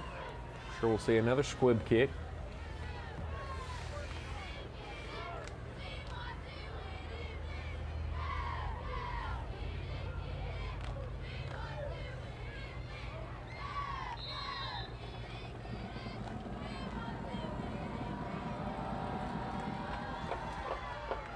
And a good kick that takes a couple of bounces. And now will be fielded. Trying to take it across the field and able to get a good cut down the Ohatchee sideline. He's got some running room. And that is exactly what the Indians were looking for. Took the words right out of my mouth. That is exactly what the Indians needed. And the Ohatchee Indians score on a kickoff return. Number 14, Colby Hester, with a kick return for the Indians that keeps them in the ball game.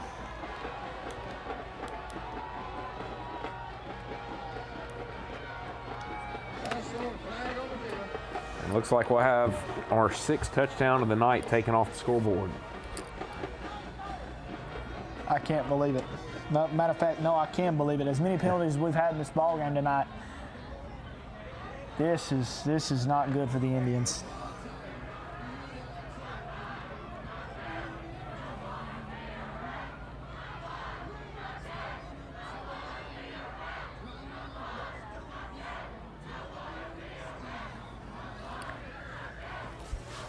The Ohatchee coaching staff has got to be sick to their stomach with how many penalties they've had tonight, because that's 2 kickoff returns now. I'm not going to say that Ohatchee would be winning this ball game, but they would definitely be in this ball game here in the 4th quarter if all these penalties didn't happen. Because I go back to where it all started, the 2 4th downs that was backed up due to holding. Ohatchee was planning to go for both of them, and they could have easily. Wow, they're taking it. Now they're going to say that there was no penalty.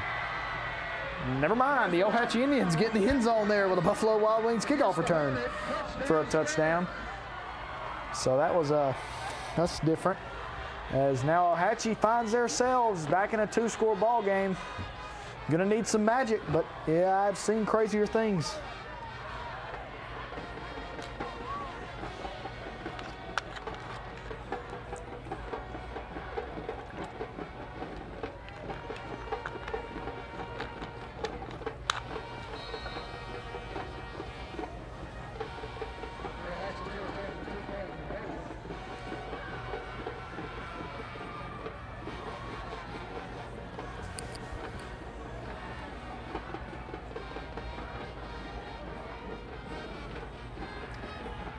Off to the left side, and again, nowhere to go. 2-point plays have been a struggle tonight for Ohatchee. They're now 1 for 4. But a quick score is exactly what they needed. It keeps them in the ball game here. Now we're starting to get the points that we thought we were going to get here in this football game.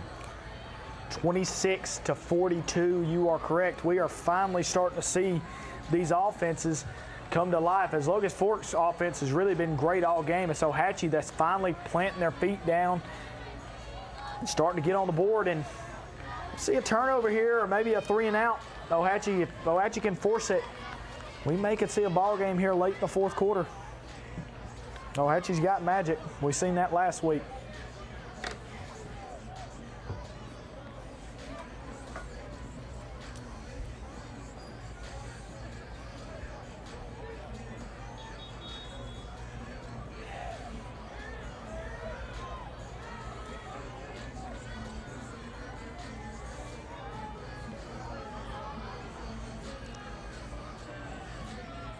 Now Ohatchee will get to kick it from the Locust Fort 45-yard line here, and so do we see another onside kick try like we saw earlier in the game? They were successful earlier in the ball game. Let's see if they try it here. Wonder if Locust Fort's going to be expecting this one. I would assume here later in the fourth quarter.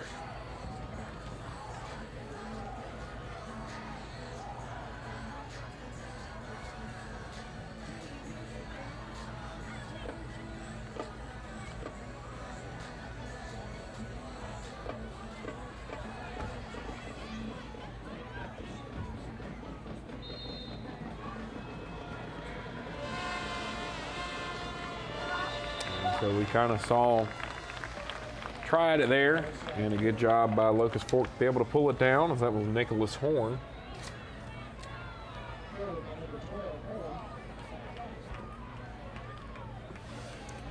As we've seen what Ohatchee was going to have to do there to try to get the ball back to their offense as quick as possible. That was the quickest option, but great job there by Horn of catching the onside and just falling down and giving the ball back to the offense of Locust Fork. And now Ohatchee's got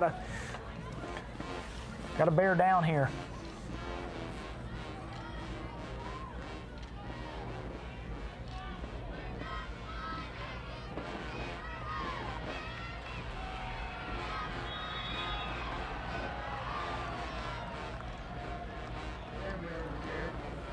So Dylan Embry does good to stay in bounds there, keep the clock moving, which is exactly what Locust Fort wants right now.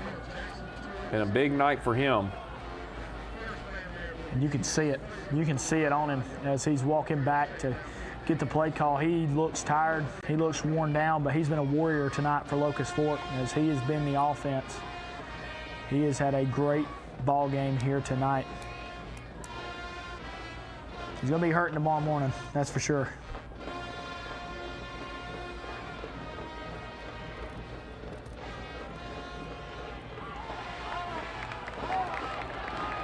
Here he goes on the right side again, and nobody's going to catch him. He's going to have 300 rushing yards tonight. And probably would have more if it wasn't for a couple that were called back. This is Dylan Embry's world. We're just living in it tonight as he scores again for Locust Fork. It's been almost the same play, too. Give the ball to Embry, let him bounce it outside, and Ohatchee can't stop him. They cannot stop him.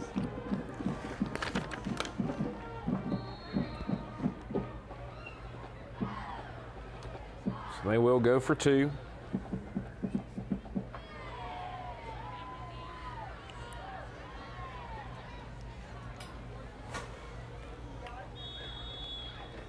And they will get it in.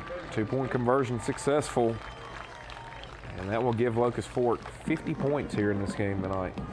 We talked about getting to 30. I wonder if that's the last time we see Dylan Embry tonight as well, even if they do get the ball back. This game may be getting out of reach for Ohatchee, but I said that last time, and they took a kickoff back to keep it close and then give the ball to Locust Fork. 2 plays, they're back in the end zone.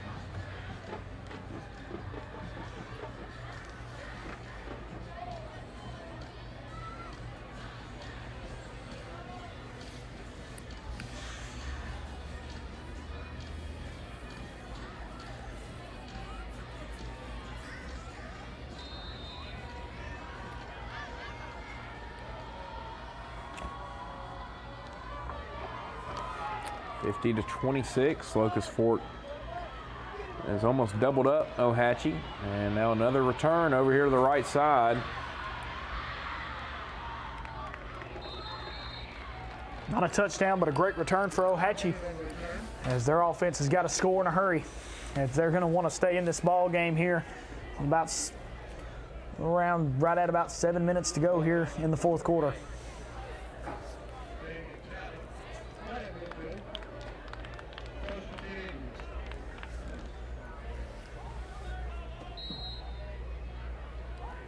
Six minutes to go in the fourth quarter, I'm sorry.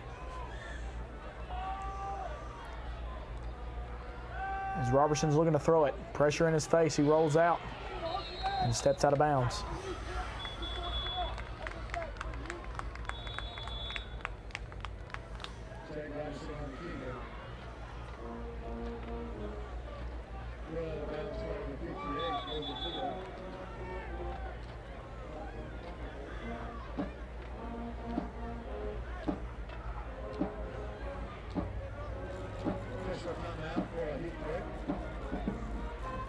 We've got our last heat time out of the game here in the fourth quarter.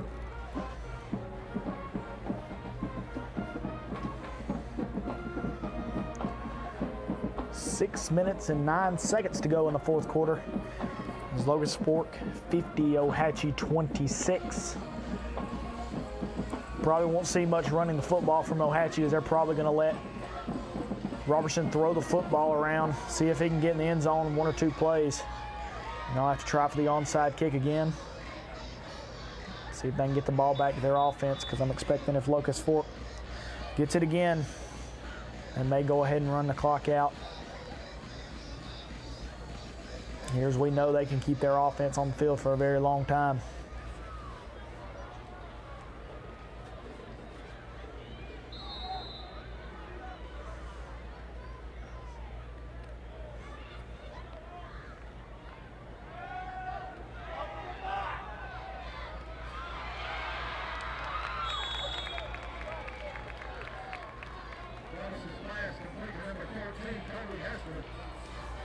Robertson able to hit the deep ball there. So another Mittens Home Center first down. Colby Hester on the catch there on the sidelines there. Great ball there by Robertson. He was able to find Hester on the sidelines there to move Ohatchee. They're moving fast, getting closer to the end zone.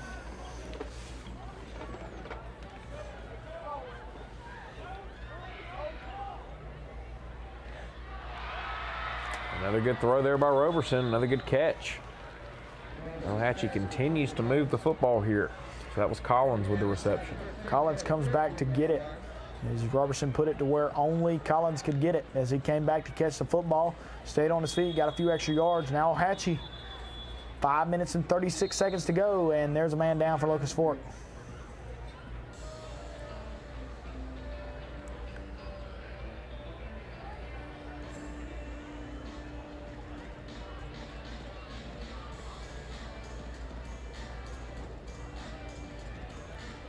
So we got a man down. We're going to step aside and take a quick break right here. We'll be back with our TV24 game of the week. At Southern States Bank, we pride ourselves on being your bank. We're your neighbors and involved in the community. We're the bank featuring the Southern Rewards checking account, a cashback account with no ATM fees. We are on the cutting edge and always have a smiling face to help you out. So come to Southern States Bank, where we are committed to great service and being a great neighbor. Let us be the bank for you and your business.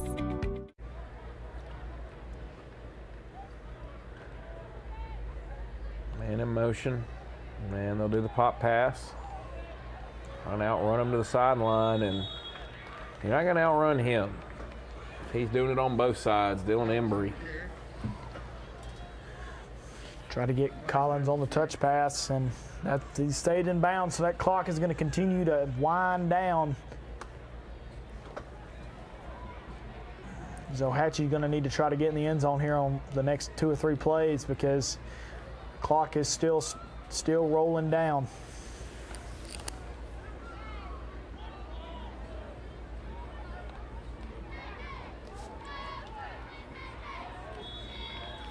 A great pass there by Robertson.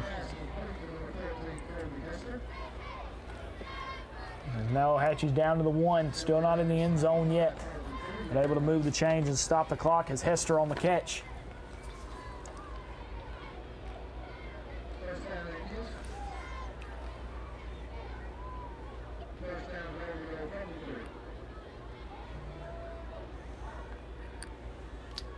Handoff up the middle, and he's in. Touchdown.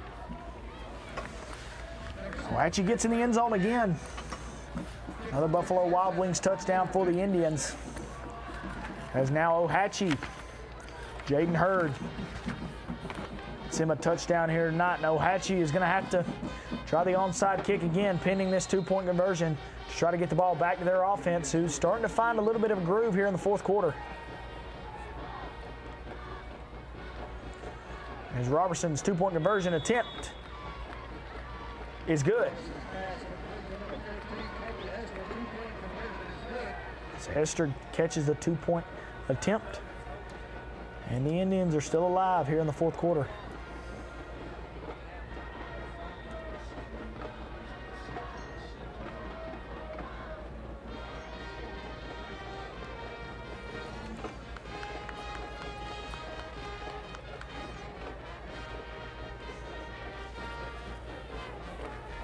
(50-34) is your score. 4:10 to go in the ball game.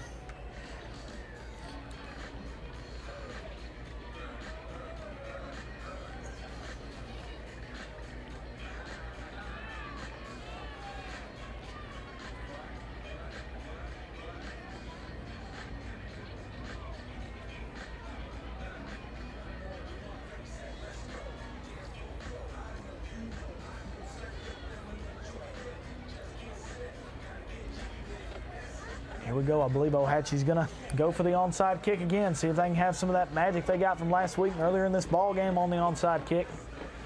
So we'll see what happens.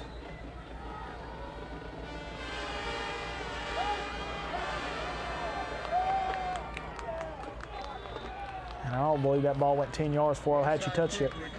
They're going to get called for illegal touching, so Locust Fork will take the football, and you gotta imagine you got to be telling Dylan Embry, look, we don't want to keep you out of the end zone, but you can go down in bounds and keep that clock moving. Maybe slow down a little bit, you know. Not run as hard, take a few slides, take a few knees. 3 minutes and 59 seconds to go. They can, I'm assuming Ohatchee may try to use their timeouts here, but 50-34, you don't want to give Dylan Embry any more time to score, because that's what he's been doing all night long. You got to feel, you know, the biggest concern if you're an Ohatchee fan right now, you look at it now, 2 weeks, you've played football and 121 points in 2 games. They've given up over 50 both weeks, and in this region here, with who you're going to have to play against, Piedmont, Walter Wellborn, still got Sachs on the schedule. Westbrook Christian down the road as well.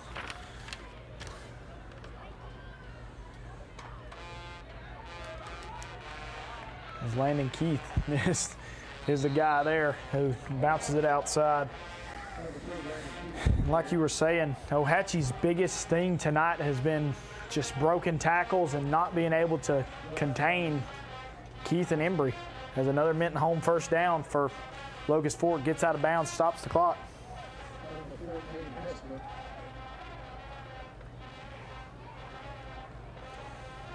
Ohatchee's got a big game next week against Piedmont. It's going to get no easier there as Piedmont's offense.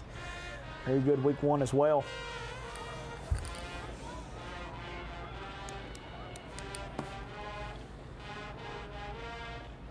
As Keith's going to get brought down in the backfield. He tried to flip it back to Embry, but he is brought down. And there's a good play there by the Ohatchee defense.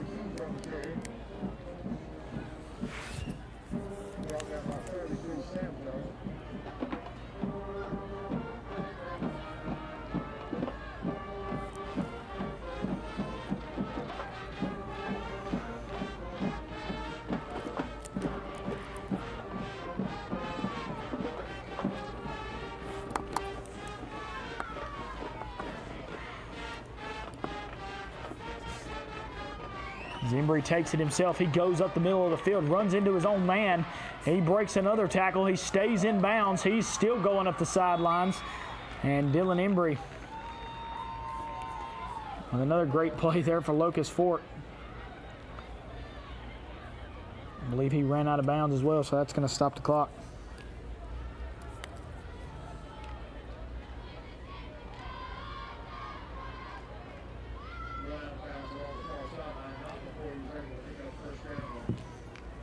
Clock will continue to move. Under 3 minutes to go.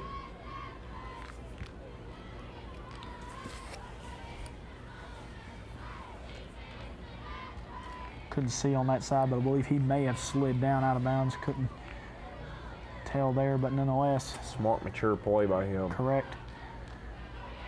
As Embry goes back up the middle.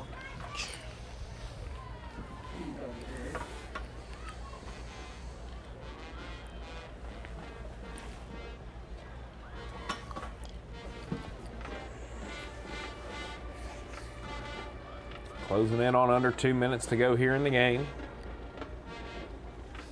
Game that has lasted almost 3 hours with really no delays.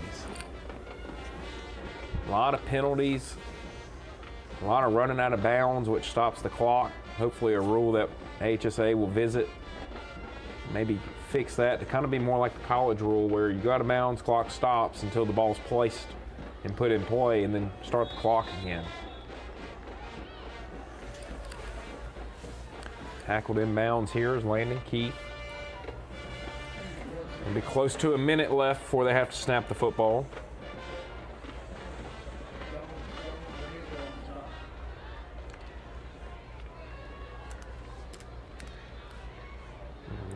They may just let the play clock run all the way down and take a timeout before calling a play.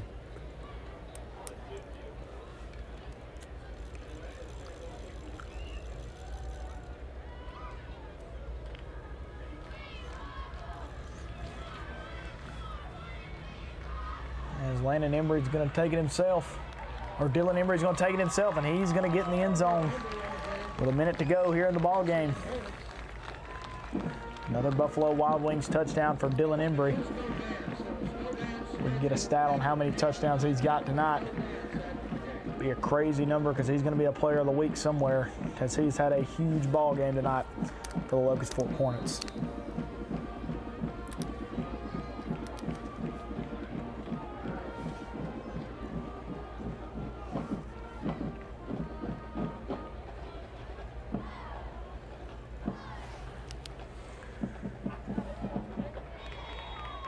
There's a two-point conversion attempt.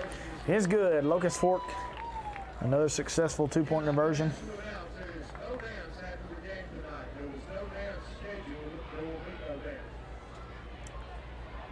That's probably going to wrap up the night for Dylan Embry and Landon Keith, the two-headed monster backfield that Locust Fork is going to lean on all season long, as they look to have another very successful season just like last year.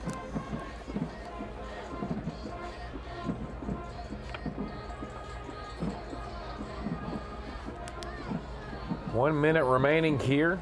You wonder if Ohatchee will continue to try to play offense or if they'll just run out the clock here.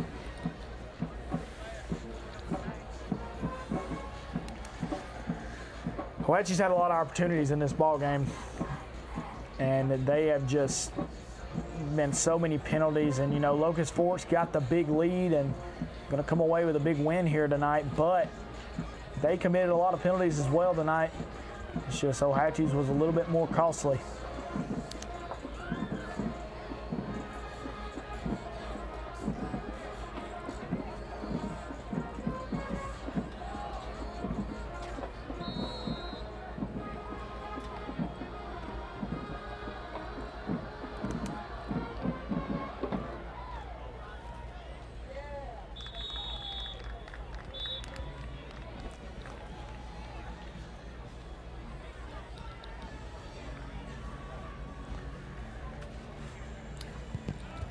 They kick this one out of bounds and don't even give Ohatchee a chance to return it. Probably a smart move after the last couple of big returns from Ohatchee.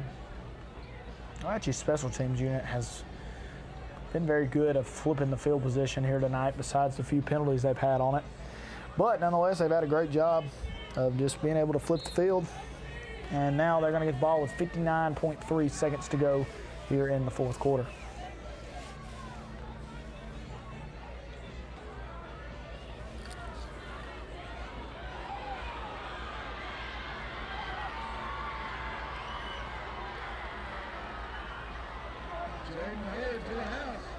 And that's going to be a touchdown for the Indians on one play. One play, Buffalo Wild Wings touchdown for the Ohatchee Indians. Jaden Hurd, his second touchdown of the ball game. Ohatchee still got life with just under 50 seconds to go in the ball game.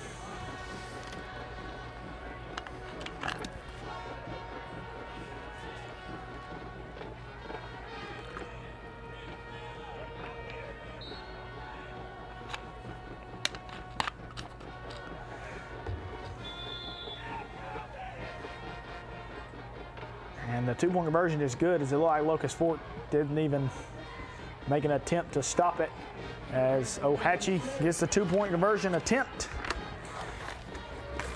And about 59 seconds still, well, a little bit under 50 seconds to go in the ball game. I'm expecting Ohatchee's probably going to try to onside kick this again. And if Locust Fork gets it back, that's probably going to be your ball game.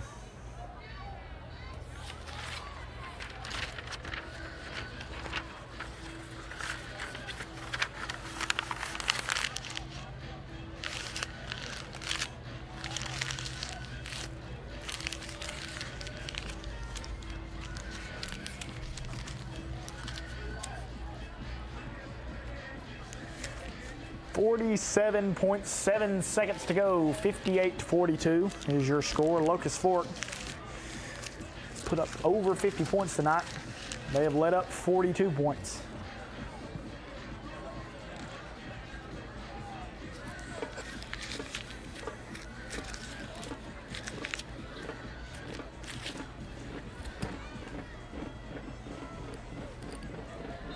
And here's the onside kick attempt from the Indians, as it bounces and bounces and rolls straight out of bounds. And Locust Fork will get the football back. Will we see another touchdown, or will we see some knees here from Locust Fork? Onside kick again. Does not go 2 yards.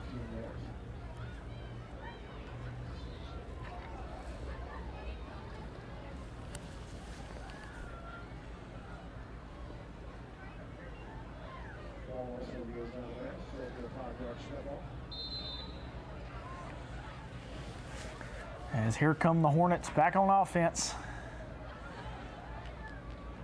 Dylan Embry. As Landon Keith's going to take the handoff, he's going to run.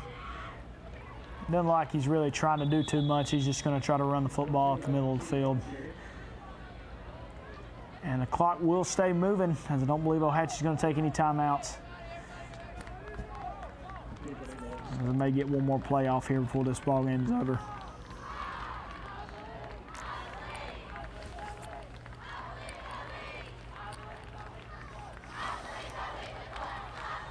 And looks like that will be the ball game, as they will not run another play.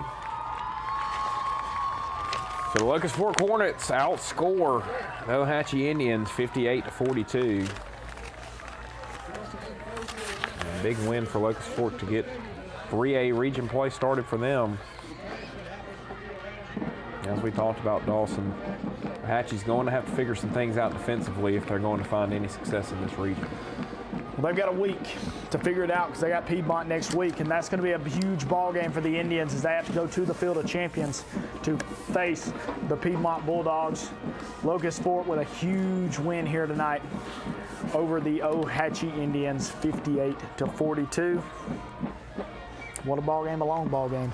That's going to wrap things up for us here in our TV24 Game of the Week. We will have Pigskin Roundup coming up here soon, so make sure to stay right here on TV24. And stay tuned in all night as we wrap up all the scores from a long Friday night all over the state. A lot of delays through rain, things like that. No rain here tonight, just rain and penalty flags early in the ball game. But Locust Fork able to get the win, 58-42. So we'll be back again next week if we have another TV24 Game of the Week presented by Southern States Bank.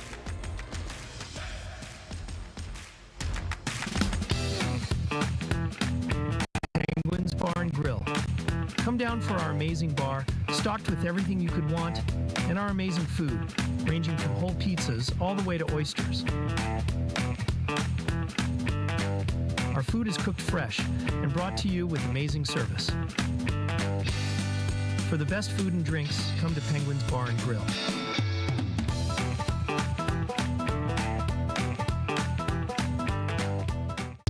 Hey guys, I'm Cameron Minton with Minton Home Center. Minton Home Center has been in business for over 40 years. We are a family-owned and operated manufactured home dealership. We offer affordable housing for our customers as well as a multitude of different financing options to help our customers get into a new home. When you come to Minton Home Center and you start looking around our lot, the first thing you will notice is that we have the most competitive prices in the industry.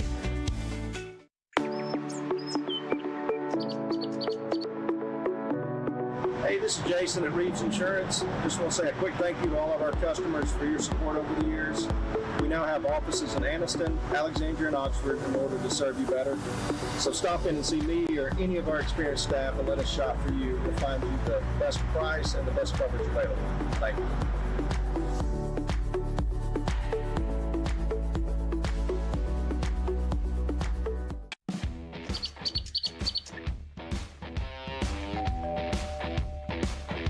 Hi, welcome to Classic 13. How can I help you? I was thinking about getting a tattoo. Do I need to make an appointment? No, we take walk-ins every day.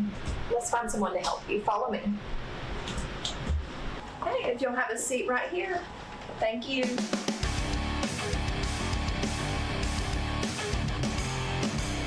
Come down to Classic 13, where good tattoos aren't cheap, and cheap tattoos ain't good.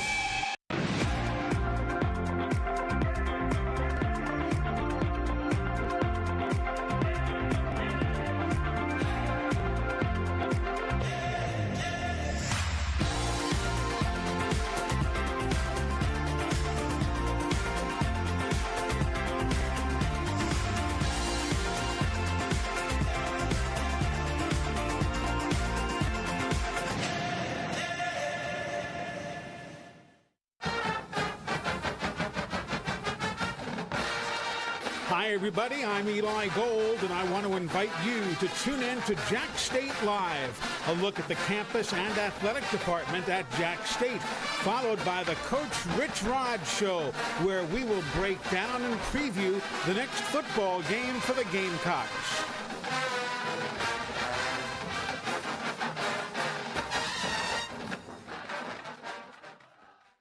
Hello, my name is Bob Couch, and I'm the owner of Couch's Jewelers. We are your destination for engagement rings, wedding bands, and anniversary and birthday gifts. We offer a wide selection of the best value diamond jewelry and engagement rings. We even gift wrap every purchase for free. And if you have some jewelry that is broken, no worries. Expert jewelry service is offered in-house. At Couch's Jewelers, our customer service is unmatched. If you'd like a special jewelry item created just for you, please come to see us. At Alexandria Brake and Muffler, we strive to perform exceptional service using premium quality parts to ensure your vehicle withstands the test of time. We do all automotive maintenance and repairs consisting of AC service, check engine light diagnostics, brakes, coolant, and exhaust. Give us a call today. Proudly serving our community to provide honest, high-quality service and repair at a fair price. I want to live. The leading cause of death of young Americans like me is gun violence, and oftentimes tied to substance misuse. NBA, NFL, NCAA, most of you look like me, and our communities need you now more than ever. Let's make I Want to Live more than just a hashtag. Let's make it a movement. I am a baller against bullets.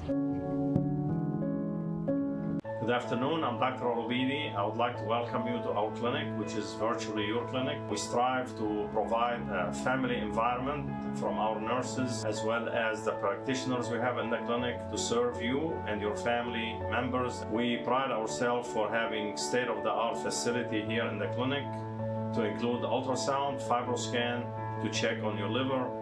We welcome you in our clinic, your clinic, at Dr. Alobides. and thank you so very much. Campers Unlimited, we offer a no-pressure experience, no hidden fees, and great service after the sale, making us one of the fastest-growing RV dealers in the Southeast. With our second location in Oxford, we offer a great selection of over 220 campers from top brands, including Grand Design. Our mission is to help friends and family spend time together in the great outdoors. At Campers Unlimited, you aren't just a customer, you are family. Check out our inventory at campersunlimited.net or come see us at Gaston or Oxford.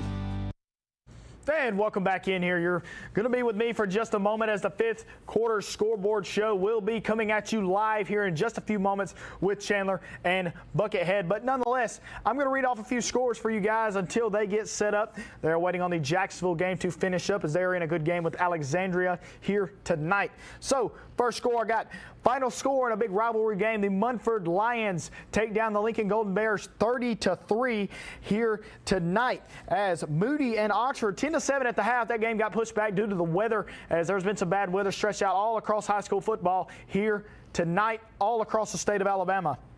As Piedmont and Sachs in a very good ball game, 27-13. If you had asked some people at the beginning of the week about that game, they would think Piedmont would run away with it. But nonetheless, Sachs is playing very, very good football against Piedmont here tonight. Central High School of Clay County, 21-13 on Benjamin Russell right now in the third quarter. Ranburn ahead of Woodland, 23-6. As you just saw in our game of the week, Locust, Fork, and Ohatchee was a high score, 50-34. Very sloppy play from both teams on the penalty side of the game. But nonetheless, Locust Fork's offense and Dylan Embry was able to get it done here tonight.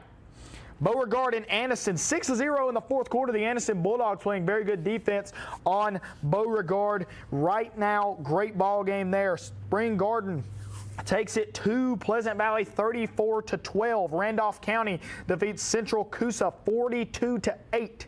Well, that's actually in the third quarter. I'm sorry. That's a very lopsided ball game in the third quarter. Shades Valley is down to Leeds 28-13. Talladega 20-3 over Childersburg. That game is in the first quarter from what I've got. Could be wrong. Game is in the first quarter. 42-21 is the score. Jacksonville is ahead of Alexandria. As that game was very close in the first half, Jacksonville started to run away with it here with about a minute to go in the ball game. Hanley is ahead of Dadeville 27-8. Montgomery Academy 21-8. And without a further ado, Buckethead and Chandler are ready. We're going to throw it over to them.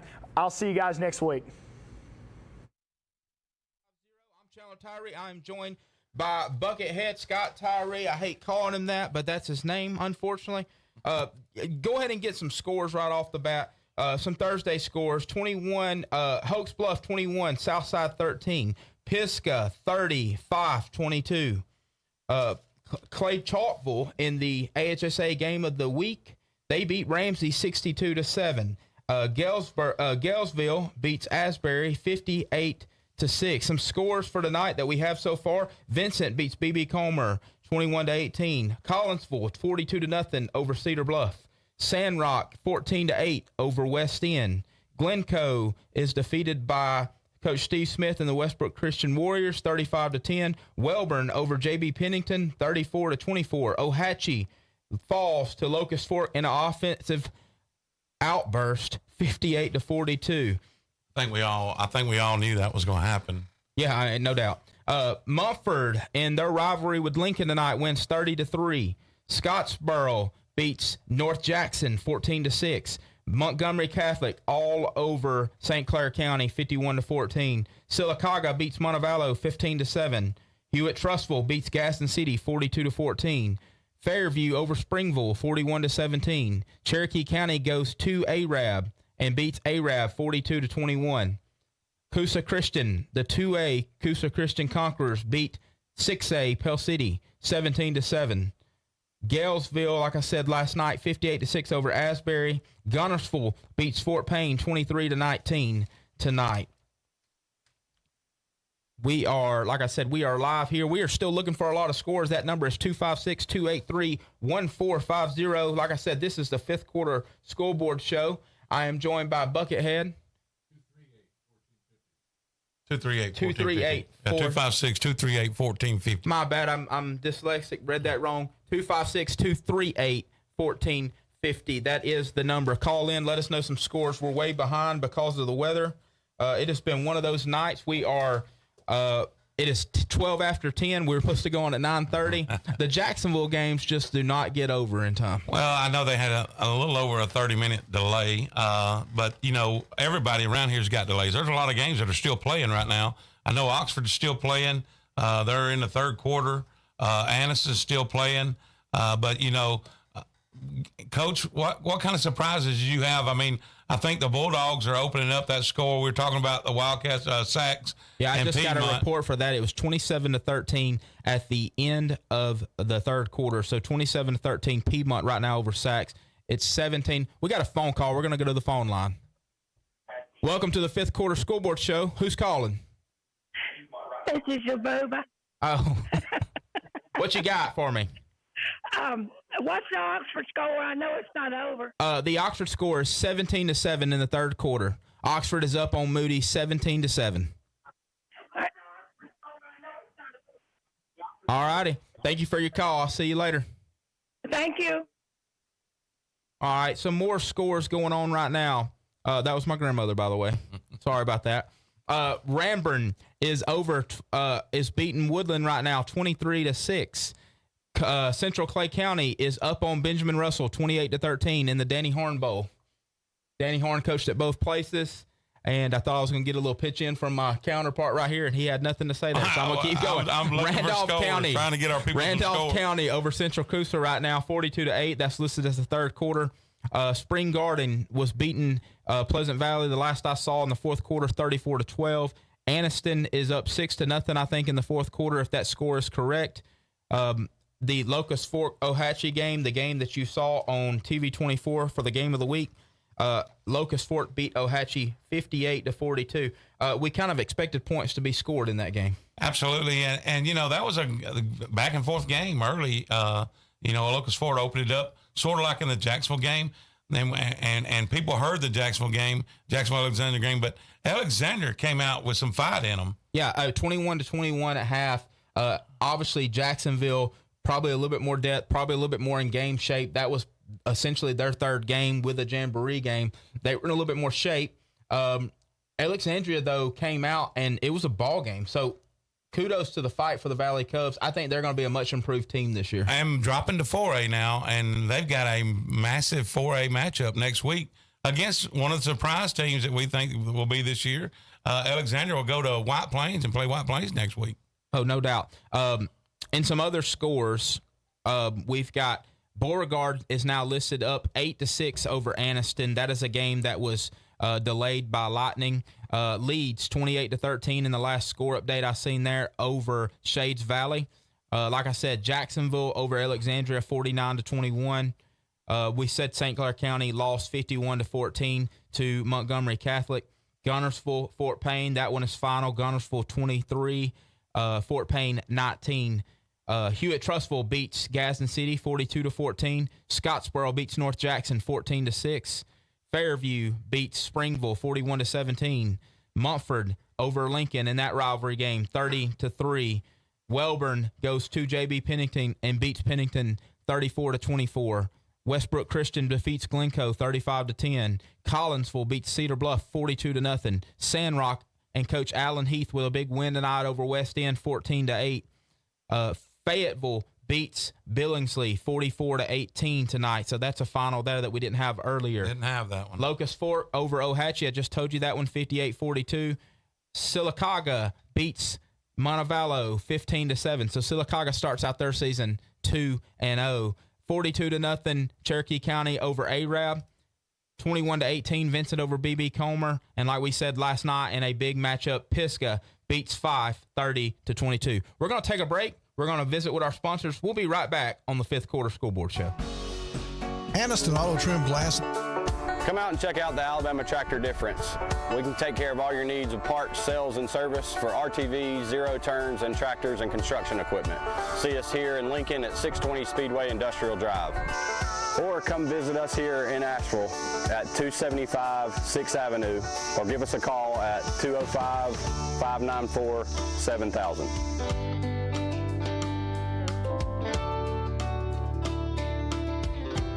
Discover a world of cool at Cosmic Debris in downtown Gadsden. Whether you're searching for smoking accessories, funky t-shirts, or hippie clothing, we've got it all. Explore our unique jewelry, immerse yourself in the scents of our incense, and dive into our collection of new and used vinyl, CDs, and DVDs. From the groovy to the eclectic, Cosmic Debris has everything funky and cool. Visit us today and step into a world of cool at Cosmic Debris. Serving Calhoun County and the state of Alabama since 1994. Locally owned and operated, offering some of the most competitive interest rates in the mortgage industry, along with a wide variety of mortgage products. We are with you throughout the home buying process, offering you service before and after the close. Fast, reliable, local. And you remember, if you need a home loan, call my daddy.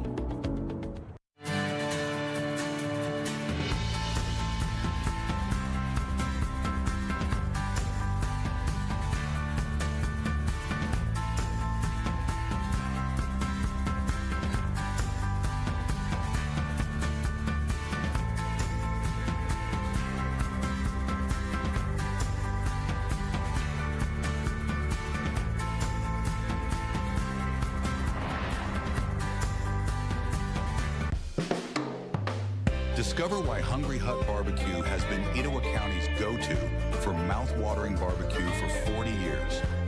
If you're not in the mood for barbecue, try our very popular chicken finger plate with fried green tomatoes of our famous fried pickles.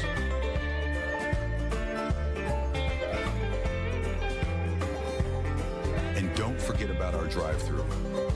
Come down to Hungry Huts today.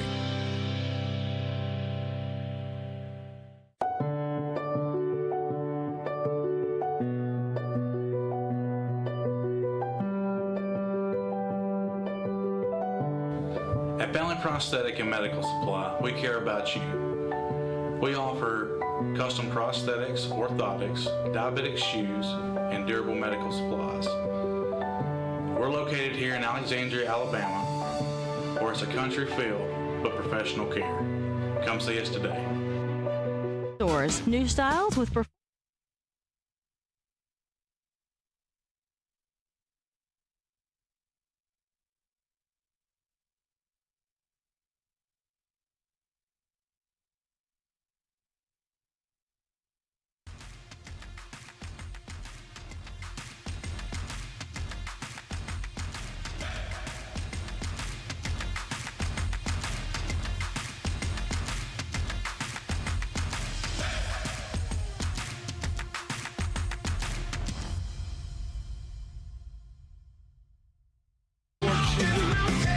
Welcome back to the Fifth Quarter School Board Show, brought to you by Oxford Dental Care, Elite Auto Sales, Anniston Memorial Funeral Home, and Anniston Auto Trim and Glass Body Shop. The number here is 256-238-1450. I got it right that time. Hey, we need scores. We need you to call in, give us scores. That number again, 256-238-1450. If you got a final, we need it. Call in and tell us the final. We want to hear about your team. We want to be able to talk about your team. In some updates, Piedmont is now up 34-13 over Sachs. Central Clay County up 28-13 over Benjamin Russell. Ranburne up 23-6 over Woodland. Randolph County 42-8 over Central Coosa. Spring Garden still up over Pleasant Valley 34-12. If you're from Pleasant Valley or Spring Garden, I need to know if that score is final. Oxford and Moody. Moody just scored to make it 17-14 there in the fourth quarter in that matchup. 8-6 Beauregard over Anniston right now. That is not final. 28-13 Leeds over Shades Valley. Still waiting on the Talladega-Childersburg score. If you are a Tiger or a Tiger, I need you to call in and give us that score. 27-8 Hanley is leading Davil right now in that matchup between Tigers as well. The final with Jacksonville and Alexandria. You heard it right here on 95.1 The Mountain, 49-21, Jacksonville over Alexandria. Gunnersville and Fort Payne in a really good matchup tonight, 23-19. The Wildcats of Gunnersville beat the Wildcats of Fort Payne. Hewitt-Trussville defeats Gadsden City 42-14. Scottsboro 14-6 over North Jackson. Fairview 41, Springville 17, Montford 30, Lincoln 3, Welborn 34, J.B. Pennington 24, Westbrook Christian 35, Glencoe 10, Collinsville all over Cedar Bluff tonight 42-0. Sandrock and Coach Allen Heath, I done told you this one time, big win tonight over West End 14-8. Fayetteville is now 2-0. They beat Billingsley 44-18. Locust Fort defeated Ohatchee at the Creek Bank tonight 58-42. Sylacauga 15, Montevallo 7. Sylacauga also starts out their year 2-0. Cherokee County goes on the road to Arab and beats the Arabian Knights 42-21. Vincent beats BB Comer 21-18. Pisgah beats Fife 30-22. And then last night in the Etowah County rivalry, Hoax Bluff beats Southside 21-13. And then finally, Galesville beats Asbury 58-6. That is the scores we have now. We need your scores. Spring Garden game is final. Thank you, Mason, for giving me that final. That is 34-12. I think Sardis is up 26-7, if I'm reading that correctly right there. Thank you for that score update. We got Collinsville versus Cedar Bluff final 42-0. Thank you, Grant, for that score update. Coosa Christian 17-7 all over the Panthers from Pell City tonight. Does that surprise you a little bit? It does a little bit after they went down. That tells me how good the Ryan Herring team is in South Georgia. Pierce County is really good, yeah. In case y'all are wondering. But I will say this, that really does surprise me a little bit. I thought they could play with them. I thought numbers would get them. But, I'll tell you this, Coosa Christian is not your regular, they're not a regular 1A team. They're a 2A. 2A team. They're not a regular 2A team. So they're going to. I can't remember the phone number. You can't remember what division. That's exactly. Mine's shorter than yours. My memory's shorter than yours. 256-238-1450. 256-238-1450. Call in. Tell us who you cheering for. We need some scores. I know that a lot of games are going late because of the weather, but as soon as you get some updates, call in and let us know what them scores are. The updated score for Central Clay County and Benjamin Russell, 28-19 now. Still 34-13 in that Sachs Piedmont game. Ranburn, like I said, all over Woodland right now, 23-6. Spring Garden, we learned that was final. Spring Garden defeats Pleasant Valley, 34-12. We got a phone call. Let's see who's on the line. Welcome hey, Chandler, it's Mike Webb. What's up, Mike? Hey, tell me where you were at tonight. How you doing? We're good, man. We came up here to J.B. Pennington with Welborn and really saw a great ball game. Hey, man, the Panthers came out and took it to a really good team up here. Yeah, no doubt. J.B. Pennington was a playoff team last year. Listen, you support a lot of schools now with your position in Calhoun County, but do you still bleed black and white? Look, I mean, that's home. I got two girls that are varsity cheerleaders and a little boy running the ball in, so we definitely got ties, but I keep up with all of them on Friday night.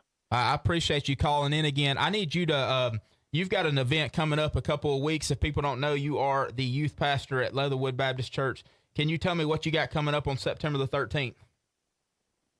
Yep, September 13th, we're going to do a good old-fashioned fifth quarter out in the field by the church. We're going to have skyward worship, food trucks.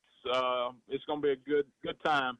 I really looked at the schedule, and all of our teams are at home that night, so we should have Saxon, Weaver, Alexandria, Welborn, Pleasant Valley, Jacksonville all at home that week. So hopefully we can get everybody together and they can have war on the field and then come praise Jesus together. Make sure when y'all got breaks now, you got the radio play at 95.1 now. Oh, definitely. Absolutely. Hey, Mikey, we appreciate you, buddy, and we hope you have a good night. Have safe travels on the way back. September the 13th at Leatherwood Baptist Church following the ball games. Appreciate you, Mikey. Appreciate you guys. Have a good night. You too. All right, going back to some scores. The Clay Central Benjamin Russell game, now 28-21. So that's a barn burner right there in the Danny Horn Bowl. Well, one score we're looking for is the Boaz Albertville score. Anybody got the Boaz? Boaz at Albertville was 35-0 at halftime. Yep. So we're looking for a final there. If you got Boaz and Albertville, please call in. That number, 256-238-1450. Also, we're looking for the Coosa Central Randolph County score. We needed somebody from Talladega Childersburg. Give us the score. I don't think I got a final right here from Cody Fowler online on Facebook. He said Boaz 56, Albertville 7. Shannon Holmesley told me that Piedmont over Sachs 34-13. Thank you for those score updates right there. Sam Hollinsworth, I'll make sure I get you too. Thank you for the score update. That is 56-7, Boaz over Albertville. Thank you for those score updates. The scores that we had, Mumford 30, Lincoln 3, Jacksonville, you heard it right here on 95.1 The Mountain, 49, Alexandria 21, Scottsboro 14-6. We've got St. Clair County falls to Montgomery Catholic, which a lot of teams do that, 51-14. Sylacauga now 2-0 with a 15-7 win over Montevallo. Hewitt-Trussville beats Gadsden City tonight in a 7A, 6A matchup, 42-14. Fort Payne falls to Gunnersville, 23-19. Galesville last night all over Asbury, 58-6. Pell City falls to 2A. You hear that? I heard it. 2A, Coosa Christian, 17-7. You had it wrote down. That's the only reason you got Cherokee it. County, 42. Arab, 21. Fairview, 41. Springville, 17. We got another phone call. Let's see who's calling in. Hey, welcome to the fifth quarter Billy. scoreboard show. Okay, Mr. Tyree, this is Billy McFry. How you doing? I'm good. Billy McFry, the Blue Mountain Bandit. Hey, tell me a little bit about, you were at the Sachs Piedmont game tonight. It sounds like Sachs came out and competed. Some really good things going forward in the Freeney era. Yeah, they played a really good first half. Second half, too much Cole Wilson, East Bethel. Hey, Raleigh Pinto.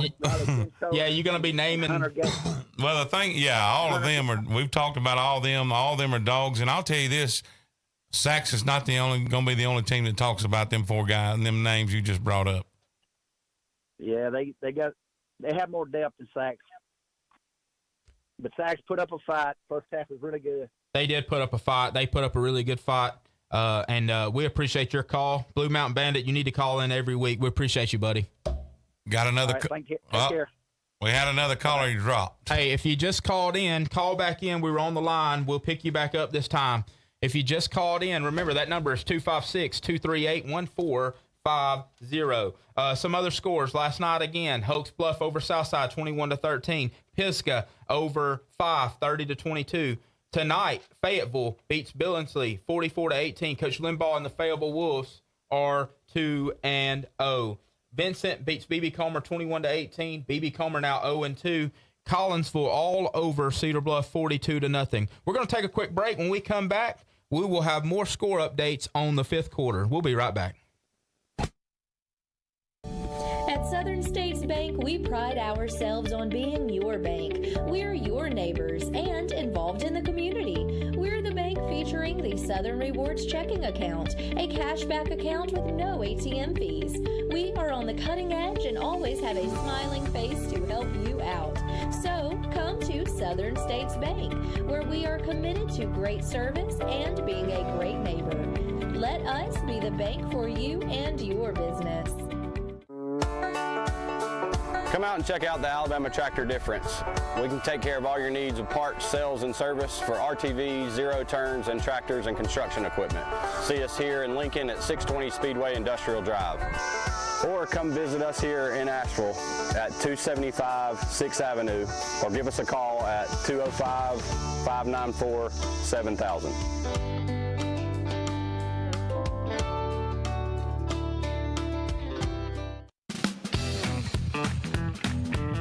Penguins Bar and Grill.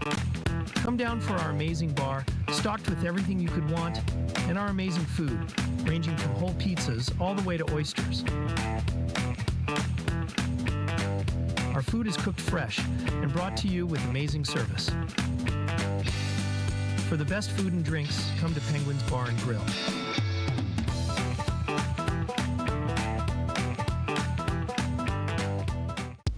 Hey guys, I'm Cameron Minton with Minton Home Center.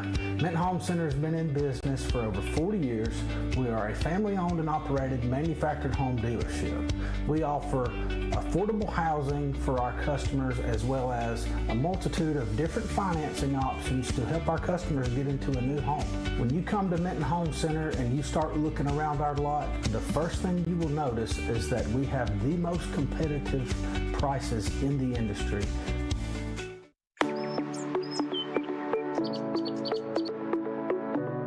Hey, this is Jason at Reeves Insurance. Just want to say a quick thank you to all of our customers for your support over the years. We now have offices in Anniston, Alexandria, and Oxford in order to serve you better. So stop in and see me or any of our experienced staff and let us shop for you. We'll find you the best price and the best coverage available. Thank you.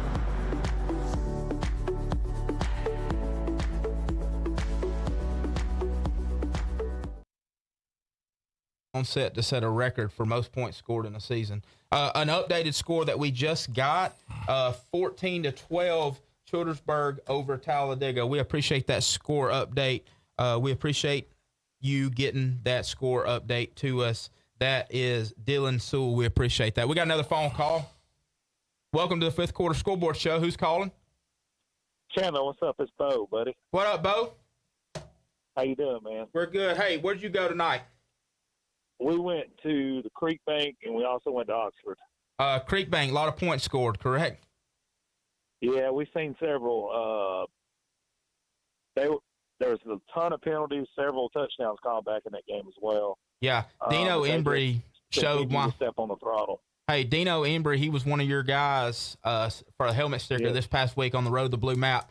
He kind of showed why tonight.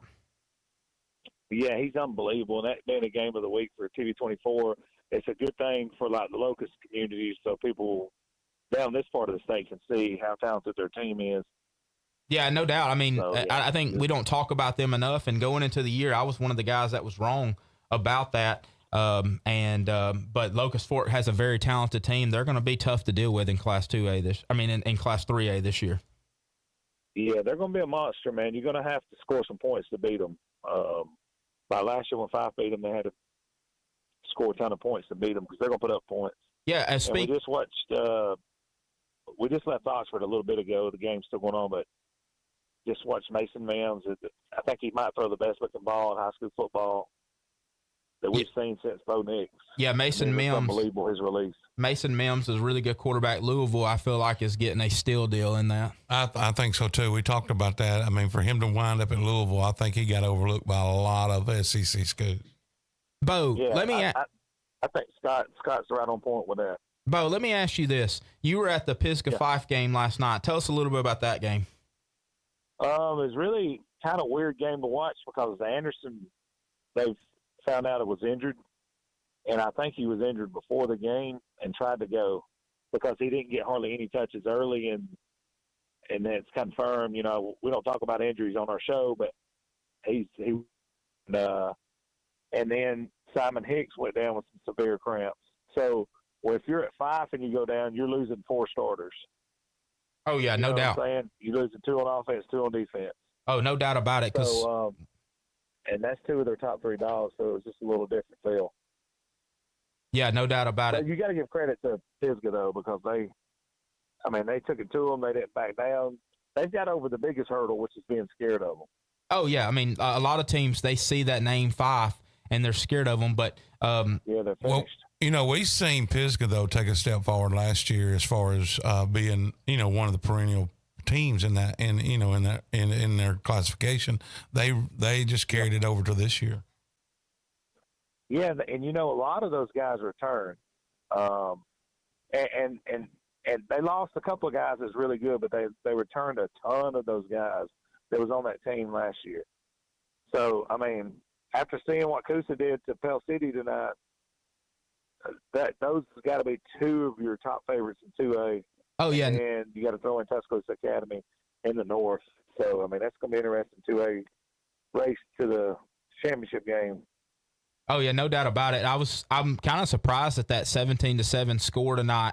Coosa Christian over Pell City. The way Pell City played last week against Pelham, and then we obviously see that Pierce County out of Georgia is a really good ball team because we know, they're really good. So, but Bo, we appreciate you calling. We're gonna get back to some scores, man. Okay. Take it easy, and I can't wait to see you Tuesday night for Road to the Blue Map.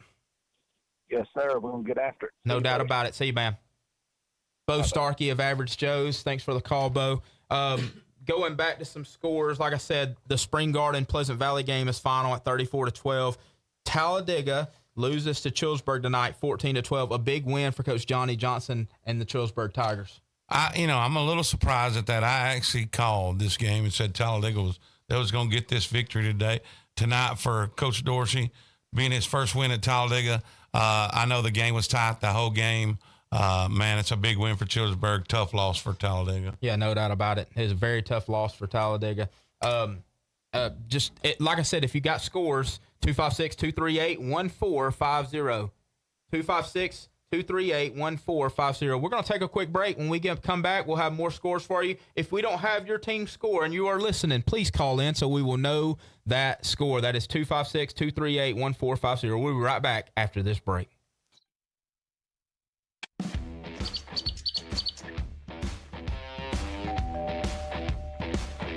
Hi, welcome to Classic 13. How can I help you? I was thinking about getting a tattoo. Do I need to make an appointment? No, we take walk-ins every day. Let's find someone to help you. Follow me. Hey, if you'll have a seat right here. Thank you.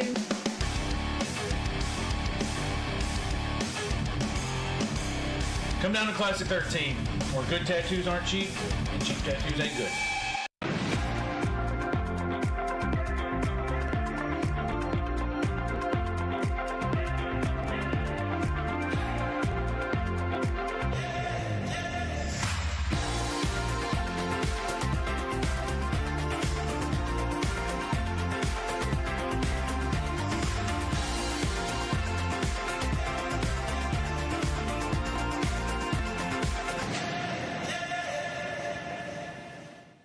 Hello, my name is Bob Couch, and I'm the owner of Couch's Jewelers.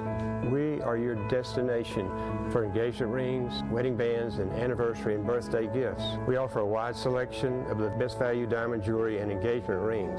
We even gift wrap every purchase for free. And if you have some jewelry that is broken, no worries. Expert jewelry service is offered in-house. At Couch's Jewelers, our customer service is unmatched. If you'd like a special jewelry item created just for you, please come to see us.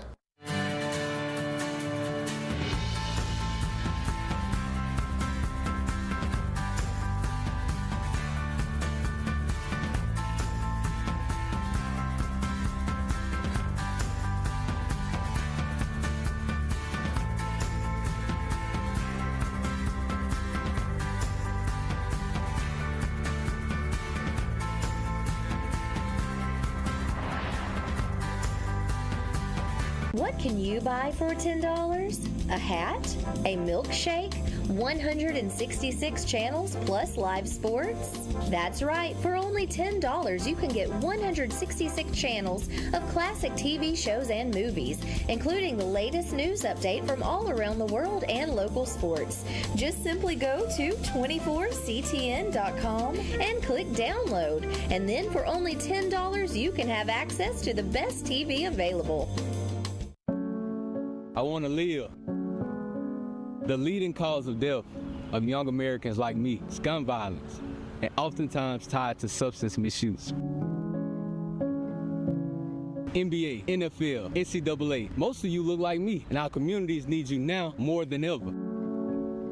Let's make I want to live more than just a hashtag. Let's make it a movement. I am a baller against bullets. And Coosa Central and Randolph County, we need to Sardis and Cleveland County score. I know they were under a weather delay before anybody else was. We need the Dadeville Hanley final. The one team we haven't talked about tonight, Donahoe and Raglan. That game we haven't heard anything on, haven't seen anything on. If you got the Donahoe and Raglan score, we'd like to know it. I know Moody and Oxford still playing right now. and that score is 17-14. Oxford's leading late in the fourth. We need the Wadley Horseshoe Bend. We were looking at that score early on was tight. We hadn't seen anything else on it since then. Yeah. Since the weather delay. A couple of updates that I have real quick, and I'm going to turn it back over to you. Sardis is up on Cleburne County 35-6 in the fourth quarter. Shades Valley falls to Leeds. A big win tonight for the Green Wave, 28-19 over Shades Valley. Go ahead. You can finish. Well, we only need Woodland and Ramburn. I know, I think Ramburn is winning that game. I don't know how bad they're winning that game, but them are we need to finalize this crazy night. We need 8 scores to finish out our round of scoring here. You know, and we know a lot of them are still playing probably. But as soon as you get some finals, call in. The number is 256-238-1450. 256-238-1450. We want to hear from you. We want to know who's calling. Got somebody on the phone now. Who are we talking to? Robert Atkinson. Hey, what's up, Robert? I know you better as Tank's dad. Yeah, Tank's dad. Hey, what's going on? Hey, tell me a little bit about the Mumford-Lincoln game tonight. Go Big Red first. Go Big Red. Defense playing a good game. I think I get a game ball to Devin Elder. So the defense looked like they stood up real time. I mean, they kept it. Well, I mean, 3 points. I mean, you can't ask for much more than that. Yeah, they got it. They got the ball in the goal line. Lincoln did a couple times, but they got a couple holding calls. But the defense stood up. What kind of night did Tank have? What kind of yardage were we looking at? Oh man, he was knocking on 300. 300. Close. He was knocking on it, but he probably had 150 called back on holding penalties. We got to get that worked out then. Yeah, I think it's easy. I mean, if you don't know who we're talking to, we're talking to one of the best running backs in this area, Tank Evans's dad. Tank is a running back from Mumford, and he gets his name, honestly, guys. He's a tough guy to bring down, and putting up about 300 yards a night, getting 150 called back, that would have been an unbelievable night. Yeah, 2 touchdowns called back. He ended up with 3 total. All right, well, 3 touchdowns. Really good night for Tank Edmondson. Hey, really good night for the Mumford Lions. Much needed win for the Mumford Lions. Much needed. Hey, man, we appreciate your call. Have a great night. Be safe. All right, thank you, guys. Go Big Red. All right, so going back, some more scores that I have. Like I said, Sardis is up in the fourth over Cleburne County, 35-6. Mumford beats Lincoln. We just talked to Tank Edmondson, the star running back for the Mumford Lions. We just talked to his dad on the phone line, 30-3 over Lincoln. Jacksonville, 49-21. You heard that game right here on 95.1 The Mountain. 14-6, Scottsboro over North Jackson. Still waiting on that Anniston Beauregard score. Montgomery Catholic, 51, St. Clair County. We got a phone call. Let's go to the lines. Welcome in. You're on the fifth quarter. Hey. Yeah, we just left the Childersburg game. Hey, tell us about that Childersburg game. Big win. Big win. Came down to the wire. Talladega scored first. Didn't make the 2-point conversion. Childersburg scored later. Hit the 2-point. That gave them the lead at half, and then they scored another one second half. Did not get the 2-point, and then late in the game, Talladega scores, and then Childersburg stopped them at the 2-point conversion. So I thought it was pretty electric there at the end. Yeah, I think a lot of people picked Talladega after how last week's game went with Fayetteville, but we see that Fayetteville is a little bit better than what we thought. They beat Billingsley tonight 44-8. But a big win for Coach Johnny Johnson and the Childersburg Tigers tonight. Very proud of them. Go Tigers. Go Tigers. We appreciate you. Thanks for your call. Big score update. Oxford 24, Moody 14. That's getting late in the fourth quarter, I believe, as well. So, I mean, that's a yeah. I have another final update for us. Thanks for the person that sent this in. Beauregard ended up defeating Anniston 8-6. That is a final now. In a world where there's offense all over the place, Anniston and Beauregard had a defensive slugfest. That final 8-6. So Anniston starts out the year 0-1. But I think that's a really good matchup. opener for them. Going back to the score, still looking for a final from Central Clay County and Benjamin Russell. Sylacauga 15, Montevallo 7, Hewitt Trussville 42, Gadsden City 14, Leeds 28, Shades Valley 19, Springville 17, Fairview 41, Cherokee County 42, Arab 21, Boaz 56, Albertville 7. Oxford, we just said it, late in the fourth quarter, up 24-14 over the Moody Blue Devils. Coosa Christian goes to Pell City and beats the Panthers 17-7. Galesville beats Asbury 58-6 on a Thursday night game. Gunnersville, in a really tough matchup with Fort Payne tonight, beats the other set of Wildcats 23-19. Hoax Bluff last night defeated crosstown rival Southside 21-13. Pisgah with a big win over Fife 30-22. Fayetteville with a big win tonight 44-18 over Billingsley. I said 44-8 earlier. My apologies. Vincent 21, BB Comer 18, Collinsville 42, Cedar Bluff nothing. Pleasant Valley loses to Spring Garden. The Garden is hot. They start out the year 2-0, 34-12, Spring Garden over Pleasant Valley. Sandrock 14, West End 8. Childersburg, you just heard it on the phone call, 14-12 over the Talladega Tigers. Still waiting on a final from Hanley and Dadeville. Westbrook Christian 35, Glencoe 10. J.B. Pennington loses tonight at home to the Welborn Panthers 34-24. And Ohatchee also falls at home in the TV24 game of the week 58-42. Saxon Piedmont still waiting on a final there. It was 34-13 last I saw. If we have a final there, please update me on that final. Remember, that number to call is 256-238-1450. We're going to take one more break. When we come back, we would like to hear from you so we can get these scores finalized. That number is 256-238-1450. We'll be right back. Hold on, what is great? At Southern States Bank, we pride ourselves on being your bank. We're your neighbors and involved in the community. We're the bank featuring the Southern Rewards checking account, a cashback account with no ATM fees. We are on the cutting edge and always have a smiling face to help you out. So come to Southern States Bank, where we are committed to great service and being a great neighbor. Let us be the bank for you and your business. Campers Unlimited, we offer a no-pressure experience, no hidden fees, and great service after the sale, making us one of the fastest-growing RV dealers in the Southeast. With our second location in Oxford, we offer a great selection of over 220 campers from top brands, including Grand Design. Our mission is to help friends and family spend time together in the great outdoors. At Campers Unlimited, you aren't just a customer, you are family. Check out our inventory at campersunlimited.net or come see us at Gadsden or Oxford. Look, have you ever had a bank give you money for anything? Family Savings actually pays me for keeping my money at their credit union. I earn interest of 3% APY on my checking account and 1.5% APY on my savings, just for what I was already doing at my old bank. I even get up to $20 per month in ATM fee returns. It's kind of nice to get paid for just using my checking account. Open an Engage account at Family Savings Credit Union and get rewarded. Family Savings, your best financial friend. I am a dreamer who will make a difference in this world.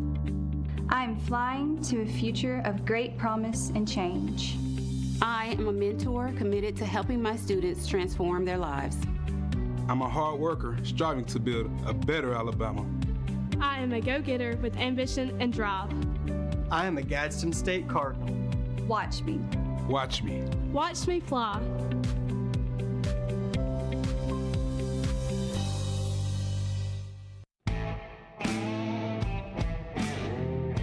At Alexandria Brake and Muffler, we strive to perform exceptional service using premium quality parts to ensure your vehicle withstands the test of time. We do all automotive maintenance and repairs consisting of AC service, check engine light diagnostics, brakes, coolant, and exhaust. Give us a call today. Proudly serving our community to provide honest, high-quality service and repair at a fair price. Good afternoon, I'm Dr. Olubidi. I would like to welcome you to our clinic, which is virtually your clinic. We strive to provide a family environment from our nurses as well as the practitioners we have in the clinic to serve you and your family members. We pride ourselves for having state-of-the-art facility here in the clinic to include ultrasound, fibroscan, to check on your liver. We welcome you in our clinic, your clinic, at Dr. Alovides. And thank you so very much. All right, man. Appreciate it. Hey, we appreciate you. Thanks for your call. Yeah, you too, bro. Going back, Central and Benjamin Russell, it's 35-28, 150 left in the ball game. Clay has the ball. If they get one first down, they can put it on ice. So there is your update in the Central and Benjamin Russell game. We want to say thank you for that update. In other scores, like I said, Sardis is up 35-6 over Cleveland County. Mumford 30-3 over Lincoln. Jacksonville 49-21. Beauregard comes to Anniston and beats the Bulldogs 8-6. Scottsboro over North Jackson 14-6. Montgomery Catholic over St. Clair County 51-14. We just told you Central Clay County up 35-28 with the ball. First down would ice the game in that one over Ben Russell. Sylacauga 15, Montevallo 7. Hewitt-Trussville 42, Gadsden City 14. Leeds 28, Shades Valley 19. Fairview over Springville 41-17. Cherokee County over Arab 42-21. Boaz 56, Albertville 7. Oxford is leading Moody right now 24-14. I think that is the final update that I have seen. We will try to update you on that if it goes final before we go off air. Coosa Christian 17-7 over Pell City. Galesville 58-6 over Asbury on a Thursday night game. Gunnersville 23-19 over Fort Payne. Still looking for that Randolph County Central Coosa score. Hoax Bluff 21-13 last night. Pisgah beats Fife 30-22 last night. Fayetteville, but a big win over Billingsley tonight, 44-18. Donahoe is up 28-13 in the fourth quarter. That is the last update we have on that. 28-13. Donahoe over Raglan right now. That's flipped. It's Raglan over. Raglan's over. It's Raglan over Donahoe. I'm 100% positive. All right, Raglan is beating Donahoe right now, 28-13 in the fourth quarter. Sorry, I read that wrong again. Wadley still looking for a score from Wadley and Horseshoe Bend. That score was close early. Looking for a final there. Woodland and Ranburn looking for a final there. Vincent over B.B. Comer, 21-18. Collinsville over Cedar Bluff, 42-0. Pleasant Valley loses to Spring Garden, 34-12. You were right.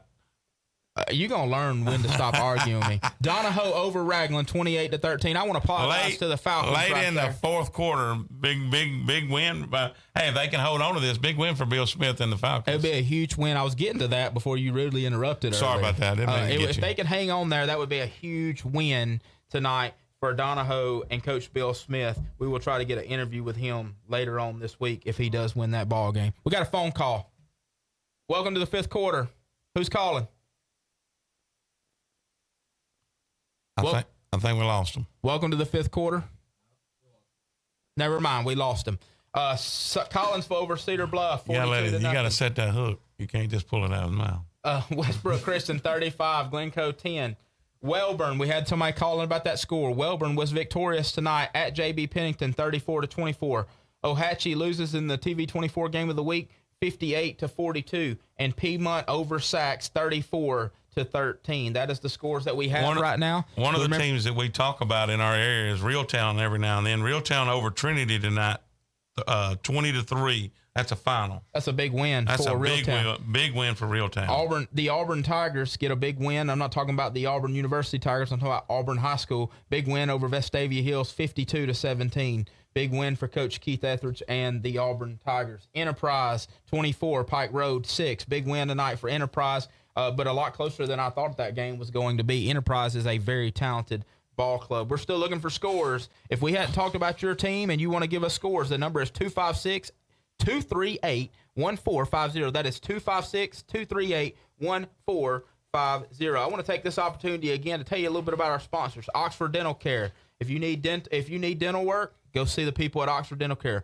Elite Auto Sales. If you need a car, go to Elite Auto Sales. Anniston Memorial Funeral Home. In your toughest time, they will handle you with care. And Anniston Auto Trim and Glass and Body Shop. If you need something done to your ride, if something's happened that's unfortunate, go see my good friends at Anniston Auto Trim and Glass Body Shop right here on Greenbrier Road. Hey, 256-238-1450. Still looking for some scores. Still looking for the Coosa Central and Randolph County. Still looking for I think did we get any updates on the Cleveland County score yet? It was 35-6. It was in the fourth. I hadn't seen the final on that. Hanley Dadeville. Anything on that? I know Hanley was up. Ragland, Donahoe, we just talked about that. Oxford Moody should be getting close to a final. Wadley and Horseshoe Bend. That game was close early. We'd like to know what the final was if anybody's got it. And Woodland at Ramburn. We may not get them scores. We go off there, but we'll make sure we post them. Yeah, so it's now 24-21 with 3 minutes left in the Oxford Moody game. We're probably not going to get to the final of that. We only have about 2.5 more minutes before we go off air. It is now 38-13. Thank you, Matt House. That is actually Miss Ann's son. Miss Ann is the wife of Coach Bill Smith, so we appreciate that update from Matt House. 38-13, Donahoe over Ragland right now. That's going to be a huge win right there for the Donahoe Falcons. And another score, 34-13, Prattville beats Stanhope Elmore. So that's a big win for Prattville there. Prattville is starting to get back on the map. Look, I need to close out with the scores that we have, and then we're going to have to wrap this up. Hoax Bluff 21, Southside 13, Pisgah 30, 522, Fayetteville 44, Billingsley 18. Donahoe is up 35-13. Was that 35-13? Yeah, 35-13. 38-13. 38-13. Yeah. We're still looking for Wadley, Horseshoe Bend, Woodland, Ramburn, Vincent over BB Comer 21-18. Collinsville 42-0 over them. Pleasant Valley 34-12. Childersburg 14-12. Westbrook Christian over Glencoe 35-10. Welborn over JB Pennington 34-24. Ohatchee loses to Locust Fort 58-42. Sachs is defeated by Piedmont 34-13. Listen, it's going to keep scrolling. We're about to run out of time. This has been the Fifth Quarter School Board Show. We want to thank you for joining us. Tune in, share it. Make sure you follow us. Make sure you listen to us on 95.1 The Mountain or live stream on Facebook on WEAC TV 24. Thanks for joining us. I'm Chandler Tyree with the Buggerhead. You got any closing comments? You got to be quick. Great night. Only thing I want to say is hopefully next week we don't get rain delays, fight delays, whatever kind of delays. We'll just me and Grady's gonna have to have a talk on Monday morning. I'm sick of it. Thank you guys for joining watching. us. This has been the Fifth Quarter. 95.1 The Mountain, Anniston Oxford's classic station. Come out and check out the Alabama Tractor Difference. We can take care of all your needs of parts, sales, and service for RTVs, zero turns, and tractors and construction equipment. See us here in Lincoln at 620 Speedway Industrial Drive. Or come visit us here in Asheville at 275 6th Avenue, or give us a call at 205-594-7000.